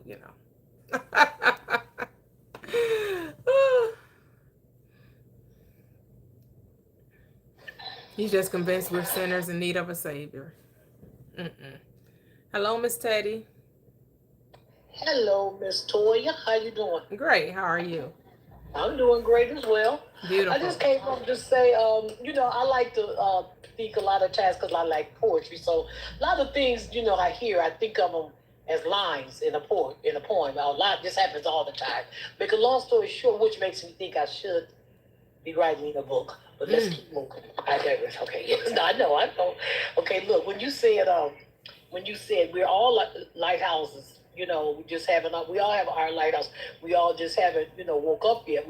Everybody's not bright. They're still in darkness. And I thought to myself, yeah, there's not enough voltage there to turn it on. Then as you continue to talk, I thought knowledge is the voltage. Not knowledge is what ignites it to turn on. And until you have that knowledge, you will be. So I just want to share my little bars. Yes, love it. Love it. And I wrote it down. As you were saying, I actually got a book here that wrote it down. Hey, but let me ask you this before I go. Because I got to share this. I can never go back and remember. I remember when you're talking, I know it, but the one where it says, it's not, I'm going to just paraphrase. It's not wrong. God doesn't find it wrong for us to compare ourselves as God. Now, is that did you say Psalms 8 and 2? Psalms 8, 2 and 6. Did you say that? No, I can't remember. I can't remember if that's in the book. It's something Paul said. I can't remember if it's in Colossians or Galatians. I can never remember where it's found, but it's in Paul's letters. Yeah. I've been kind of halfway looking. Let this mind be in you, that was also in Christ Jesus. Yeah. Who being in the form of God, thought it not robbery to be equal with God. Right, but that's the main word. I think that's Google that. Be is not robbery. Okay, yep, to be equal with God. Yeah, I must use that. I have to have that when I'm having certain discussions. Okay. But anyway, I'm gonna bring you a little update, and I'm not gonna belabor any of it, but I'm gonna give you this little update. Back when I told you about my friend the lifelong friend that I told that I was no longer, indoctrinated and blah, blah, blah. Mm-hmm. You remember that, correct? Okay, watch this. I didn't know it was coming, but it came, and I don't care. I really don't care. It's just sad to me. Okay. Like I said, we're lifelong friends. So therefore, when you become lifelong friends, like you met somebody when you were 11, mm-hmm. and now you're in your 70s and over, and we all are, the older ones in the family. But my point is this. It's like you get to know the whole thing. She knows like all my cousins, my aunt. She knows everybody, my grandmother, okay, bingo. So watch this. I had a cousin who actually she was living in Chicago. I was in Chicago last year. It wasn't for a good trip, but I was in there last year. But anyway, with my cousin and her daughter who happened to pass while we were there. But make a long story short, she came to Detroit. She moved to California with her son after that. But she came to Detroit recently, and she wanted to visit this friend. And this friend is in a nursing home and had been for a couple of years. She had a fall and became incapacitated, but her mind is real good. Mm-hmm. But okay, make a long story short, we had all planned to go see her. Me, my cousin, and her sister, who was also my cousin. We were going to go see her. So we always have to call first and let them know. And anyway, so they had been trying to call. We couldn't get no answer. So I finally called while I was on my way over my cousin just to make sure we're going to do this. And when she answers, she tells me, I can't even explain it. She says, I know that they were supposed to come, and I really just want to talk to Linda by myself. That's my cousin who had lost her daughter, like she said. I really just want to talk to Linda by myself. And really Janice, which is Linda's sister, I know she has to drive her, but I really don't need to see you. You don't have to come. I'm gonna be honest, Toyia. I was shocked out of my brain. Just it was so out of sorts. Everything about it was nothing. I was like, it was like one of them with me, like, huh? I said, Lila, you don't want to sit? She said, no, I really don't. And I'm sure if it was me, I would understand, and blah, blah, blah. And I said, okay. And I just wanted to bring you on that. And I just want to, I did belabor it a little bit after it happened, but promise you it didn't anymore. I just knew I wanted to share it with you because I really don't know why I think it has to, because not everything about this is so out of sorts. So I'm thinking it had to have something to do with me telling her I no longer believe in God. God is believing. Okay. I don't know. I don't know. So I'm gonna just let it go and let it do what it do. That's the truth. It's kind of sad because I still love her. Mm-hmm. I told her, matter of fact, I told her that the day I told her. She was sad and it sounded a little huffy, but that's her, we all been knowing each other. It's kind of her nature. She was getting a little And I just said, wait a minute now, we don't have to argue. I said, this is nothing. I still love you. Like, you're always going to be my friend. I said, my belief and changing beliefs has nothing to do with what I feel about you. I said, it really don't. I was never established on that. You know what I mean? And anyway, I just wanted to share that. One last little thing, Miss Toyia, while we do on here. Remember when I was on here? Remember that it was a Sunday. It was a Sunday. And that lady was on here who was giving you a lot of flack about stuff. And her name, part of her name was 714. You remember that? I said, I'm going to play it in the lottery. You remember that? Do you remember that at all? No, I love you. Try to remember a little bit you do. A little bit you do. Because we was with her all that morning. She was like really, and even, so. What was she talking about? She was everything. She was ugly. But her name was 714, and I said, well, I know what I'm going to do. I'm playing 714, and everybody started laughing. My point is, no, did it come in Detroit? No. The same day, it came in Illinois. I want you to know that. You can look it up. I don't remember. Wow. It came that afternoon. Yep, I don't remember the date, but it was a Sunday. Not right before. Might have been the Sunday before you left. Anyway, I thought that was interesting. Yeah. I mean, a lot of people. I mean, if I give specifics, I recall somebody, but when it's general conversation, no, I would need like specifics of what she was talking about. One of them ugly ones. She was one of them. You taking people to hell. You doing false doctrine. One of them. We was okay. Yeah, but a lot of people do that, so I didn't think you'd be able to know about it. Right. I'm the person, so I guess I'm the one that would remember the 714. Yeah. I said, I know what I'm gonna do with her. I said, I'm gonna put 714. Of course, it came 718, 716, all that, but it's okay. So you got two of the three. So two of the three numbers came, but 714 did happen in Illinois. That happens often, but I don't do it. I mean, it happens more than I'd like. If I played every day, I wouldn't know. I play hunches, and oftentimes my hunches will literally, it's going to be, if it's a 4-digit Toyia, it's going to be 3 numbers out that 4, and if it's a 3-digit, it'd be 2 numbers out that 3, and that's it. But I don't, like I said, I don't play enough to have to, I play a hunch, and that was a hunch. Okay, so anyway. Wow. I go. Yeah. It came in Illinois, Chicago. Like it came here, Illinois, whatever. But hopefully you and your friend can, here's the thing, it's your script. It's your script. I know. It's your story. Here's the thing, maybe in the back of your mind you was thinking she wouldn't be able to receive it, and so. No, I was ready. I don't care. No, back in my mind, they didn't care. Oh, we receive what my new belief, what I was saying. Oh no, I don't care about. I can't concern myself about that with anybody. I can't. Yeah. I can only I don't want it. The only thing I'd be concerned that I hope it doesn't break up something, because I know how people may think. But no, I don't. If that was the case, no, I can't do that. You have no idea how much that. As far as I know, I think I'm outnumbered, but I wish we had a way of doing some type of poll. I just want to know, like worldwide. Is more people with us or more people with them? I just like to know how people's mind work. That's all. It's a mind thing I like to know. But anyway, no, I couldn't concern myself. Yeah. Nope. Yeah. I just don't. It's so many. This is what I'm thinking. Watch this. Let me say this real quick. What if it don't have, this came to me, back to my own mind. It came to me. It may not have absolutely zilch to do with any of that. I don't live in a nursing home. She's been in there about 4, 5 years. I said 2 years. I don't know why. She's been in there about 5, 6 years now. When I think about back home, time goes so fast. It could have been anything going on that day. I don't know. Maybe since she don't want you to know, and so that's why she didn't want you to see something. So maybe that's why she told you, right? That's maybe she already told you not to come, because maybe she in a certain condition that she didn't want you to see her in. Something. It could be that. It could have nothing to do with your beliefs. It could be that's true. Right. That's what I'm saying. That's what I just just give people. You got to give folks the benefit of the doubt. Yeah. Right. Give them that grace. Get that grace. Yeah. Okay. Yeah. Since you don't know why, and she didn't give you a reason.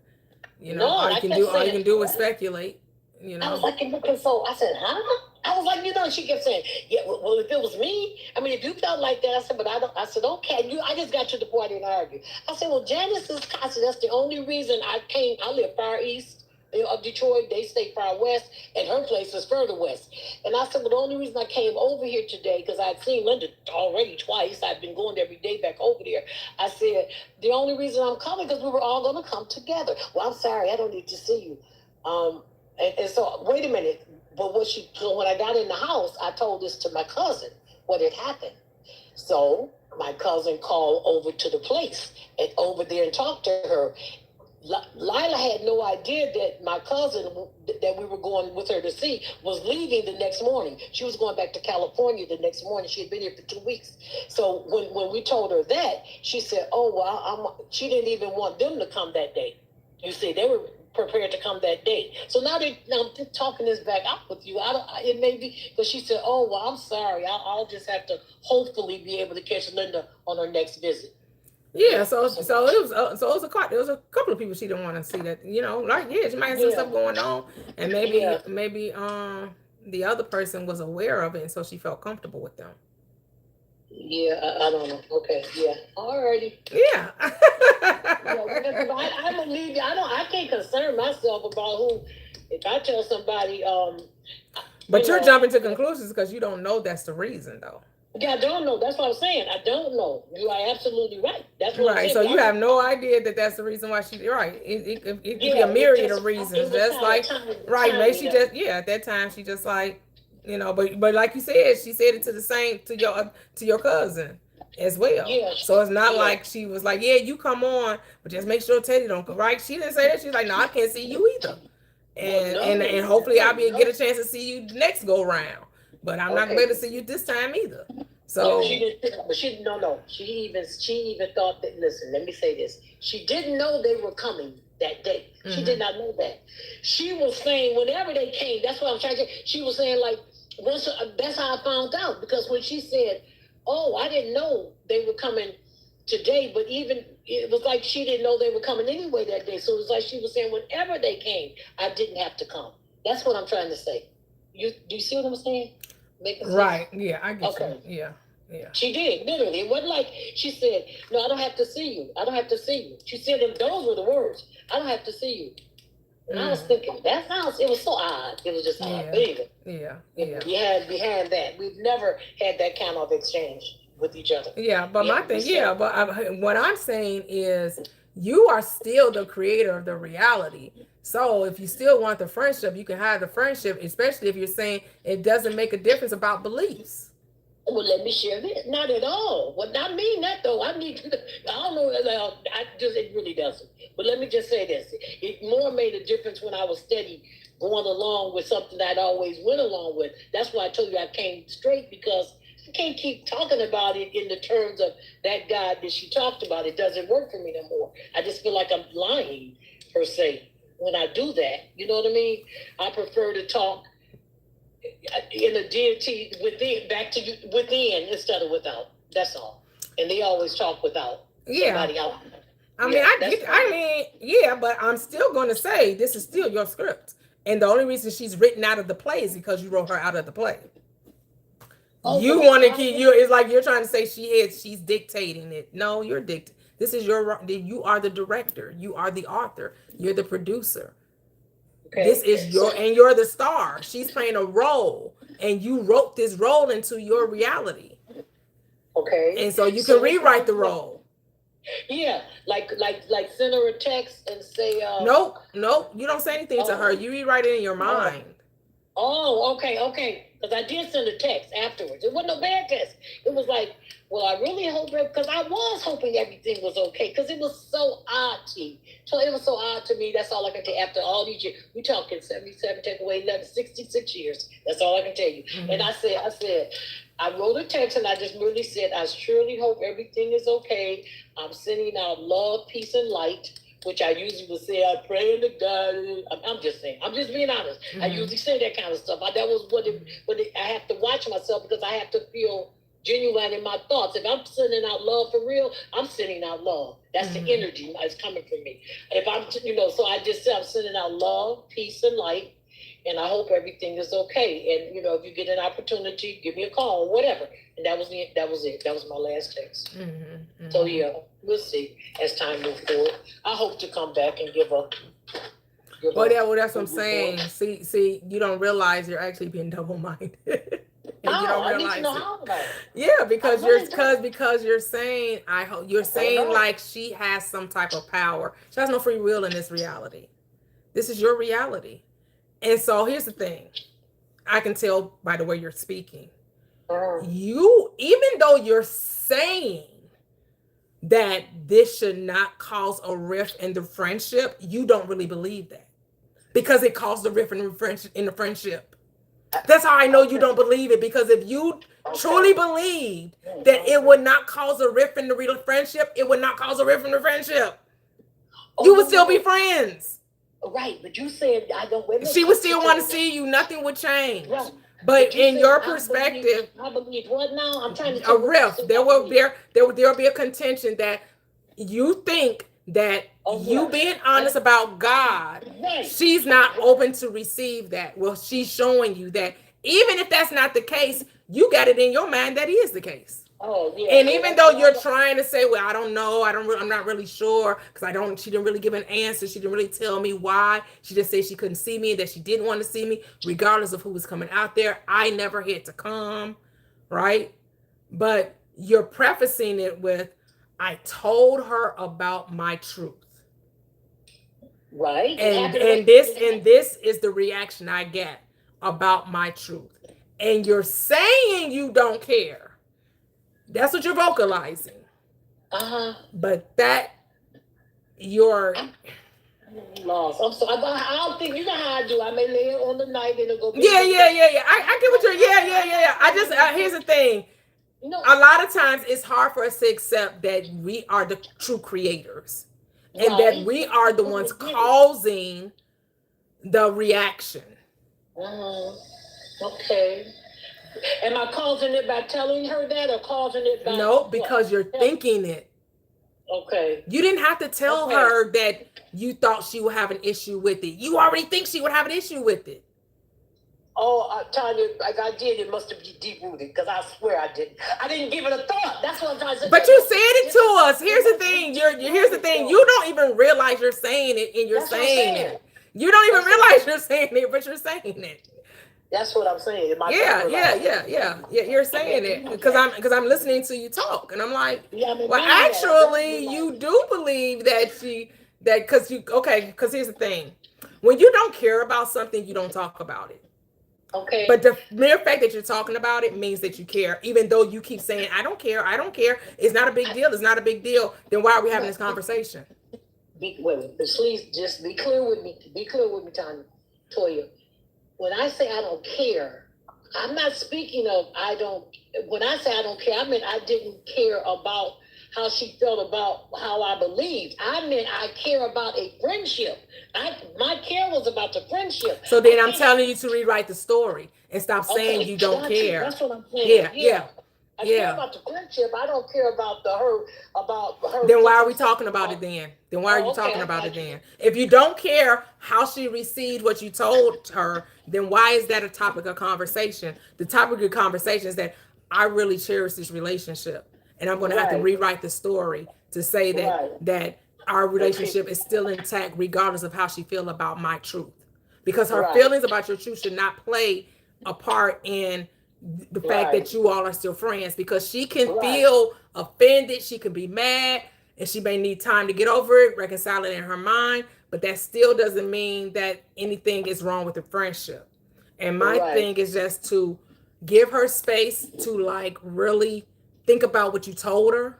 Like you said, y'all been friends for 66 years, and the whole time you all been friends, you believed in God. Right. And now, you all, maybe you had this relationship where you talked about God, where you were praying with one another. I don't know what the contents of your relationship, but maybe in her mind, that part is going to change because you no longer share that same reality. So, So now it has to be like, we're accepting of one another regardless of where our faith lies. We're both accepting of one another. Like, you can't judge her for her belief in God no more than you want her judging you for your non-belief. Exactly. It goes both ways, right? Exactly. Yeah. You're right. I never, when she changed her belief from Baptist, which everybody in the neighborhood pretty much was. Remember, I told you she changed her belief from Baptist to Jehovah's Witness.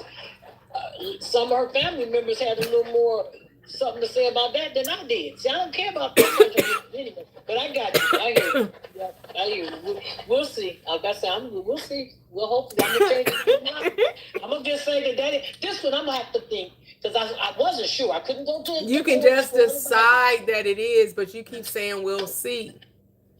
You can just decide that it is. Or once I said, yeah, I'm going to just decide. Yeah, but wait a minute. Once we decide something, do we ever see? I just want... Yeah. What you want to say, Latoxi? Go ahead. No, sorry.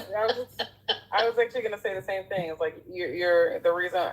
I can relate to what you're saying. And I think sometimes, at least I'm speaking strictly for myself. I'm not speaking for you, Miss Steady, but sometimes I like to be, sometimes I like the conflict. That's just me.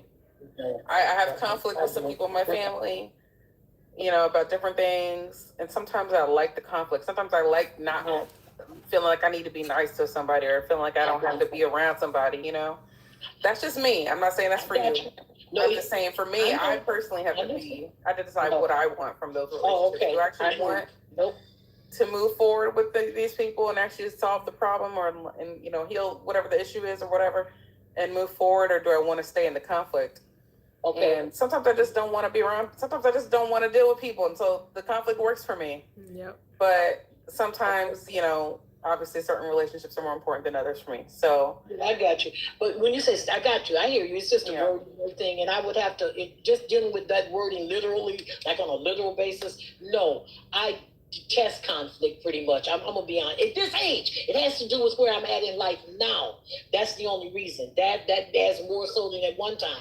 At one time, it might be another whole story I was telling. But right now, it isn't. I was just, like I say, the only reason I brought her up to Toyia because I had never talked to her again. Well, we don't talk all the time anymore. We don't, but we still cool, whatever. So I had never talked since that time I told her I was no longer that. And, I told her about the girl, told me about my license. My lights were out. That didn't come from God. We did talk about that. We didn't argue.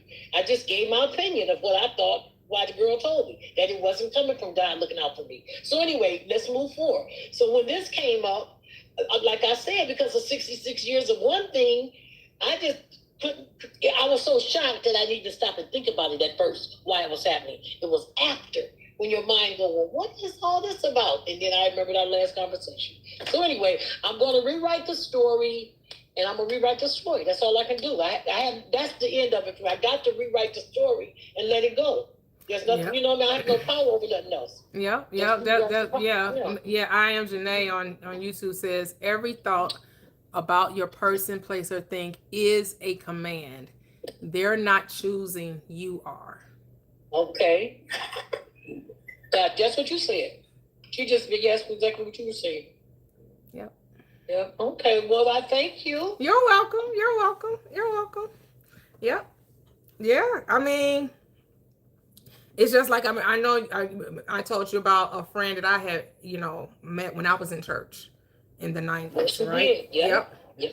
And we had just this past year. I probably haven't seen her maybe in a couple of years, but we were probably the last time I talked to her was last year sometime.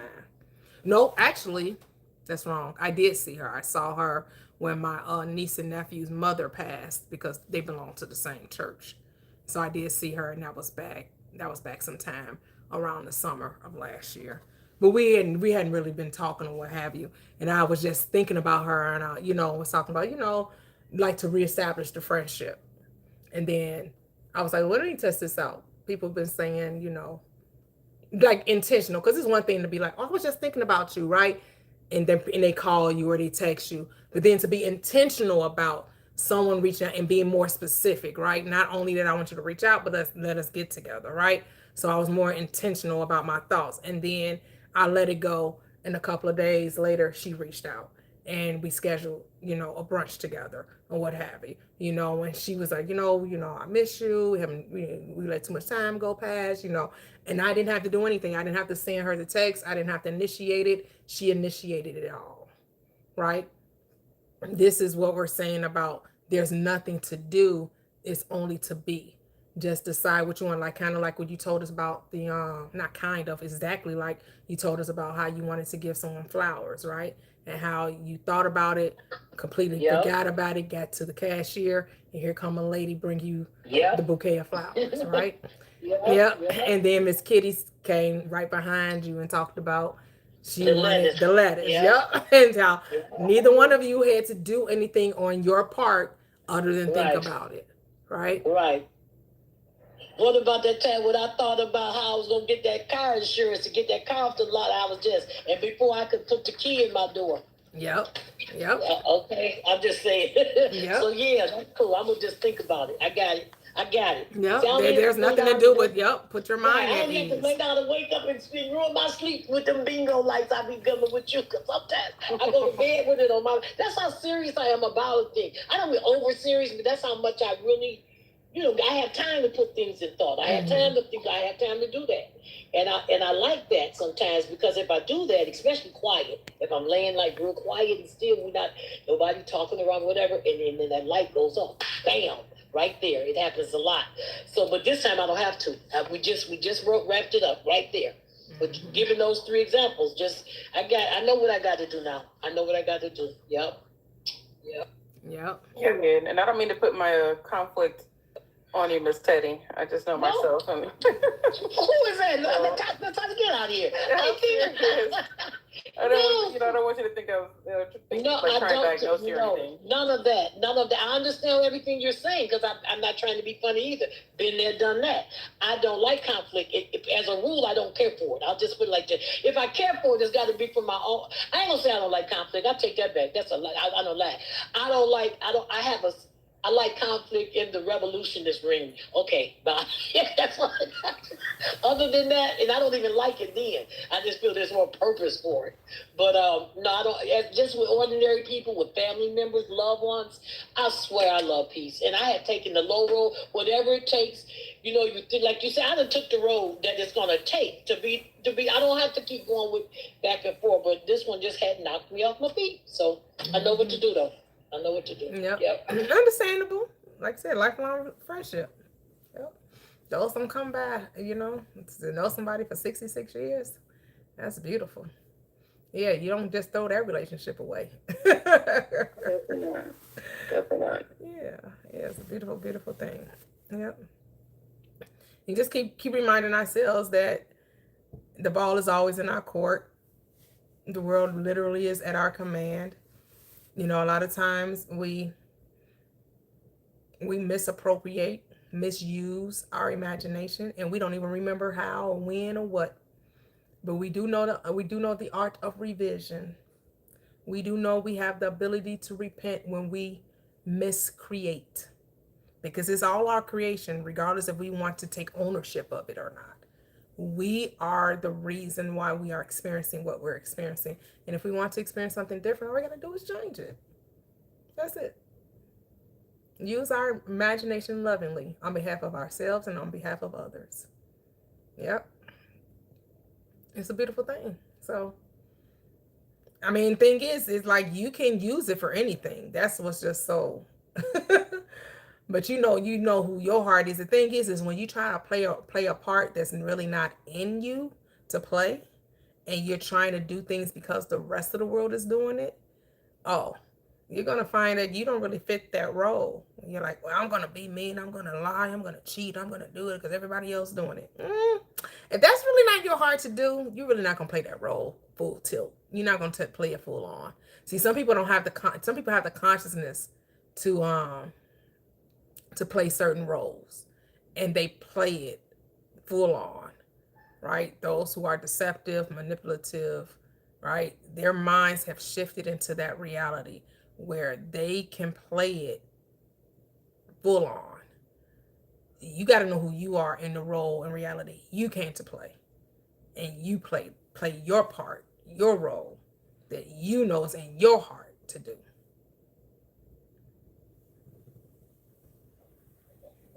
Absolutely. Go ahead, Miss Kitty.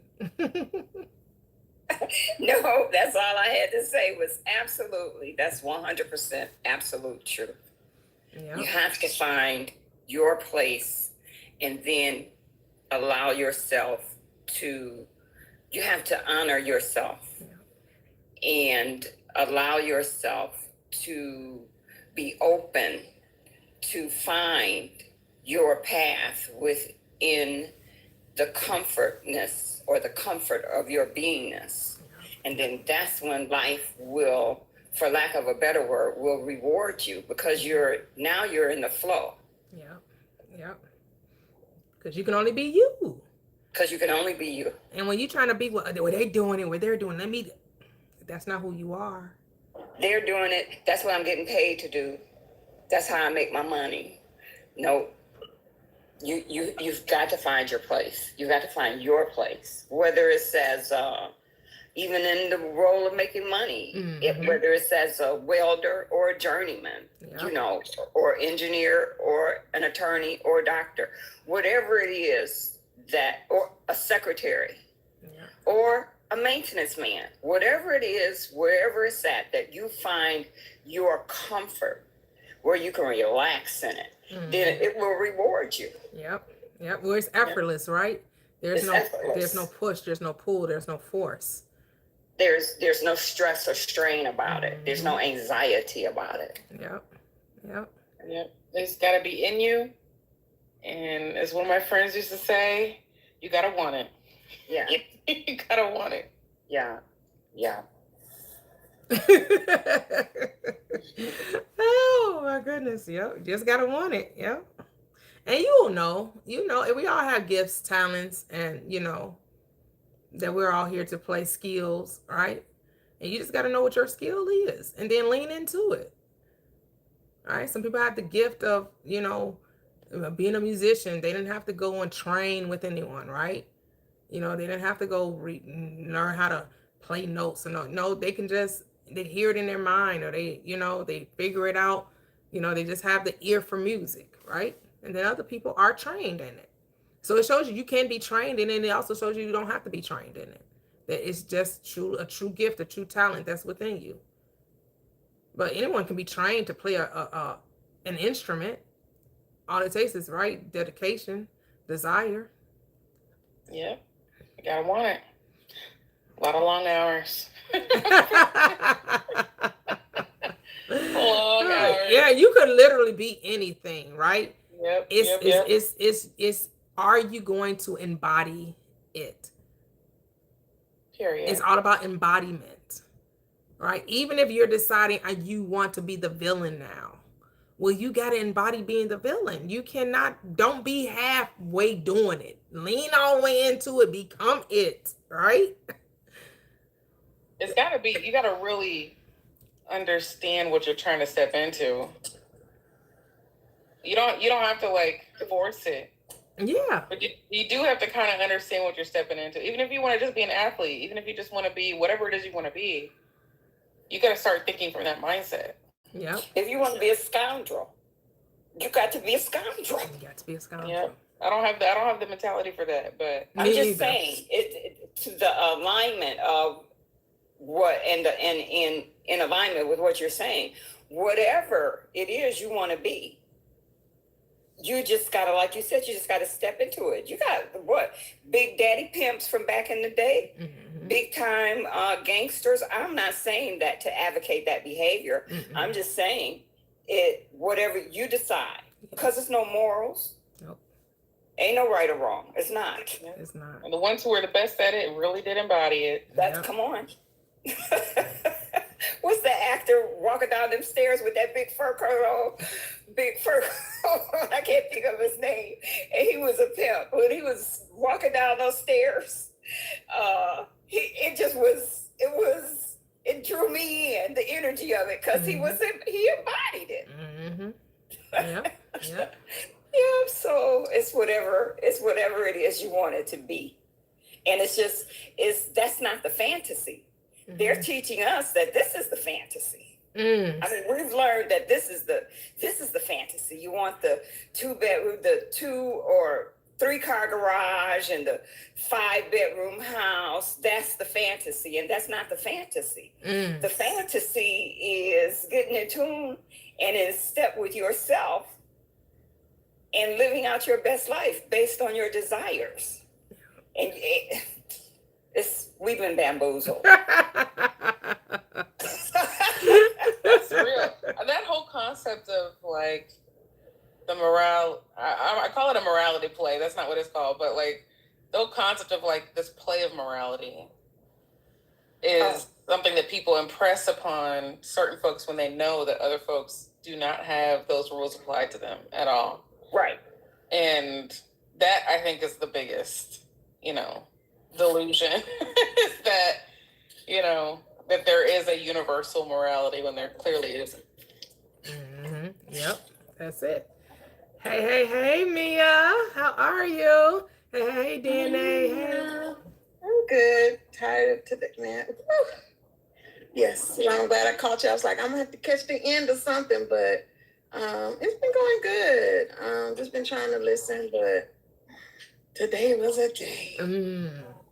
But I heard this, the last little bit, and that's something that I think is really interesting. I think a lot of times we get caught up in what others are doing and judging it and feeling away and having useless energy on what other people are doing when they don't really care about what they're doing, because you're the own judge of your own behaviors, And I'm kind of realizing that because I'm kind of in a situation that I kind of don't care about, but the old me would care more. And I do care because I ain't sharing too much about it, but I understand. I'm less judgmental of just people. The more I go through this journey and learn, it just makes you less judgmental of others a lot. You just kind of you can still have your opinion, right, but it's not in judgment. You know what I mean? Like, because sometimes people take opinions far. Like, they'll have their opinion and use that to judge someone else and then change how they, you know what I'm saying? And it goes a little bit far. So I think that you can think a way about something a little bit far, but it has to be in pertaining to you, because you can't put yourself in anyone else's shoes, right, because it's a one-player game. Yep. You know what I mean? So, when you get in a lot of these discussions, whether you're talking about relationships, money, anything, it's really hard to go past a certain point because everyone is experiencing life from their own personal perspective and their own experiences and their own beliefs and all of that stuff. So there's going to be a wall where you may agree on some things and like, okay, I don't agree with that. Right. Yeah. You know what I'm saying? But that's just what it is. And I think that that's why debating and stuff is so kind of pointless, because at the end of the day, you're the only one that cares about what you care about. Yeah. That's what Noah was saying. You realize nobody ever really cared. Yeah. Nobody really cares. You're the only one that care about what you care about. Yeah. People don't like what you like. You can't care either way. It's a game of one. Don't you say that, Mia? Isn't that your foot? The one-player game. It's a one-player game. You can't need the validation either way. You have to be indifferent, because you're just going to be arguing all the time. And who cares? And sometimes I'm like, well, I don't care if you agree with me. And I know Toyia knows because this happens in this room all the time. Like, I don't care if you agree with me, but why do you care if I agree with you? Like, if I'm strong in my beliefs, because if I say it, I meant it. And I believe it. Why aren't you the same? Right. Why do you need my validation of agreement? Because I don't need yours. That part. So it's just that thing, kind of how this world is about stuff. And, this journey has made me less judgmental, made me see people as just individuals. They're me. Like, what would I want? And one thing I do love is autonomy. And anyone who messes with my autonomy, I don't want to mess with you. So let people be them. Yeah. Let people do whatever they want to do, unless you're hurting the babies. And I know about it, if it's egregious, right, get away from it. Yeah. You know what I mean? But I don't even bring that into my I'm not around people that hurt people. You right, know what I mean? that So part. Yeah, I'm not here to police nobody's thoughts and opinions and beliefs. A lot of people do that though.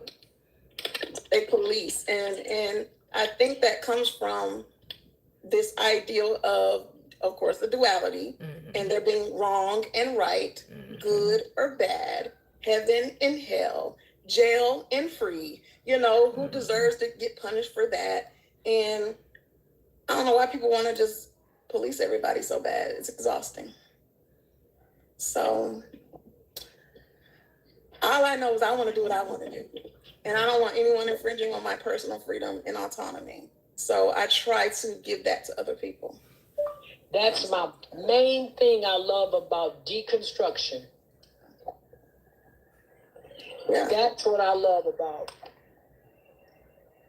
It helps you be a better person, honestly. I just feel like, unfortunately, like religion, it's divisive. And we experience that all the time in this just being in this room. That people come in and it's divisive, and some come in to have a discussion and to hear each other's point of view, right? That's not a debate, but a lot of times it's divisive. And the most divisive people are the people that are in the religion, right? Mm-hmm. And I think religion as a whole is divisive. You know, creating a villain, a protagonist, and an antagonist. You know, you got Jesus and you got Satan, the good guy and the bad guy, you know, and it just creates that system. And I just try not to live like that. Like I try not to create villains in my life, in anyone else's life, and life that's out in the world that's for play, you know, and, you know, that's just what I've been trying to do, you know. But, you know, manifesting, I've been listening to a lot of Neville and going to sleep and just trying to get what I want into my subconscious.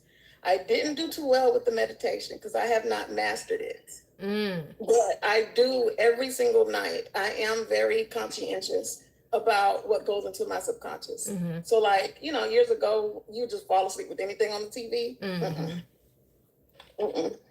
I don't even, sometimes, you know, I'll have you on there, but you know, some of them Christians be getting on the live talking crazy. I'm like, I don't know, I wake up in the middle of the night. Talking crazy. But you know, I don't have any reality TV. I don't have any of that. I'm either gonna have that thunderstorm black screen going on my TV, or something that's gonna heal my spirit and help me be better when I wake up. But so I'm just very protective over me. Yeah. Come on, Mia. Yeah. Come on. I don't play about me. I do not play about me.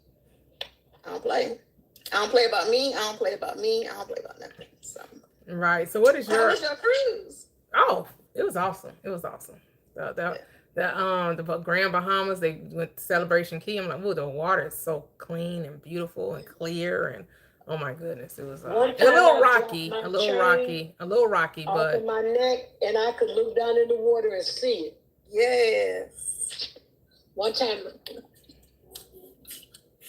It ain't like them Galveston waters out here in Texas. That Galveston water look like pub water after you've been soaking in the tub.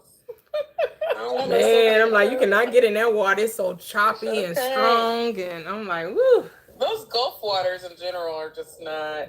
They try to say it's clean now. I'm good, and I'm funny about beach water and stuff. I'm a pool girl. Oh, okay. I don't like the feeling of seaweed. When I was in Jamaica, there was like them little crabs that be coming out. Oh no! Oh, it's touching me. The little fishies.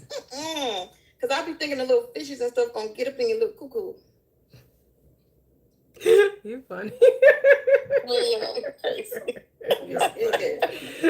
I think I saw Stand By Me when I was little, that movie, and then the little leeches. Remember that scene when the leeches went up in his stuff?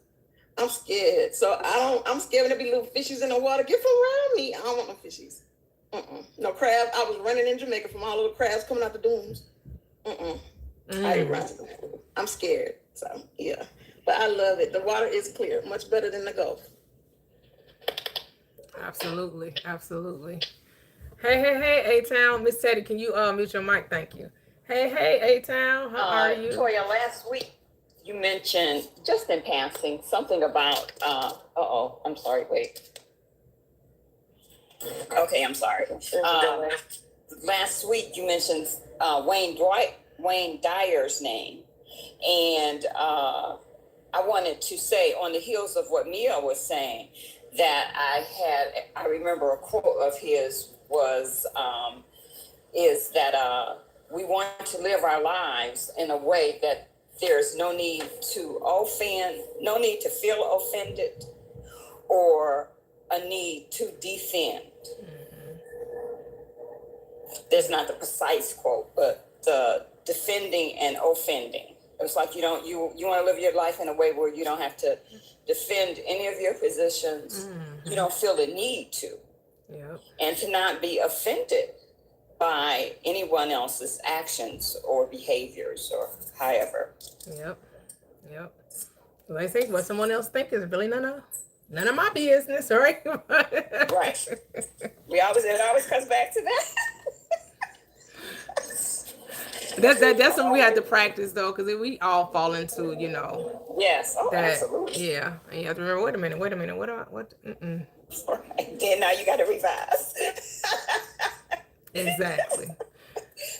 Thank the Lord thank the Lord for mercy. Mercy me. I did want to ask Mia, I wasn't going to go to A-Town next, but hold on, sir, I'll get to you. I did want to ask Mia, what is your concept of meditation? Just kind of getting quiet and being in control of your thoughts, and kind of like, I feel like meditation is really what kind of like prayer was supposed to be, but controlled. You know what I mean?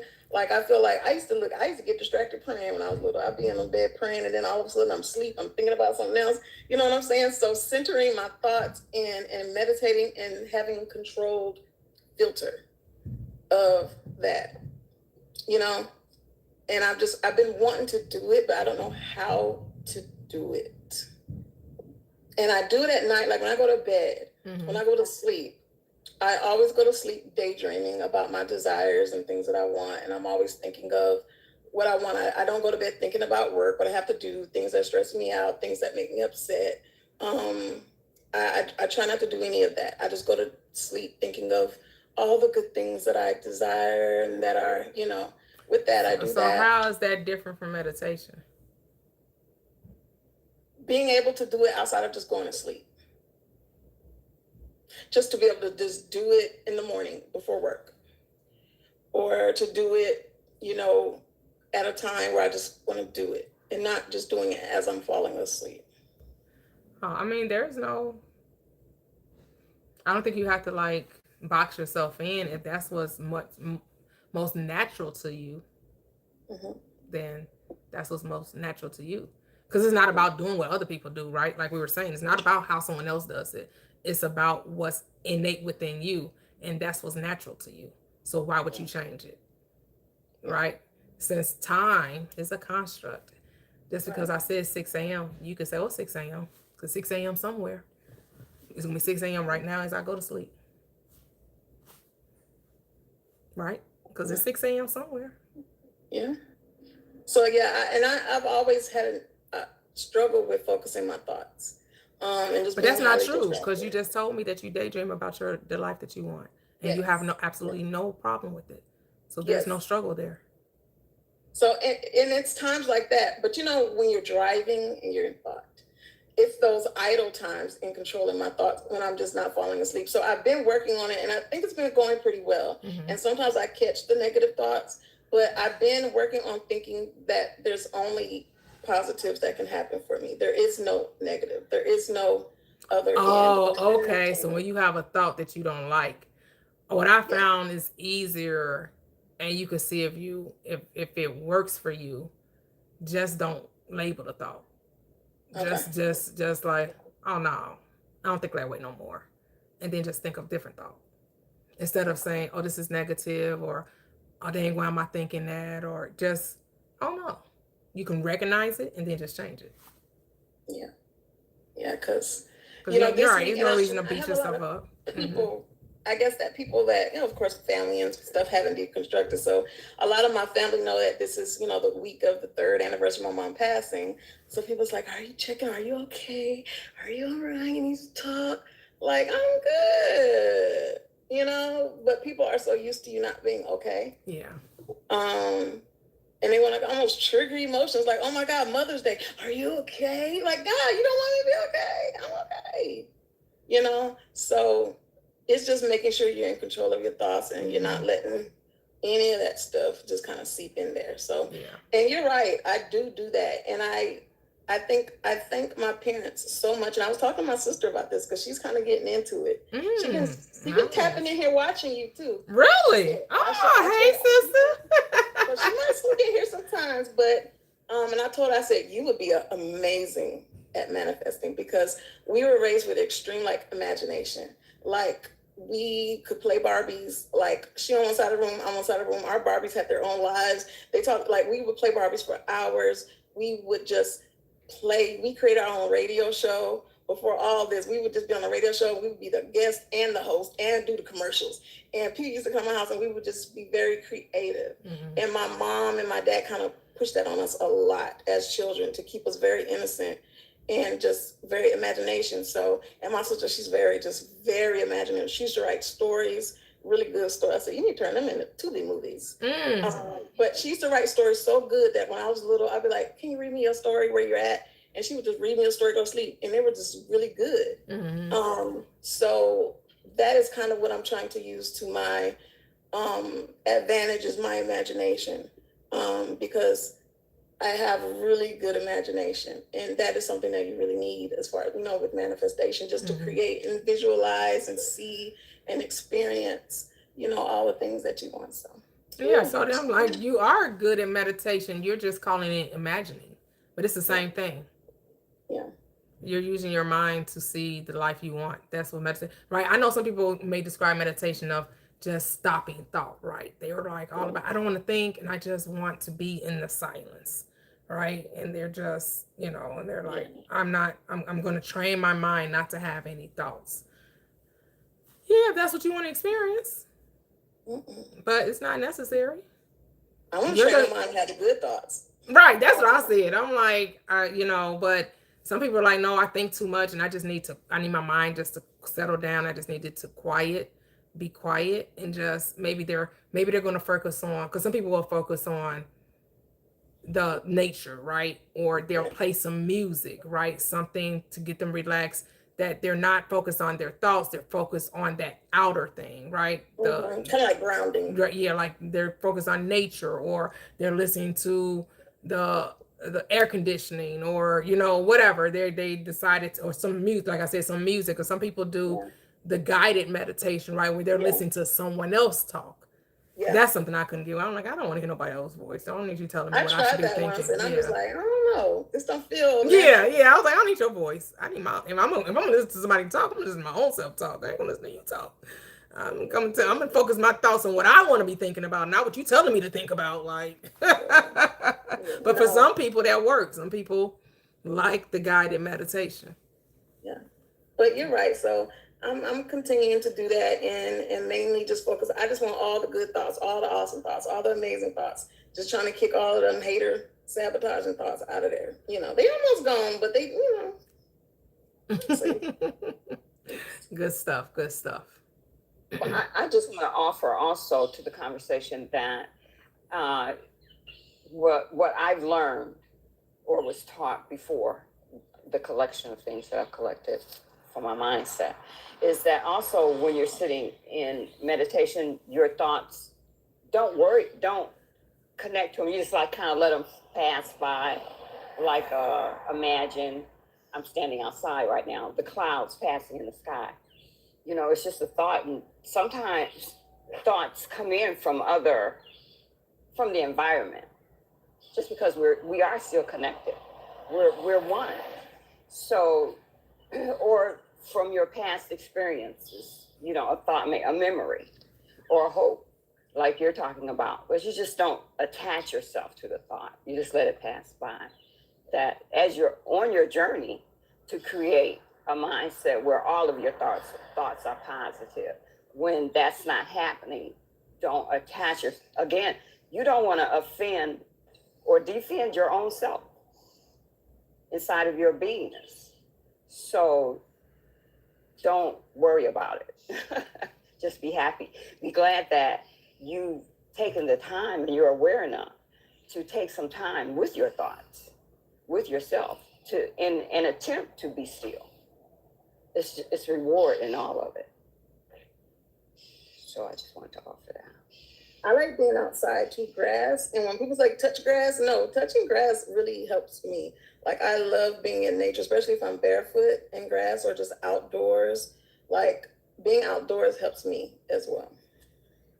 Beautiful. Yep. All right. Hey, A-Town, you there, sir? Is it my turn? Hey, yes. How are you? What's up? You look like you got an island tan on you. You look like you got a bronzed over there. You said, go ahead, give me that bronze number 2. I know, right? Bronze number 2. That's good. What'd you say? I said, what's up with you? How you feeling? Oh, everything's good. Great. Good. Yeah. How about yourself? Everything's awesome. Everything's real good. Shout out to the live, beautiful Mia, Toxie. Who else we got up here? Teddy. I see Teddy up here, and we have another young lady. But she's still alive, and everybody in the chat got 67 likes. We love that. But yeah, I'm chilling. Marinating. Just got done. Fixing all his little, his little meals. You know what I'm saying? Oh, okay. Miss Kitty. Okay, hello, Miss Kitty. But yeah, no, loving the conversation. Really being able to, I noticed for me, and I understand where a little bit where me is coming from. Where, at one point where we caught up with this information, like, everything's imagination, and it's like, okay, whoa, everything I'm thinking, and then we tend to judge the thoughts, and it's like, ooh, okay. So then you get to the stage where you don't even judge your thoughts. You know what I'm saying? You just let them pass, but your attention and where you bring your attention to, you're able to. For me, so I'll just speak for myself, being able to take control over the thoughts in terms of understanding who I am and my identity, it helps me to understand that those aren't my, that wasn't me. And so almost like what Mia said, where you have, now I have less of those those not so pleasant thoughts, you know what I'm saying, of despondency, lack, some whatever, the yucky, stuff that we go through, whatever. And it's a beautiful thing when you're able to transition and know that, you're able to, because it also says in the Bible where it's like we bring our thoughts under subjection. Mm-hmm. You know what I'm saying? So it's been beautiful, kind of interested how everybody's doing with their little God hour, you know what I'm saying? God mode hour. That's been real beautiful as well. And then, for myself, I just take it, man, I kind of like, it's almost not an OD, but it's like, when you get something good, I just really OD on it. I really just go in. I just have that type of personality. And it's like, hold on, God mode 5 minutes, what? No, I need God mode all day. You know what I'm saying? Like, what is this? Like, why am I leaving, this essence? Why am I leaving this intentionality? Mm-hmm. Where's my attention really going to obscure my identity? Mm-hmm. And so I'm like, but, so that's the level I'm on. Is like, okay, let me see where let me just observe and let me sit back and see where all this is going, because I need to be, the God mode is all day, shawty, you know what I'm saying? Like, yeah. I love that God mode. Yeah. And that's where it's at for me. And then still being able to wheel and deal, I like a dude, I don't know if anybody's familiar with Joseph Rodriguez. He's a YouTuber, real dude. Real good dude. He speaks a lot about entrepreneurship too, but he does a lot of manifesting, mental science, all of that, what I'm saying? And he really kind of got me really open to, that along with entrepreneurship. And so even taking entrepreneurship to another level, I think even as a byproduct of what we had spoke about, I think it was last week, you and Kevin kind of, sat me down, had me on the couch. and to really kind of see where, you know, entrepreneurship is of ease, you know, where you want to be able to take it, whatever your desires are. If it's, you know, because I do customer acquisition, I do a lot of, you know, especially like bigger deals, or, you know, in certain things, sometimes you just don't feel like making calls, or sometimes you don't feel like, you know, or I didn't at one time, but new energy is like, you know, it's a byproduct of me becoming a millionaire. It's just, I don't know, it's just like a shift of perspective. I want to take the calls. I want to, you know, seek out how to serve. I want to better my products or services, and streamline my, you know, my acquisition processing, and, you know, just all that stuff. It's crazy.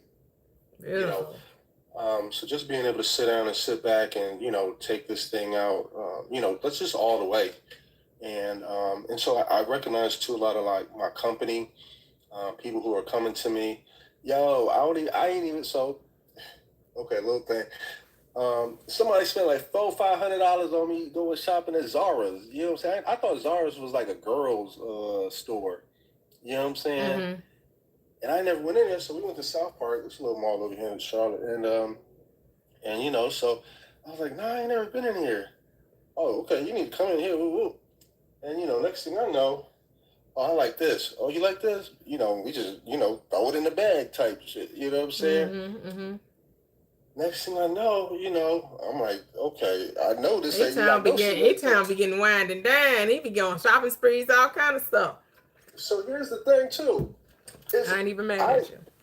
Say that again. I said I ain't even mad at you. I can't even be mad at me either.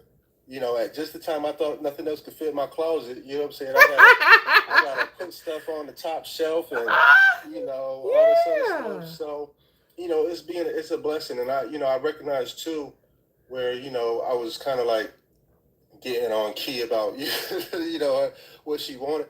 But hey, it's all what you want. You know what I'm saying? And I know what I want, and it is what it is. He had it happen to him. Now right. Now it's okay. You know, yeah. Sometimes you gotta have an epiphany. You know, an epiphany. That's okay though. I'm here for it. Yeah, you're eating crow, huh? You have to eat some crow. Right. Yeah. Treat sometimes. Say that again. The trick need a treat too sometimes. Right. I hear you, Mia. You need a hush. I heard you. You know what I'm saying? I get it how I live too. I'm agreeing with you. Okay. But yeah, you know, definitely, yeah, you know, it was good. You know what I'm saying? You know, real cool. But yeah, so just the fact that, you know, just the people, you know, I got a partner, you know, we had a meeting.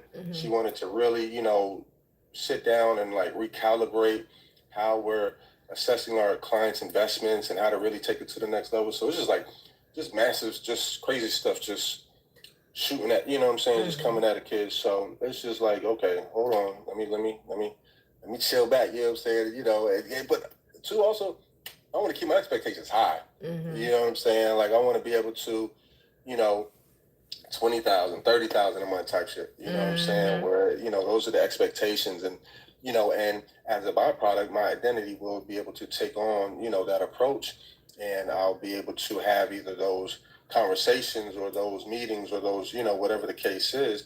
And it's not laborious, you know, where, you know, it's a bridge of incidents, you know, as Neville says. And, but yeah, anyway, you know, chilling out.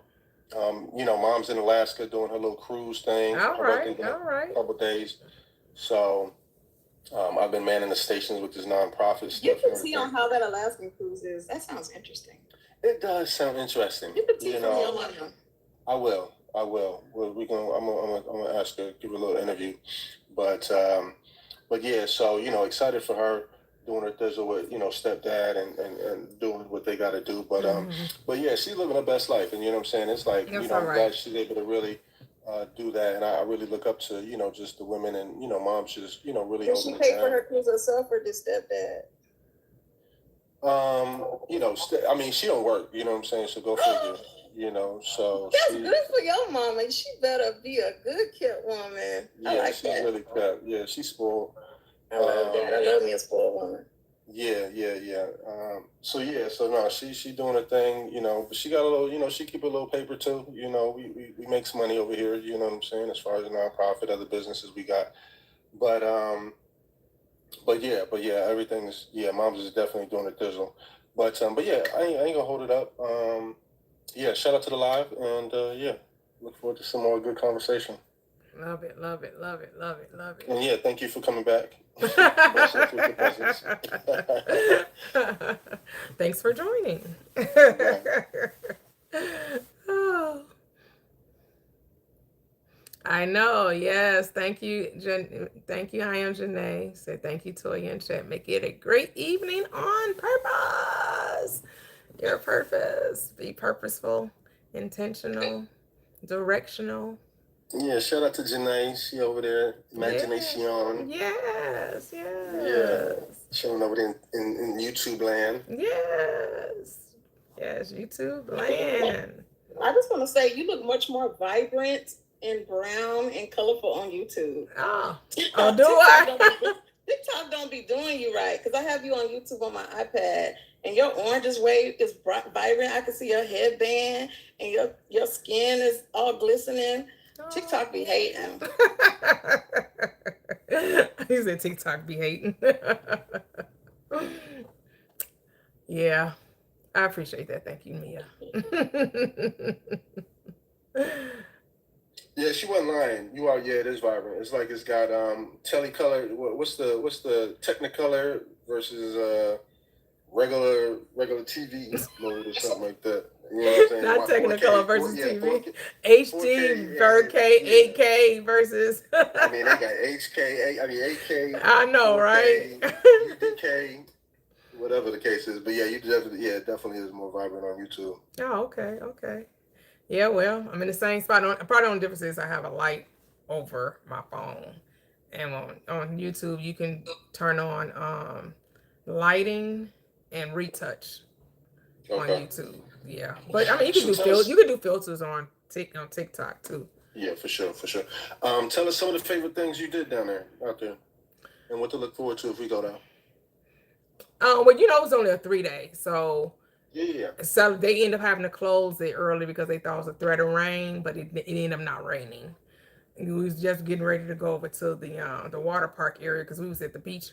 We started at the beach, The waves was like, woo, but that water was beautiful. It was so beautiful. But yeah, like the shows, of course, they had the comedy shows. They have karaoke. They have the club, at night, and food all day.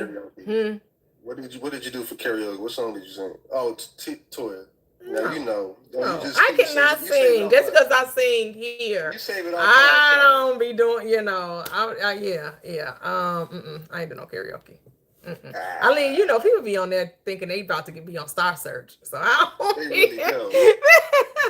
Don't let them get. I have some people in my family. I leave it to them. Like Maya has a really beautiful. She can really sing, so.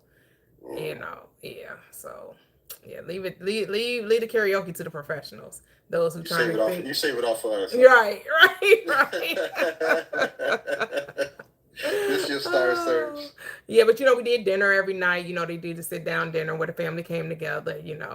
And we all, So every Friday, Saturday, and Sunday, So it was cool. It was really nice. So they said they wanted to do it again, so we may make it a yearly thing. Nice. So for some people, it was their first time cruising. So they was like, yeah. So, yeah. You went off the island and kind of, did you get any souvenirs or anything? I had been to Bahamas before, so I collect refrigerator magnets, but it's only places that I haven't been. So I've been to, this is the third time going to Bahamas. So I'm like, I don't need no more refrigerator magnets. Yeah, Bahamas was real cool. Yeah. But this is the first time I've been to the Celebration Keys. So the other time it was Nassau, Princess Cay, and it was another island that we went to last year. I can't remember the other island. Yeah. So I've been to I've been to 4 different parts of the Bahamas. Nice. Yeah. So. Yeah, I be trying, when I be going out, I be trying to get away from like the tourist spots, especially when I go out of town somewhere. I be like, oh, okay, yeah. Well, this island, this island, it wasn't like when Nassau you go there, you could probably do more land stuff when you go to Nassau. This is more just this. It's like a new thing that they built up where it's only it's right near the water. It's like very underdeveloped. This part of the of Grand Bahamas. So it's just like they built the water park, and they have the sand, the beach area, and then they have like a little food court. Mm-hmm. You know, like when we was on the boat and I was looking, I was like, oh wow, it's very uninhabited. But then you saw you could see like a street, like a little more towards inland, but you still didn't see a whole lot of built up houses or anything like that. So yeah. So it's underdeveloped. So maybe they're looking to power. You know, they're always building somewhere. They say in Jamaica, you build your house as you go. So you start building your house, and if you ain't got no money, your house gonna be half-ass done. That's what they told us when I was in Jamaica. And they said, the faster the money comes, your house builds as the money comes. So if you see like undermade houses, you're like, okay, they still trying to get their money together. I was like, okay, I guess so. They gonna start a house that they don't have the money to complete. All right, that's a way to do it. I don't think I would be doing it that way, but that's a way to do it. Can we start with the roof? Wow. Can we get a roof? You know, it takes a lot for them. I've been to Jamaica, I think I have to look at my passports in the past. I think 11 times, and over the years, like 20 years. But listen, what they do is so much for them. I mean, you know what I'm saying. You know they are truly a very poor third world country. Believe me, we know locals galore. I mean, that's like what used to be my home away from home. But make a long story short, when they do get it together. How can I say it? It's like you think we feel good accomplishing something. Oh, yeah. That is everything. And let me just show you something. We might hustle one job or whatever because, until we learn the secret. Yeah. They work 3 and 4 jobs, okay? Oh, yeah. Just to put their windows in or just to put their bathroom in. And I'm like, wow. Hey, Mom, I got to go to work. I got 3 jobs. Yeah. Living color skin. Yeah, so I mean, hustle culture is real here in the States too. Folks be having 3 or 4 jobs. You have they all like with the several streams of income. I'm like, not working all of them though. What? Several streams of income. I don't want 3 or 4 jobs of several streams of income. Don't make streams of income when you're working that hard. Those are jobs. Capital J. That ain't no stream of income. That's a job.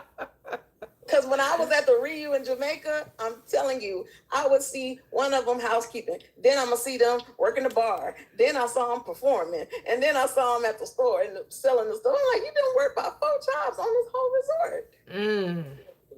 They probably make sure they can do everything on the resort, though. They probably rotate. Okay, this week, in the morning, you got to do this. In the afternoon, you got to do this. But they all getting paid the same fee. They ain't getting 3 or 4 different checks. They just got to work 3 or 4 different areas. I guess you do 4 jobs in 8 hours. Yeah. They work probably 10 to 12 hour shifts. They do. Yeah, they do. Yeah. Hey, this is what I want to say about meditation. Let me tell you what I find, and I love it, that I'm able to do it. The more you practice it, the more you do it. I don't even meditate hard, but what happens when I find my mind drifting, which it will, but this is what happens. The more you bring it back, I think Miss Kitty mentioned this, like, you don't judge anything, but when I find me going off of, when I meditate, all I do is think about the thing that I want to manifest, and I just think about it. I just visualize, that's what I'm into, I'm right there. And if I find myself, next thing I see something else in my mind, wait a minute, where you come from? We're not thinking about you. That's what I do. And I bring it right back to that thought that I was on and try to stay right there. And I'm going to tell you what I think happens. I don't know. I believe it does, though. Like anything, the more you practice, it just becomes, it's a muscle. It's an invisible muscle that we're using. And I believe that what happens is the more we use it, I think A-Time mentioned, it's like the more it just starts happening, if that makes sense. It just makes it a little You just, I know I become more aware. Put it like that. I become aware when I have drifted. I don't, it's like, wait, don't take me long to come back. You just come back and get recentered, you know. Mm-hmm. That's the way it works for me, you know. Yeah. Same for me, Teddy. Yeah, you know. I was drifting for a while. Go ahead, I'm sorry.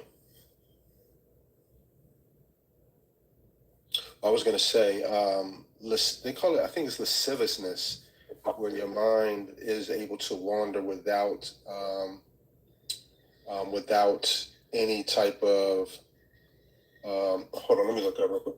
But they call it lasciviousness, where your mind just wanders without any particular direction. And I'm sorry, hold on. That's okay. But I do recognize that a strong, often excessive or unrestrained, intense interest of sexual pleasure. Okay. Well, they talking about what? What are you talking about? That's it. Was is that your one? Yeah, my bad. maybe that was just for me. My bad. It's not Wednesday. It's Tuesday. Okay, so it says strong, often excessive or unrestrained interest in sexual pleasure, but they also describe it as like unrestrained mind. Unrestrained mind. Well, I don't even see that. Okay, never mind. Maybe I just got it wrong. I don't know what I was looking at. But I love it. But I agree. Well, I think that's where I was at back in the day. You know, I was very A-time ready for it to be relationship tea. I mean, I agree with Teddy. I feel like, you know, when you're deconstructing, you know, in which that what we call it, that means you've been constructed. You know what I mean? Mm-hmm. And we've been domesticated to think a certain way. We've been, since we were indoctrinated into this social world, to think outside of ourselves, to think of a bad outcome.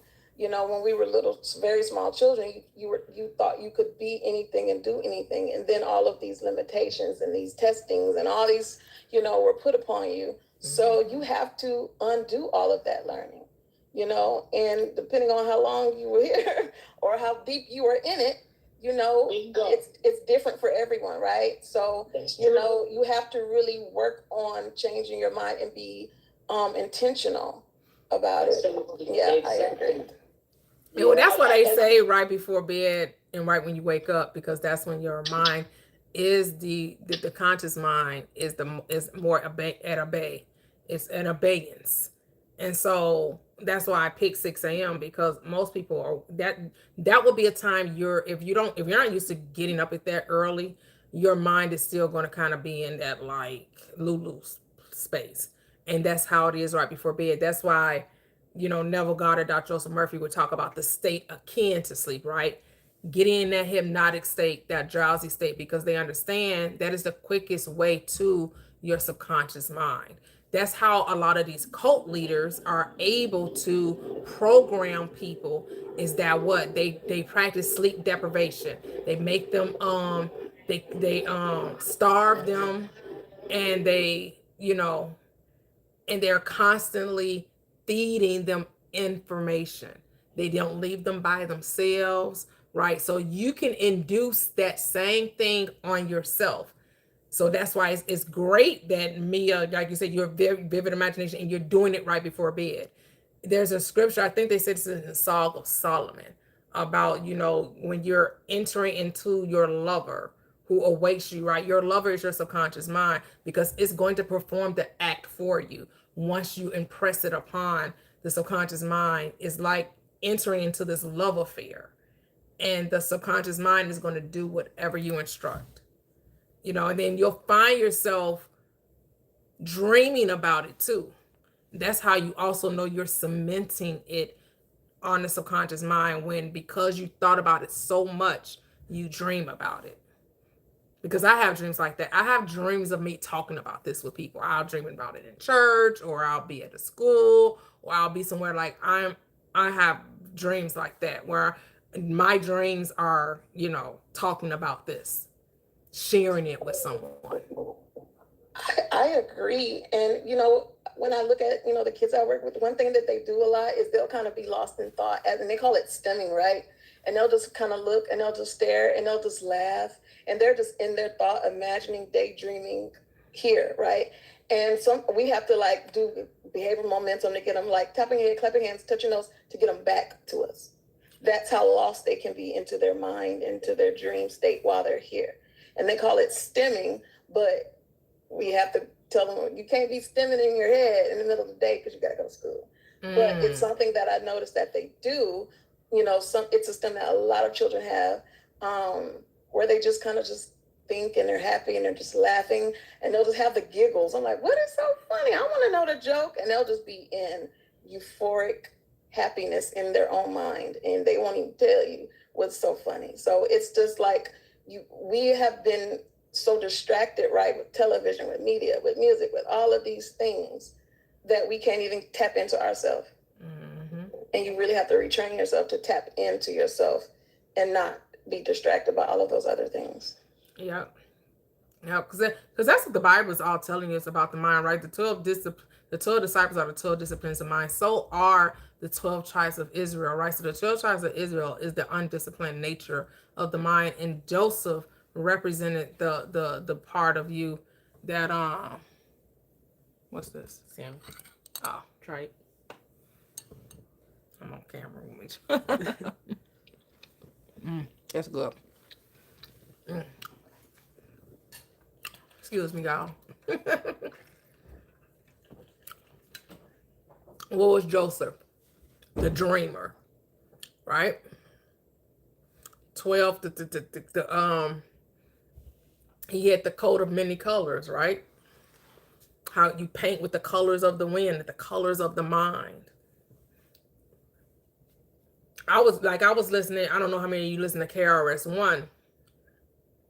So when he was learning about, he said he would go to, because he dropped out of I don't even think he went to high school. And he said he would go to the library to learn all of these different things. And he talks about the different teachings, and so he goes further than the Bible. He goes back into ancient Kemet, the Egyptian teachings, and he talks about meditation. And he says the no thought is a new thing. He said the no thought, that wasn't the original, because he was like, the spirit is all about movement. It's all about action. It's not about not thinking. It's about focused thinking. Right? It's about gaining mastery of your thought and because you're giving instructions to the subconscious mind, right? Because here's the thing, regardless of whatever you say, you're always thinking. Even if you're not recognizing what you're thinking, because either you're thinking or something else is being fed to you, right? Because a lot of times, if you're not thinking, you're watching someone else think. If you're streaming something, if you're watching something on TV, right? If you're listening to a radio, right? You're receiving information. And the whole point of meditation is for you to what? Master the mind, to gain mastery of what you're thinking, to pay attention to the thoughts that you're having, so that when you're having thoughts, and so when the thoughts that you're going to let pass by, it's not that you're going to me, it should be about what thoughts are in me that I need to transform, transmute, alchemize. So if I'm going to sit there and I'm going to say, well, I'm just going to watch my thoughts, right? But if I'm watching them, I want to know what's happening. I want to know what thoughts that are just rising up. Because I know we want to say they're not coming from us, it's coming from something outside of us. But how can that be? It can't be both. It can't be it's outside of me and it's only me. Which one is it? Is it just you and there's nothing but you? Or are you now going to say, well, no, it's other people too? Like, which one is it? Is it you're the consciousness and everything around you is your consciousness? Or now you're saying, where is my consciousness, but it's also the 8 billion other people? So is it one consciousness or is it 8 billion consciousnesses? It's one. As within, so without. Your mind controls everything inside of you and everything outside of you. So how can you say the thought isn't yours? It is. Whose thought is it then? Because we keep saying, like, well, it's other people that exist, and those thoughts that are entering my mind are coming from somewhere else, coming from somewhere. Where else? Where else is this thought coming from? Well, I akin that to help crystallize the answer to that question. You can be at home washing dishes, and you'll have a thought of your sister, and then she calls. So it's not that you don't have it's not that we share a consciousness, because it's only one. So although you have the one, we're still a collective. We're individualized streams of thought. So there are going to be times when thoughts from another individual, just because we're still one, even as individualized beings, that are sometimes going to coexist with your consciousness. Like if I know there are times. But how many consciousnesses are there though? There's individual consciousnesses that are a part of the collective, because we haven't unionized as one yet. That's how it's traveling into my mind, because we absolutely. So to me, that sounds separate now. Now you're separating. I see what you're saying. I do.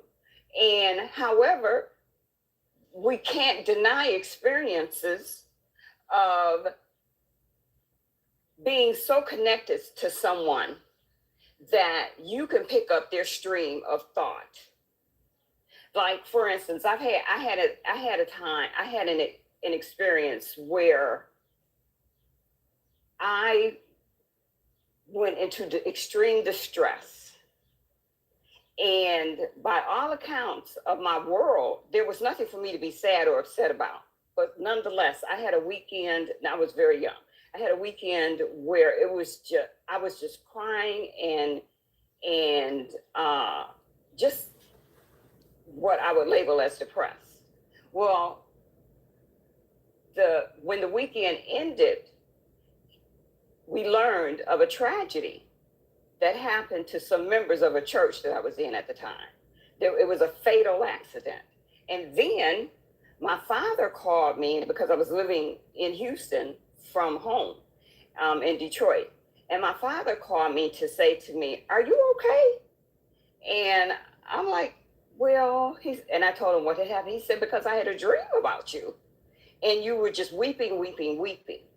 So those experiences, and that's just one, tell me that there is some sort of, and this is the mystery of it for me, that there's still a connection that's so profound and intricate that we exist again as individual consciousnesses until we unionize within the,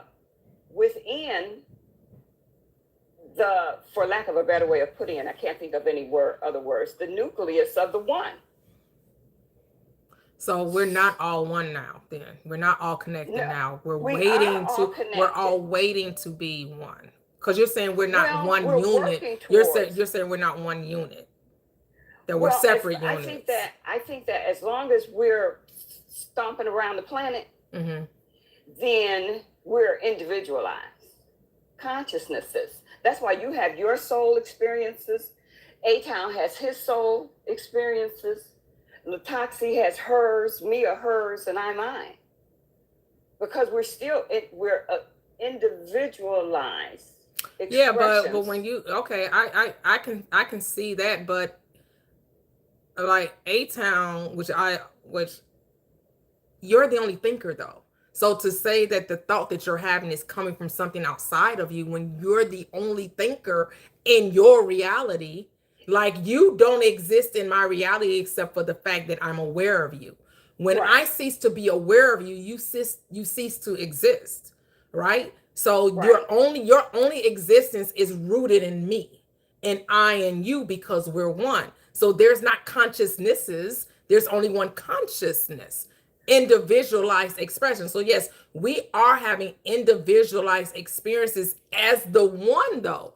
If it's only a one-player game and I'm aware of the thought that's happening, how do I now say the thought doesn't belong to me? Because I'm the only one aware of it, because I'm the only one thinking it.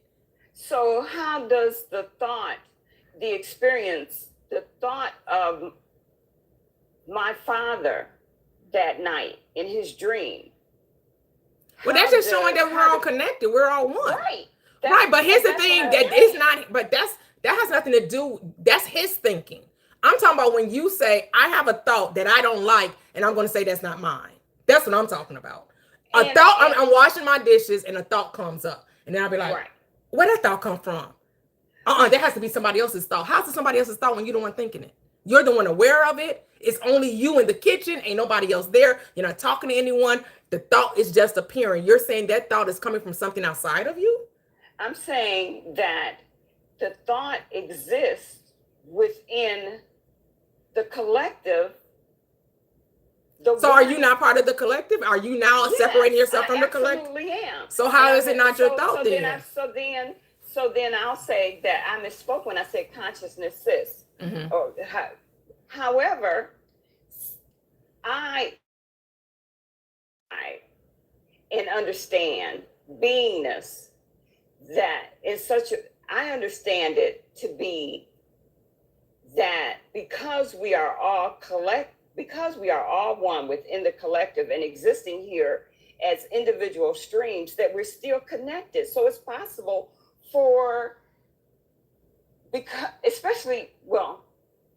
it's possible for another's, just because they're in close proximity and just because of the nature of flow and ebb, or the existence of flow, just like if the ocean is flowing, if there's seaweed can come from one part and pass through another part from 1 mile to the next. That's just how I see it. I guess my thing is, though, we only attribute that to the thought we don't like. Because if it's a thought you do like, you're going to take ownership of it.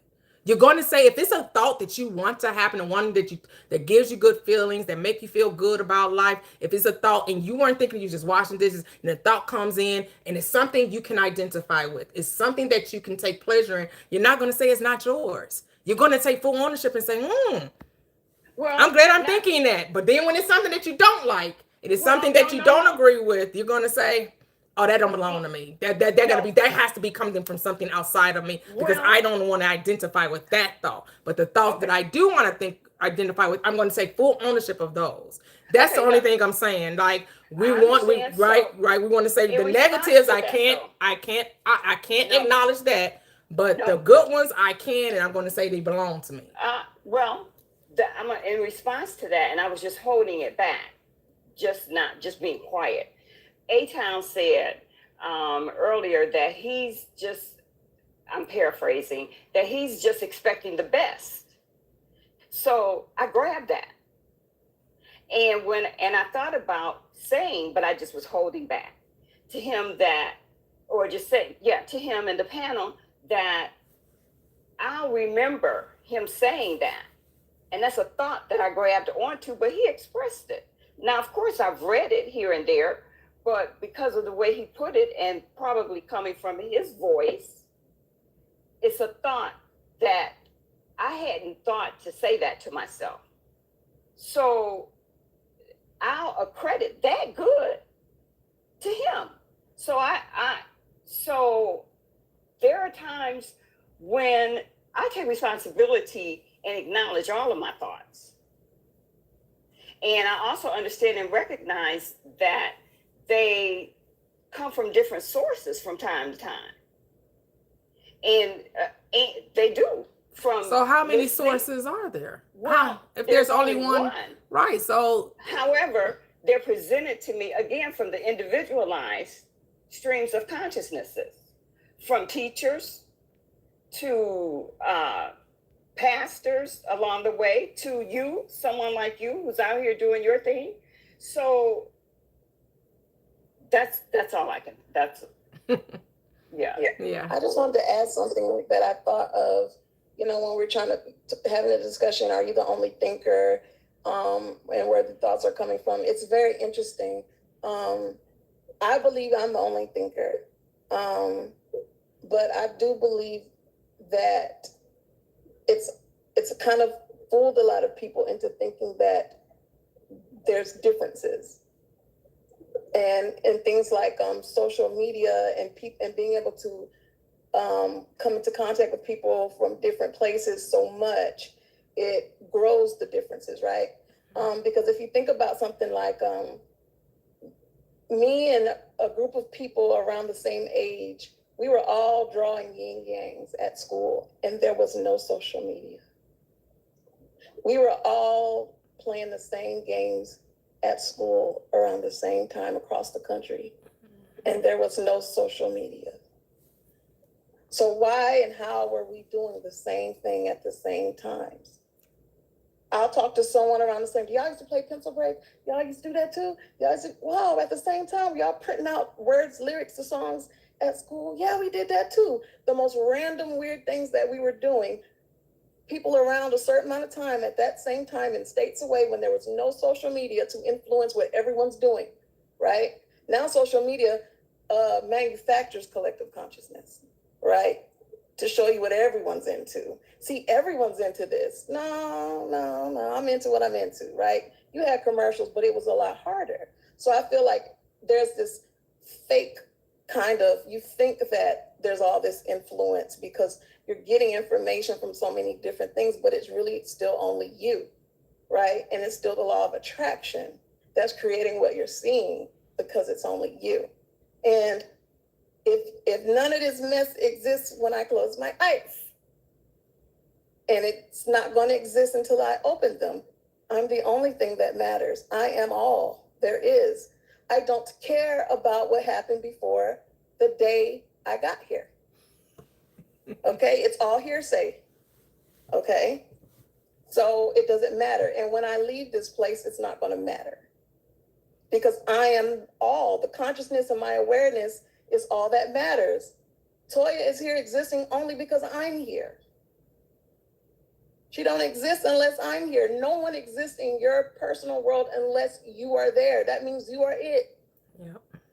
Because you have to decide, is the world are you projecting onto the screen of space, or does the screen of space create on its own? We have to pick a side because it's not both. It's either the world is mirroring you, you're projecting onto the screen, and the screen is reflecting back to you what you're projecting. Or everybody is God and it's 10 billion gods rolling around. And every God is creating his own little thing, and every God has his own, like either is one consciousness, individualized, which means, yes, in your reality, you're the only one that exists, and we're just thought forms. We're just illusions you created in your dream. In your dream. Your father doesn't exist except in your dream. And he had a dream within a dream, inception. It's a dream within a dream, within a dream. But it's still whose dream? Your dream. It's still just your dream. And your father is just reflecting back to you your dream. You were crying in your dream, and your father reflected back to you the projection, the image you put on the screen. And he's telling you in the dream, within the dream, that I dreamed you. Mm-hmm. But it's still you. Your father is you, just another version of you with a different mask on. Honestly, no one else is supposed to matter. You're only supposed to think about you. No one else matters. I promise you. I work with people, children, who no one else matters. They don't think about nobody else. They don't care about nobody else. It's them and the world. They don't care. Because you can give power to the reflection, but the reflection has no power. But we will give the reflection power, and we say, well, they did this and they said this and they did this to me and they thought this to me and they talked this way to me and they hurt me, and your story. You believe you could be hurt, so they had to play the part of you being hurt, and then give the illusion that they created it, that they did this, initiated it all on them on their own. No, you initiated it. You wrote the story. You believed in the possibility of it. And so it had to what? It had to be created because you wrote it. You believed in that. before I get down, I just want to say, if you ever think that you're not the only thinker, and I'm not going to let it affect me, but if you ever speak to someone who's in a deep state of depression, talk about what they feel of themselves in the world, you'd be like, what the hell world you live in? Why do you think that? Because I've talked to people in depression. It's like, no one loves me. I'm a burden. I'm like, why would you even think that? Because they created that in their mind, because they're the only thinker. No matter how it sounds to me, that's what they have created, because that's their world that they created in their mind. Your mind is your world.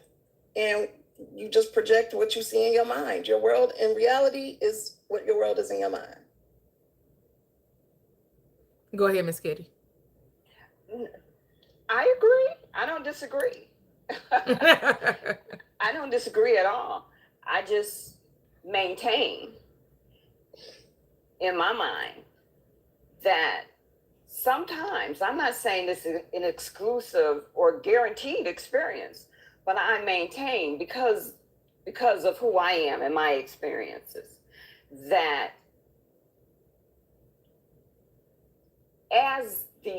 that other thoughts, depending on your proximity, depending on just where you're at inside your thought and inside your own personal thoughts, can oftentimes intrude upon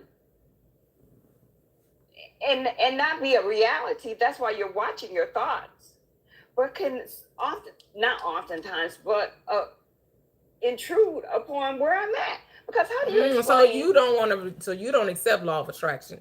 You accept law of intrusion. No, that's not true. Because you just said that thoughts intrude upon you. Because how do you explain? I see what you're saying, that it is still one, but that it's a dream within my dream. But still, how do you explain? You're sitting up in the house, minding your business, right? You haven't even talked to your significant other, your husband, your boyfriend, whatever. But you was thinking you wanted some chocolate chip ice cream. And here they come from a long day at work, and they stop by Baskin Robbins, your favorite space, and bought you some chocolate chip ice cream. What? So who do you think caused them to buy the chocolate chip ice cream? You think they initiated that themselves? If they didn't, then where did they get it from? You wanted chocolate chip ice cream, and they're just playing the role they picked up the script. Oh, Miss Diane wants chocolate chip ice cream. You initiated them bringing you the ice cream without you having to call them. That's why we say there's nothing to do. There's only to be. It's no different than when you said that you wanted a certain type of lettuce and the neighbor calls you. Is that not the same thing? It's the exact same scenario, except now you're using the lover or the husband and you thought ice cream. I would really like some ice cream. Well, how is that different? How is this scenario different than your lettuce success story? So why did the neighbor call you? Who initiated that? Did they do that all on their own, or did you initiate that?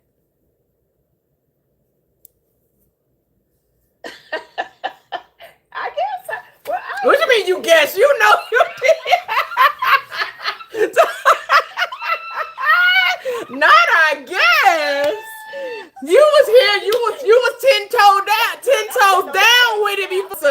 I don't know now, because this don't fit my narrative no more. It don't fit my own little box. Then my limitation I put myself in.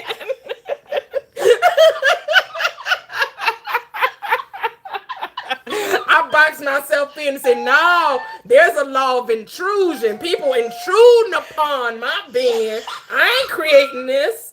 I'm not the cause of this. Okay, Toyia, help me. Toyia, help me, because you helped Miss Kitty, and me and Miss Kitty was on the same page. Miss Kitty, when I tell you where you were, that's what I've been trying to figure all this out since I've been on this live, but I will never bring that kind of stuff up. I knew that one day it was going to work itself out. That I knew. So wait, no, I'm serious. Now that you gave a live example, Miss Toyia, a live one, like somebody really like my flowers and her lettuce. But let's get back to the dream. Let's get back to those states. That's what I like, because I experienced that so often. I don't even want to talk about it. I experienced so much that I used to wonder, okay, what's up? So now I want to know what is up. So I'm writing a lot of scenes, right? In other words, Carolyn, I am writing these scripts in my life, and they are coming to fruition as I see them. I guess, why would I write somebody's house on fire in my dream? I don't want to. Why would I do that? And then their house was on fire when I get up, and I knew nothing about it. So that kind of stuff. Tell me what's going on, Toyia. Help me with it. I'm serious. It's a play though. It's a dream. So you just dreamed a house fire. Yeah, that's you do know houses catch on fire, right? You do know houses catch on fire. Okay. So what do you need explained? Because you told me there was no coincidences. No, it's not. It wasn't just no. It was the particular house I dreamed that was on fire. Was on fire, not just a house. That sort of thing. Okay. That's what I'm trying to come in, like, that's why I was hearing Miss Kitty. And so, when you had the dream and you realized that you were dreaming it, did you accept it, or did you say, "Oh no, all is well with that house"? Because we do have the ability to change. I just say that in my dream. Or when I woke up, I don't remember saying it when I woke up either. I just happened to find out shortly. That's the power of awareness. Yeah. Right. Yeah, we have the ability to repent of things we don't want to happen. Okay. Right. I have dreams that I don't like, and I change them when I remember them when I wake up. Okay. Yeah, we could. Yeah, I know a solution. It was a solution. I know it. Yeah, we don't have to accept things. Just like in our waking state, we misused our imagination, and then we have an unwanted experience. Okay. We do what? Revise it. Revise. Yep. And Toyia, there's an old song. Y'all all might be. I don't know about where Miss Scott. It's an old song. It was about a love song, but it went like this: the whole world is a stage, and everybody's playing a part. The scene is set, the curtain goes up. The scene is a broken heart. But anyway, that's what I thought about the whole time y'all was talking. It's a set. We remember I told you I had the dream when you say you started dreaming about this stuff. You know I'm in it. When I told you I dreamed about I was in this scene and this guy just popped up, and I said, he asked me, so okay, well, who am I? Because I was just talking to him. I said, you know what? Everything is so cool. It was just a peaceful surrounding around me. And he said, and this guy just popped up out of nowhere, not like a boyfriend, nothing like that. He was just a cool individual. And he said, well, so who am I? And I said, somebody I wrote into my dream. I literally said that to him. Somebody I wrote into my dream. And that was the end of it. Yep. Okay, so I'm just showing you, you do have an effect. This has an effect. You are the cause. The world is the effect. I think that's the part we're missing. I think that's what's lost. We don't think that the world is the effect. We think the world causes things. No. Oh, I got you. The world does not cause a thing. You are affecting. You are causing an effect. You are causing an effect with your thoughts, your beliefs, your intentions, your directions, and your lack of awareness. That's why we read the book, The Power of Awareness. You want to be aware of your thoughts, because when you recognize that your thoughts are literally things, you will care about what you think about. You just won't think all obliviously or be aloof about your thinking. You are going to master your mind.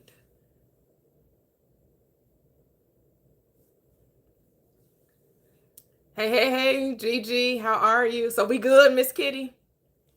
Oh yeah, because I agree. But I agree. But is there a but now? No, I try not to use but. Because you didn't use but you were saying but. You was like, I agree, except in this situation. When I thought of the ice cream, and then the husband brings the ice cream, but I didn't communicate to him that I wanted ice cream. He initiated that all on his own. But when I wanted the lettuce and I didn't tell the neighbor I wanted the lettuce, oh no, I initiated that. Same situation. Just one was lettuce and the other was ice cream. Just labeling them different, trying to justify my position. That's all I'm gonna say. I'm done. Trying to give some kudos to your. I just want you to see the contradiction.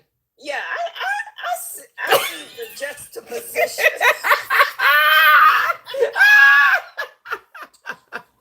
Oh, go ahead, Gigi. How you doing, friend? Hey, everybody. Happy 4th of July. Hope everybody had a great 4th of July. It was cool. Oh, man, just enjoying it. I actually got to play a show. Oh, nice. 4th of July. Yeah, I've been wanting to play live, like actual live in front of people for a while. And I've just been envisioning playing live, and then I totally remembered, oh, that's what we booked the show like a couple of months ago, and it was really good. And I just started in my head the preview of how it was going to go. Okay. And it went really well. We had a very big crowd. Nice. We got paid. We had free food, free drinks, eat whatever we wanted, as many times as we wanted, drink as much as we wanted. I was really in the mood for like a cheeseburger. Don't ask me why. And all of a sudden my friend comes back and he says, hey, you guys you're in the band, you get free food and whatnot. And I said, no, but you were helping us out, so you're in the band too. My friend from Chicago. And he said, well, I ordered you a cheeseburger. And I'm like, okay. And I'm thinking to myself, oh my God, I was just thinking about a cheeseburger. And I'm thinking, I wonder if we got me the cheeseburger with like lettuce and tomatoes, pickles, and all that kind of stuff. Girl, you would not believe it. When I saw that cheeseburger, guess what it had? Cheese, lettuce, tomato, pickles, onions, everything I wanted. And I'm like, I'm going to continue having some more fun with this. And then I said, I could really use a strawberry drink, like something with alcohol in a can, but with strawberries. Let the can have strawberries. And I picture strawberries all over this can. And then the bartender comes over, because there was a company that was a brewing company that was sponsoring the show. And they were like, hey, we're Stubborn Brothers. We're sponsoring the show, but whatever. Would you like to try one of our drinks? I said, yeah. He hands me a can with strawberries all over it. Nice.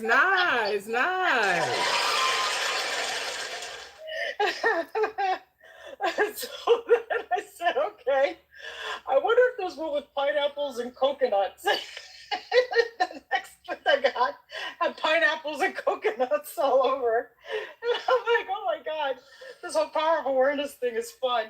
But you know what I noticed about it was that when I would think about it, I wasn't doubting it at all. I was just like trusting the process. Mm-hmm. It's like when you order from Amazon, and somebody was on TikTok today was talking about that. It's not like when you order on Amazon, you trust that Amazon is going to bring you your order, right? Mm-hmm. You don't sit there and check your Amazon account and say, oh, did they send me, did they get my order? Did they get it? You don't sit there and check the Amazon account, and you don't sit there and call Amazon, hey, did you get my order? Did you get my order? Did you get my order? Well, first of all, Amazon will be like, forget it, we're going to cancel your order because you're driving us crazy, But we trust, right, that we're going to get what we ordered. Same thing with TikTok. When you order on TikTok, you trust that you're going to get your order. So when I was thinking about the drink and everything, and I was just picturing it in my head, I trusted that I was going to get that. I may pictured it maybe once or a couple of times or whatever. It didn't matter. I just trusted that I was going to get that and let it go. Whether I got it that day, whether I got it a couple of days later, it didn't really matter to me.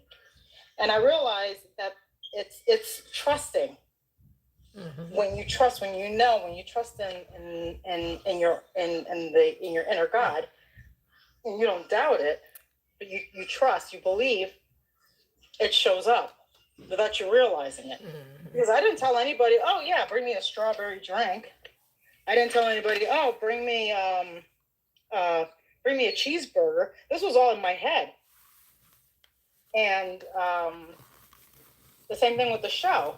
I started picturing in my mind a large crowd, people coming up to me, wanting to take selfies, things like that, saying, oh my God, I really like your song, because it was all our original music, which is shows that I've been wanting to do. It's just playing our stuff, not being a human jukebox. Okay. And now, there's like people contacting us for us to play our own stuff. And my husband's like, oh my God, they're hiring us to play our own stuff. And I'm like, yeah, I know, this is amazing. He goes, yeah, people were coming up to us at that show on the 4th, and they were taking selfies and videos and singing our songs back to us and all this kind of stuff. And I was all excited about it, still am. Mm-hmm. And then I'm thinking to myself, well, yeah, because this was my preview. Mm-hmm. Before the movie started, this is the preview that I saw, So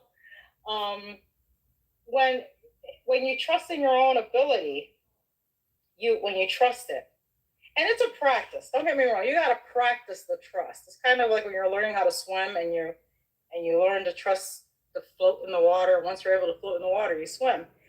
Once you learn to trust it, like to kind of suspend yourself in that trust and just know that it's a done deal, mm-hmm.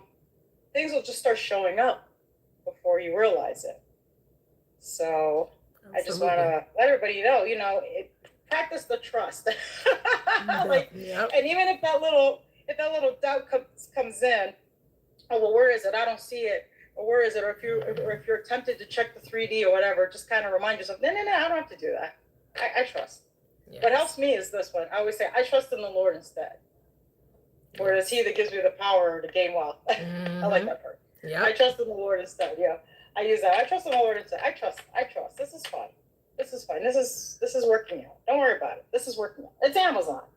Amazon, this is even higher than Amazon, I mean, if Amazon doesn't let you down, how much more does your Father in heaven, they say, if you being of the world know how to take care of your kids, yes. How much more does your Father in heaven? Heaven meaning, you. So yeah. Yep. So that I just realized, wow, when you put the trust to practice, it's weird. I'm not gonna say it's not. I'm not gonna say, oh, it's easy. No, it's weird. It's because when you're used to like being in control of everything and wanting to see how everything's gonna go, but when you just kind of say, yeah, no, I got this. Yeah, it's fine. This is done. I know this is done, and you go about your way. And you trust that it's a done deal. Man, how it shows up, it's amazing. It's really cool. Beautiful. Yep. Yeah. I find it's only hard when you haven't made a decision. Because when I first started, when I was like, oh, okay, they said this works, especially something has been going on for a long time and you really want to reverse it. When you make a decision that you really want it to be different, to think about it differently because you're genuinely, sincerely wanting a change, that's not hard. You don't have to convince, like, did someone really have to convince you to want to sing and play the piano? You had a desire to do it. Yeah. You made a decision to do it. No one had to convince you or twist your arm to get you to perform and to dance. I mean, not dance, but sing and perform your music and be creative and come up with songs and lyrics and harmonies. And nobody had to like, Gigi, you better do it, because girl, like, when you made a decision, you was in a flow state. Things just start flowing to you, right? The creative juices started flowing because you made a decision that this is something you wanted to do. Right. It's usually the opposite. Like my mom would be like, it's been 4 hours. You're still playing. You're still playing. They're like, yeah. My dad didn't care. My dad was like, let her play. Like, no one has to make me go live and talk about this for 5 or 6 hours. There's no convincing, because I made a decision. When you make a decision. Exactly. Or more. Exactly. It's only hard because you're going against yourself. When you go against yourself, then it becomes a difficult. Stop going against yourself. Right. Yeah. Or just, say, I decided this. This is what I decided this. I chose this. Okay, I got this. You can give yourself a pep talk, Everybody's different, Mm-hmm. Like at times I give myself a pep talk. But the law isn't. Mm-hmm. The law is the same today, Yep. yesterday, and forevermore. It does not change for anyone. Thank goodness. And it just says whatever you desire when you pray, just believe it's yours and it will be.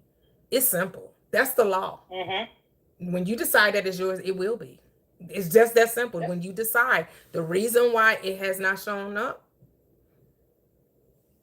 the reason is because you haven't decided that it's yours. Because when you decide it's yours, you're not looking for it to show up because you know it's yours, right? It's like when your parents tell you, make your list for Christmas, right? Yes, you have anticipation. You may be eager, but when you know that Christmas is coming, you know Christmas is coming. Like, you know Christmas is coming. And you know what you're expecting under the tree because you know, just like you said, you know Amazon delivers.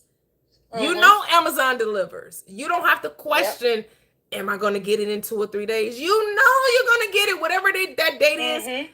You know that's, You know you're going to get it. Yep. You don't sit there and you're not going to your mailbox every day going, where is it?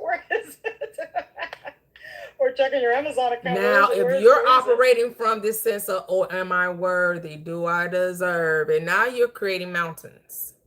That has to be removed and cast into the sea. And what removes the mountains? Faith. What diminishes fear? Love. Faith. Love. Love. Love. Love casts out all fear. Because fear torment, right? So fear is going to make you paralyze you where you won't move. You won't speak it. You won't imagine it. You won't see yourself with it because you're operating from a place of, I'm not worthy. How dare I? Is this too much? What if it doesn't happen? Oh my goodness. I don't feel validated. I don't feel like I'm enough. You don't love it. The love is not there. Because it's like, how much do you want it? How much do you want your life to be different? You have to want it to be different. You have to want it to be different. You have to want it to be different. Yes, worry is as they say, is a wasted thought. Yeah. It is. Oh, like it can say you become obsessed, like you were obsessed with it if you can play music for 4 hours. All right, you're not doing it because I'm going to make you do it, right? Because some children are made to practice, right? You're going to learn an instrument, right? And the child is like, I'm only doing this because my parents are making me. And maybe eventually they do it often enough, they do begin to fall in love with it, right? It's like when people are programming people to control them, right? And they make you do it over and over and over and over to eventually you think that this person, that this thing is benefiting you when it's really, that's why it's all about knowing yourself and trusting yourself and programming yourself. Because if you don't program you, somebody else will. You're always being programmed. So either you're doing it or there's something outside of you, but we know there's no outside of you. So that just means that what? You still are lost. You don't know who you are, and you think that there are other beings outside of you doing something to you. But remember, you're the creator, you're the thinker. So if you're thinking things, you're creating it. Because you're thinking it, you're creating it. As a man thinks, so is he. So is he. And what you think about yourself, that's how the world will see you. So if you think of yourself a certain way, that's, what you say about yourself or think about yourself, it's going to be reflected back to you. That's what I love about Bruce Lee. Bruce Lee said he never once spoke a negative word about himself, not even kidding. Because he says if anything you say about yourself, you bring it to pass. You bring it. Mm-hmm. So not even joking. He never said anything negative about himself. He always believed in himself. And once you learn to believe in yourself, I mean, sky's the limit. It's I love how Reverend Ike says, how can God believe in you if you don't believe in you? Because you're God. So yeah, it was a great weekend, and I'm digging this 21-day challenge that we're doing. I'm having like super fun with it, and just learning the trust thing. Which I was like, okay, like when I've made a decision and a little ugly head likes to rear and say, okay, look, you're saying, I just ignore it and say, I already got it. Look, I got it. Look, I have it. Look, I have it with me. Look, yay, I have it. Yay. I get extra. Yay, I got it. And then don't worry about it. And then before I know it, it just it shows up. So yeah, that's it. That's how it works. That's how it works. I'm gonna let Rod go, and then I'm gonna get on off of here. I didn't realize it was like 8 something. Wow. Yeah, I gotta get off there. Yeah. My husband just made me some din. Oh, well, nice. Good job. Yeah. Thank you for sharing. Happy for you. More live performances on the way. Yes. Beautiful. Love it. More cheeseburgers too. I know, right? Oh, no. Lobster roll is the next one. I'm manifesting lobster rolls. There you go. Okay, we go. I got some lobster. I know, right? Right. Some crab and lobster. I wanted to also mention just a real quick PSA. I was on Facebook, and for all those who don't know, Toyia does have a Facebook community. She also has books, ebooks that are for the free ski. You click the link in the bio, grab them, take a look. Like I said, they're free, so it's just costs your attention and you to put it in action. I was just going to the Facebook. I'm actually adding some more of these quotes and stuff. If y'all don't tap into this Facebook, Joe, you know what I'm saying? There'll be some gems dropped in there. You know what I'm saying? Like real talk. I know I'll be dropping some gems because I be going back to there liking my shit. I know that's right. Like, damn, I needed that job, because I'll go through and I'll post, make sure. But, for all those who don't know, the Facebook group has, a lot of good Neville Goddard, practical applications that we go through. Toyia's always dropping some stuff. Sometimes we dropped even the videos from the night before. But definitely tap into those, because we always send some quotes or something's popping where some good stuff where you could chew on. So I definitely just recommend, getting into that Facebook group. Plus also, we got a book club coming out. So that's also for all the community, for the family.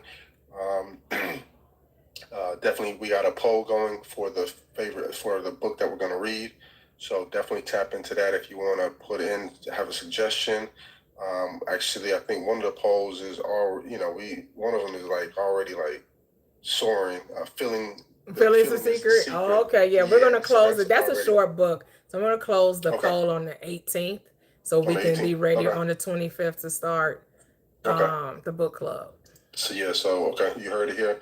Poll closes on the 18th, but Feeling of the Secret is rocking right now. So and we have some good, Kitty put The Infinite Way by Charles Fillmore. Takesha put in A Happy Pocket Full of Money. So it's open. So you may be able to take it, but right now Feeling the Secret is leading. What else? Ciaz. I just wanted to tap that in because I go through here from time to time, and it's definitely some good stuff, videos as well, in the Facebook community. So I definitely just encourage people just to get a good source of vitamin, vitamin manifestation, vitamin M, for that. But also, who asked? Andrea. We started God Mode every morning, 6 o'clock, or as early as you can get it, 6 a.m. And where you take 5 minutes out of your day, out of 1,440 minutes. You only got to get 5. We're only asking 5 of them things for you to be on God mode, being able to go into it is, explain it. I know, but, I want to hear your version. Going into the silence, right? That's what we call it, going into the silence, 5 minutes, 6 a.m., regardless of your time zone. Minimum 5 minutes. You can go as long as you like. And we're just focusing our intention on our desired end. Whatever it is we're desiring, whether it's for ourselves or for someone else, we're going to use that 5 minutes to live in the end, because the end is where you begin. You see yourself as already happening, or if you're doing, of course, for a loved one, you're seeing them as already being it, having it, doing it, whatever it is you're desiring. That's what you're going to use, that 5 minutes of God mode. I love it. God mode. Going into the silence. We started back on June 20th, where we did it for 21 days. So the last day is actually this Friday. Will be the 21st day. But of course, you can start wherever you like. You can continue on for longer if you want to. But that's what we had decided to do for 21 days, 5 minutes of silence, 6 a.m. in the morning, regardless of time zone.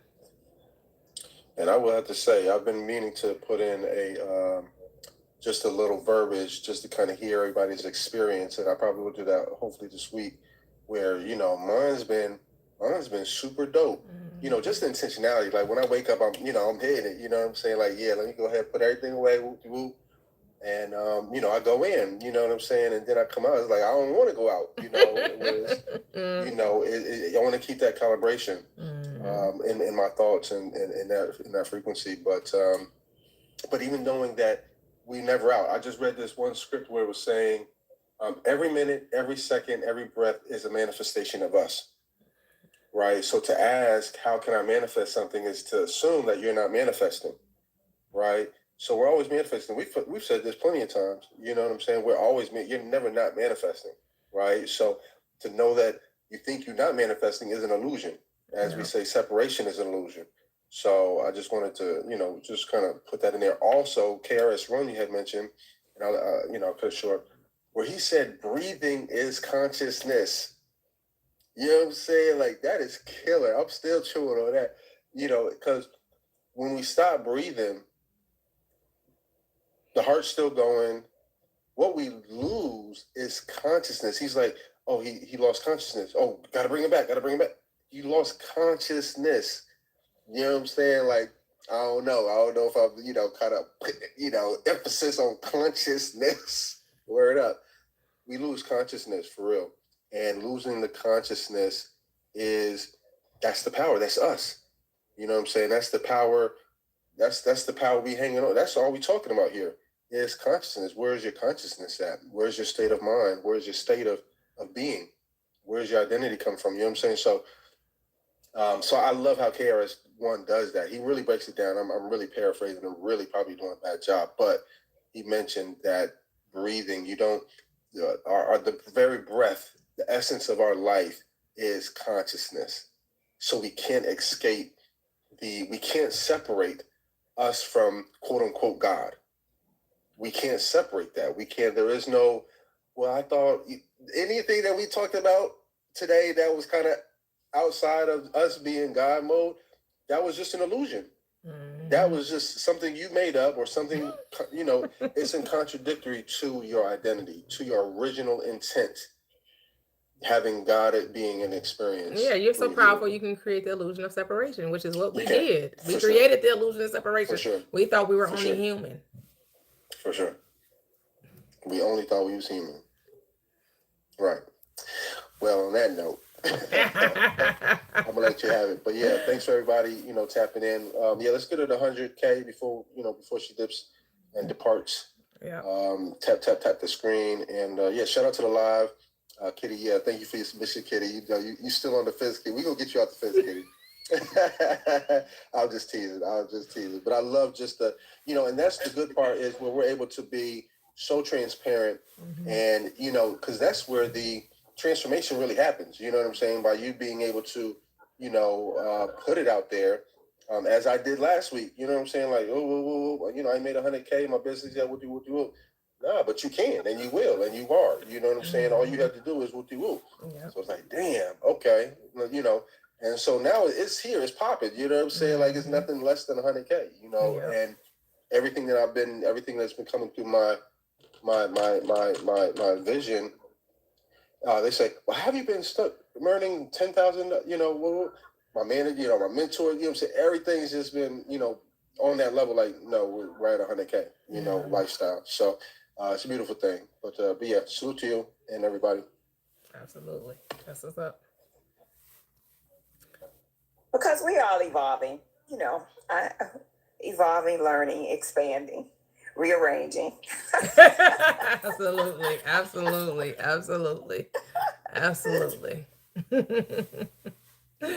Oh, well, Miss Kitty, have you heard Bustin' Loose from the Money Game? Is that a song? No, it's a book. Oh, no. It's a book. We actually that did is hilarious. I'm busting loose. Hey, I feel like busting loose. She would come up with a song, huh, Kitty? I feel like busting loose. You would love it because it reminds you that you are the consciousness, and everything in your reality is because you popped it in there. So now that's a book? Yeah, it's by Robert Scheinfeld. We actually did that as for the book club. So if you just want to listen to our perspective, you can go to my YouTube channel, look up the playlist, and look up I forgot how many weeks we did. We did about, I don't know. It was a pretty big book. Yeah. But it was really good. It was really good. I mean, the depthness of this thing was like. But if you have Audible, you can listen to it on Audible. Okay. Yeah, and so we found like some because that's how I listen to it on Audible. Tried to find some free PDFs. If you're in the Facebook group, I believe it was, and A-Town put it in the files tab as well. All right. Yeah. Okay. But it's a really, really, really good book because you think it's about money, but it's really about consciousness and helping you understand that the money game was never built for you to win. That's why you have to create your own game. He reminds you're supposed to create your own game and define the terms and conditions to money. It's what you think about money. And he talks about appreciate. He gives you different techniques to use. Of course, you use them if you align with it, right? Right. But he gives you different techniques about how to view money. And he's where I got the term appreciation.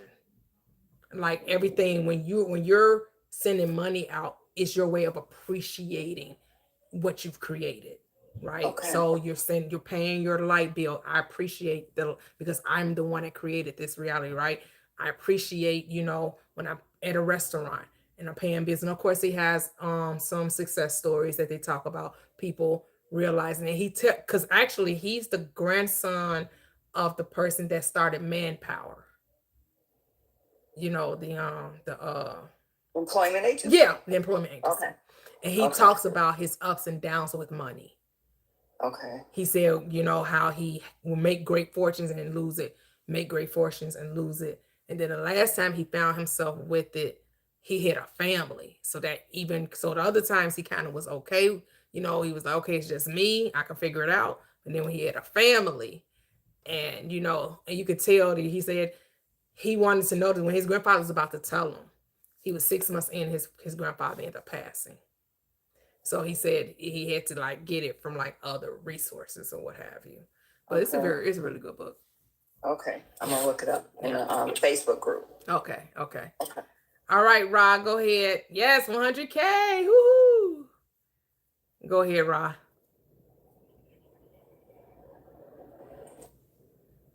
Are you there?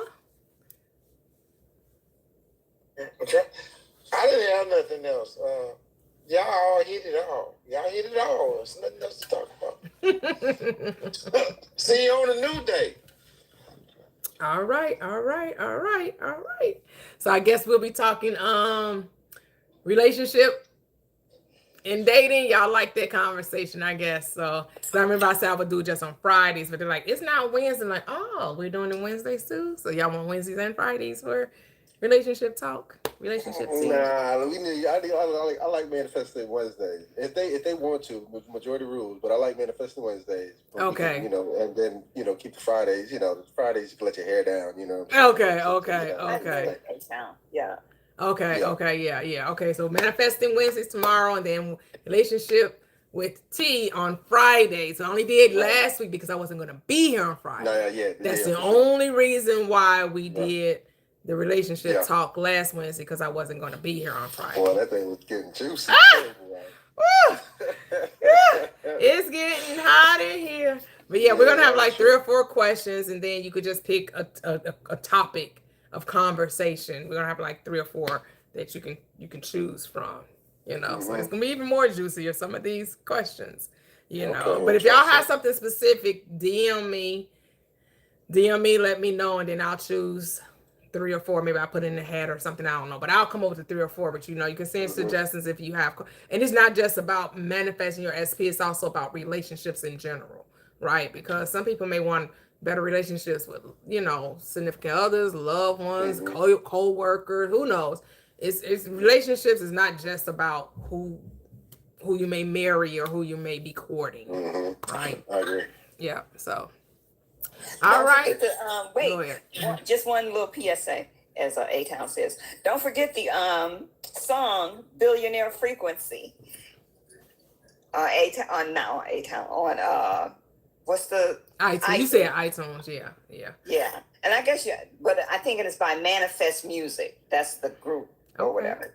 Billionaire Frequency. All right. Yeah, I have to see if I can find it on YouTube or something, because I'm not on iTunes. I don't have iTunes. Oh, okay. Yeah. Okay. So. All right. God wants you rich, because who's God? I am God, and you're here to prosper and be in health, even as what? Your soul prospers. Be great. We ain't here to be poor. Y'all know.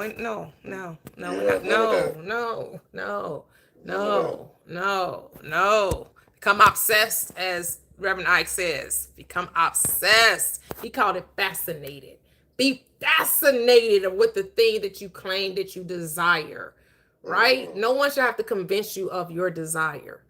Maybe you really don't want it. Somebody got to convince you of something that you want, right? When you like a certain type of food, can't nobody convince me to eat broccoli if I don't like broccoli. You know what I'm saying? Ain't no much convincing in the world. I don't like green peas. I don't care where you put it in the salad. I'm just not eating it. I'm going to pick them out, because you can't convince me of something I don't like. No more than I should have to convince you of something that you do like. Like you love steak, but I got to convince you. I got to twist your arm to get you to eat steak. Maybe you don't like steak. If I got to be convincing you every night, you should really eat steak, because you know how much you like steak. You know how much you like steak, and I got to be convincing you. Nah. Anybody got to convince you of something that you like. Maybe you really don't like it. Maybe you think it's something you should want because the world told you this is what you should have. Nope. Know thyself. Know thyself. Know thyself. Test the limits. There is no should or shouldn't. It's just, and you don't got to have no explanation. It's just because you want to. I just want to see what it's like, and then I'll decide if I like it or not. Because guess what you get to do? Change it. You get to change it. You get to change it. You get to change it. All right, guys. Have a great night. Catch you tomorrow. Manifesting Wednesdays, 6 p.m. Central Standard Time. Bye-bye. Bye-bye.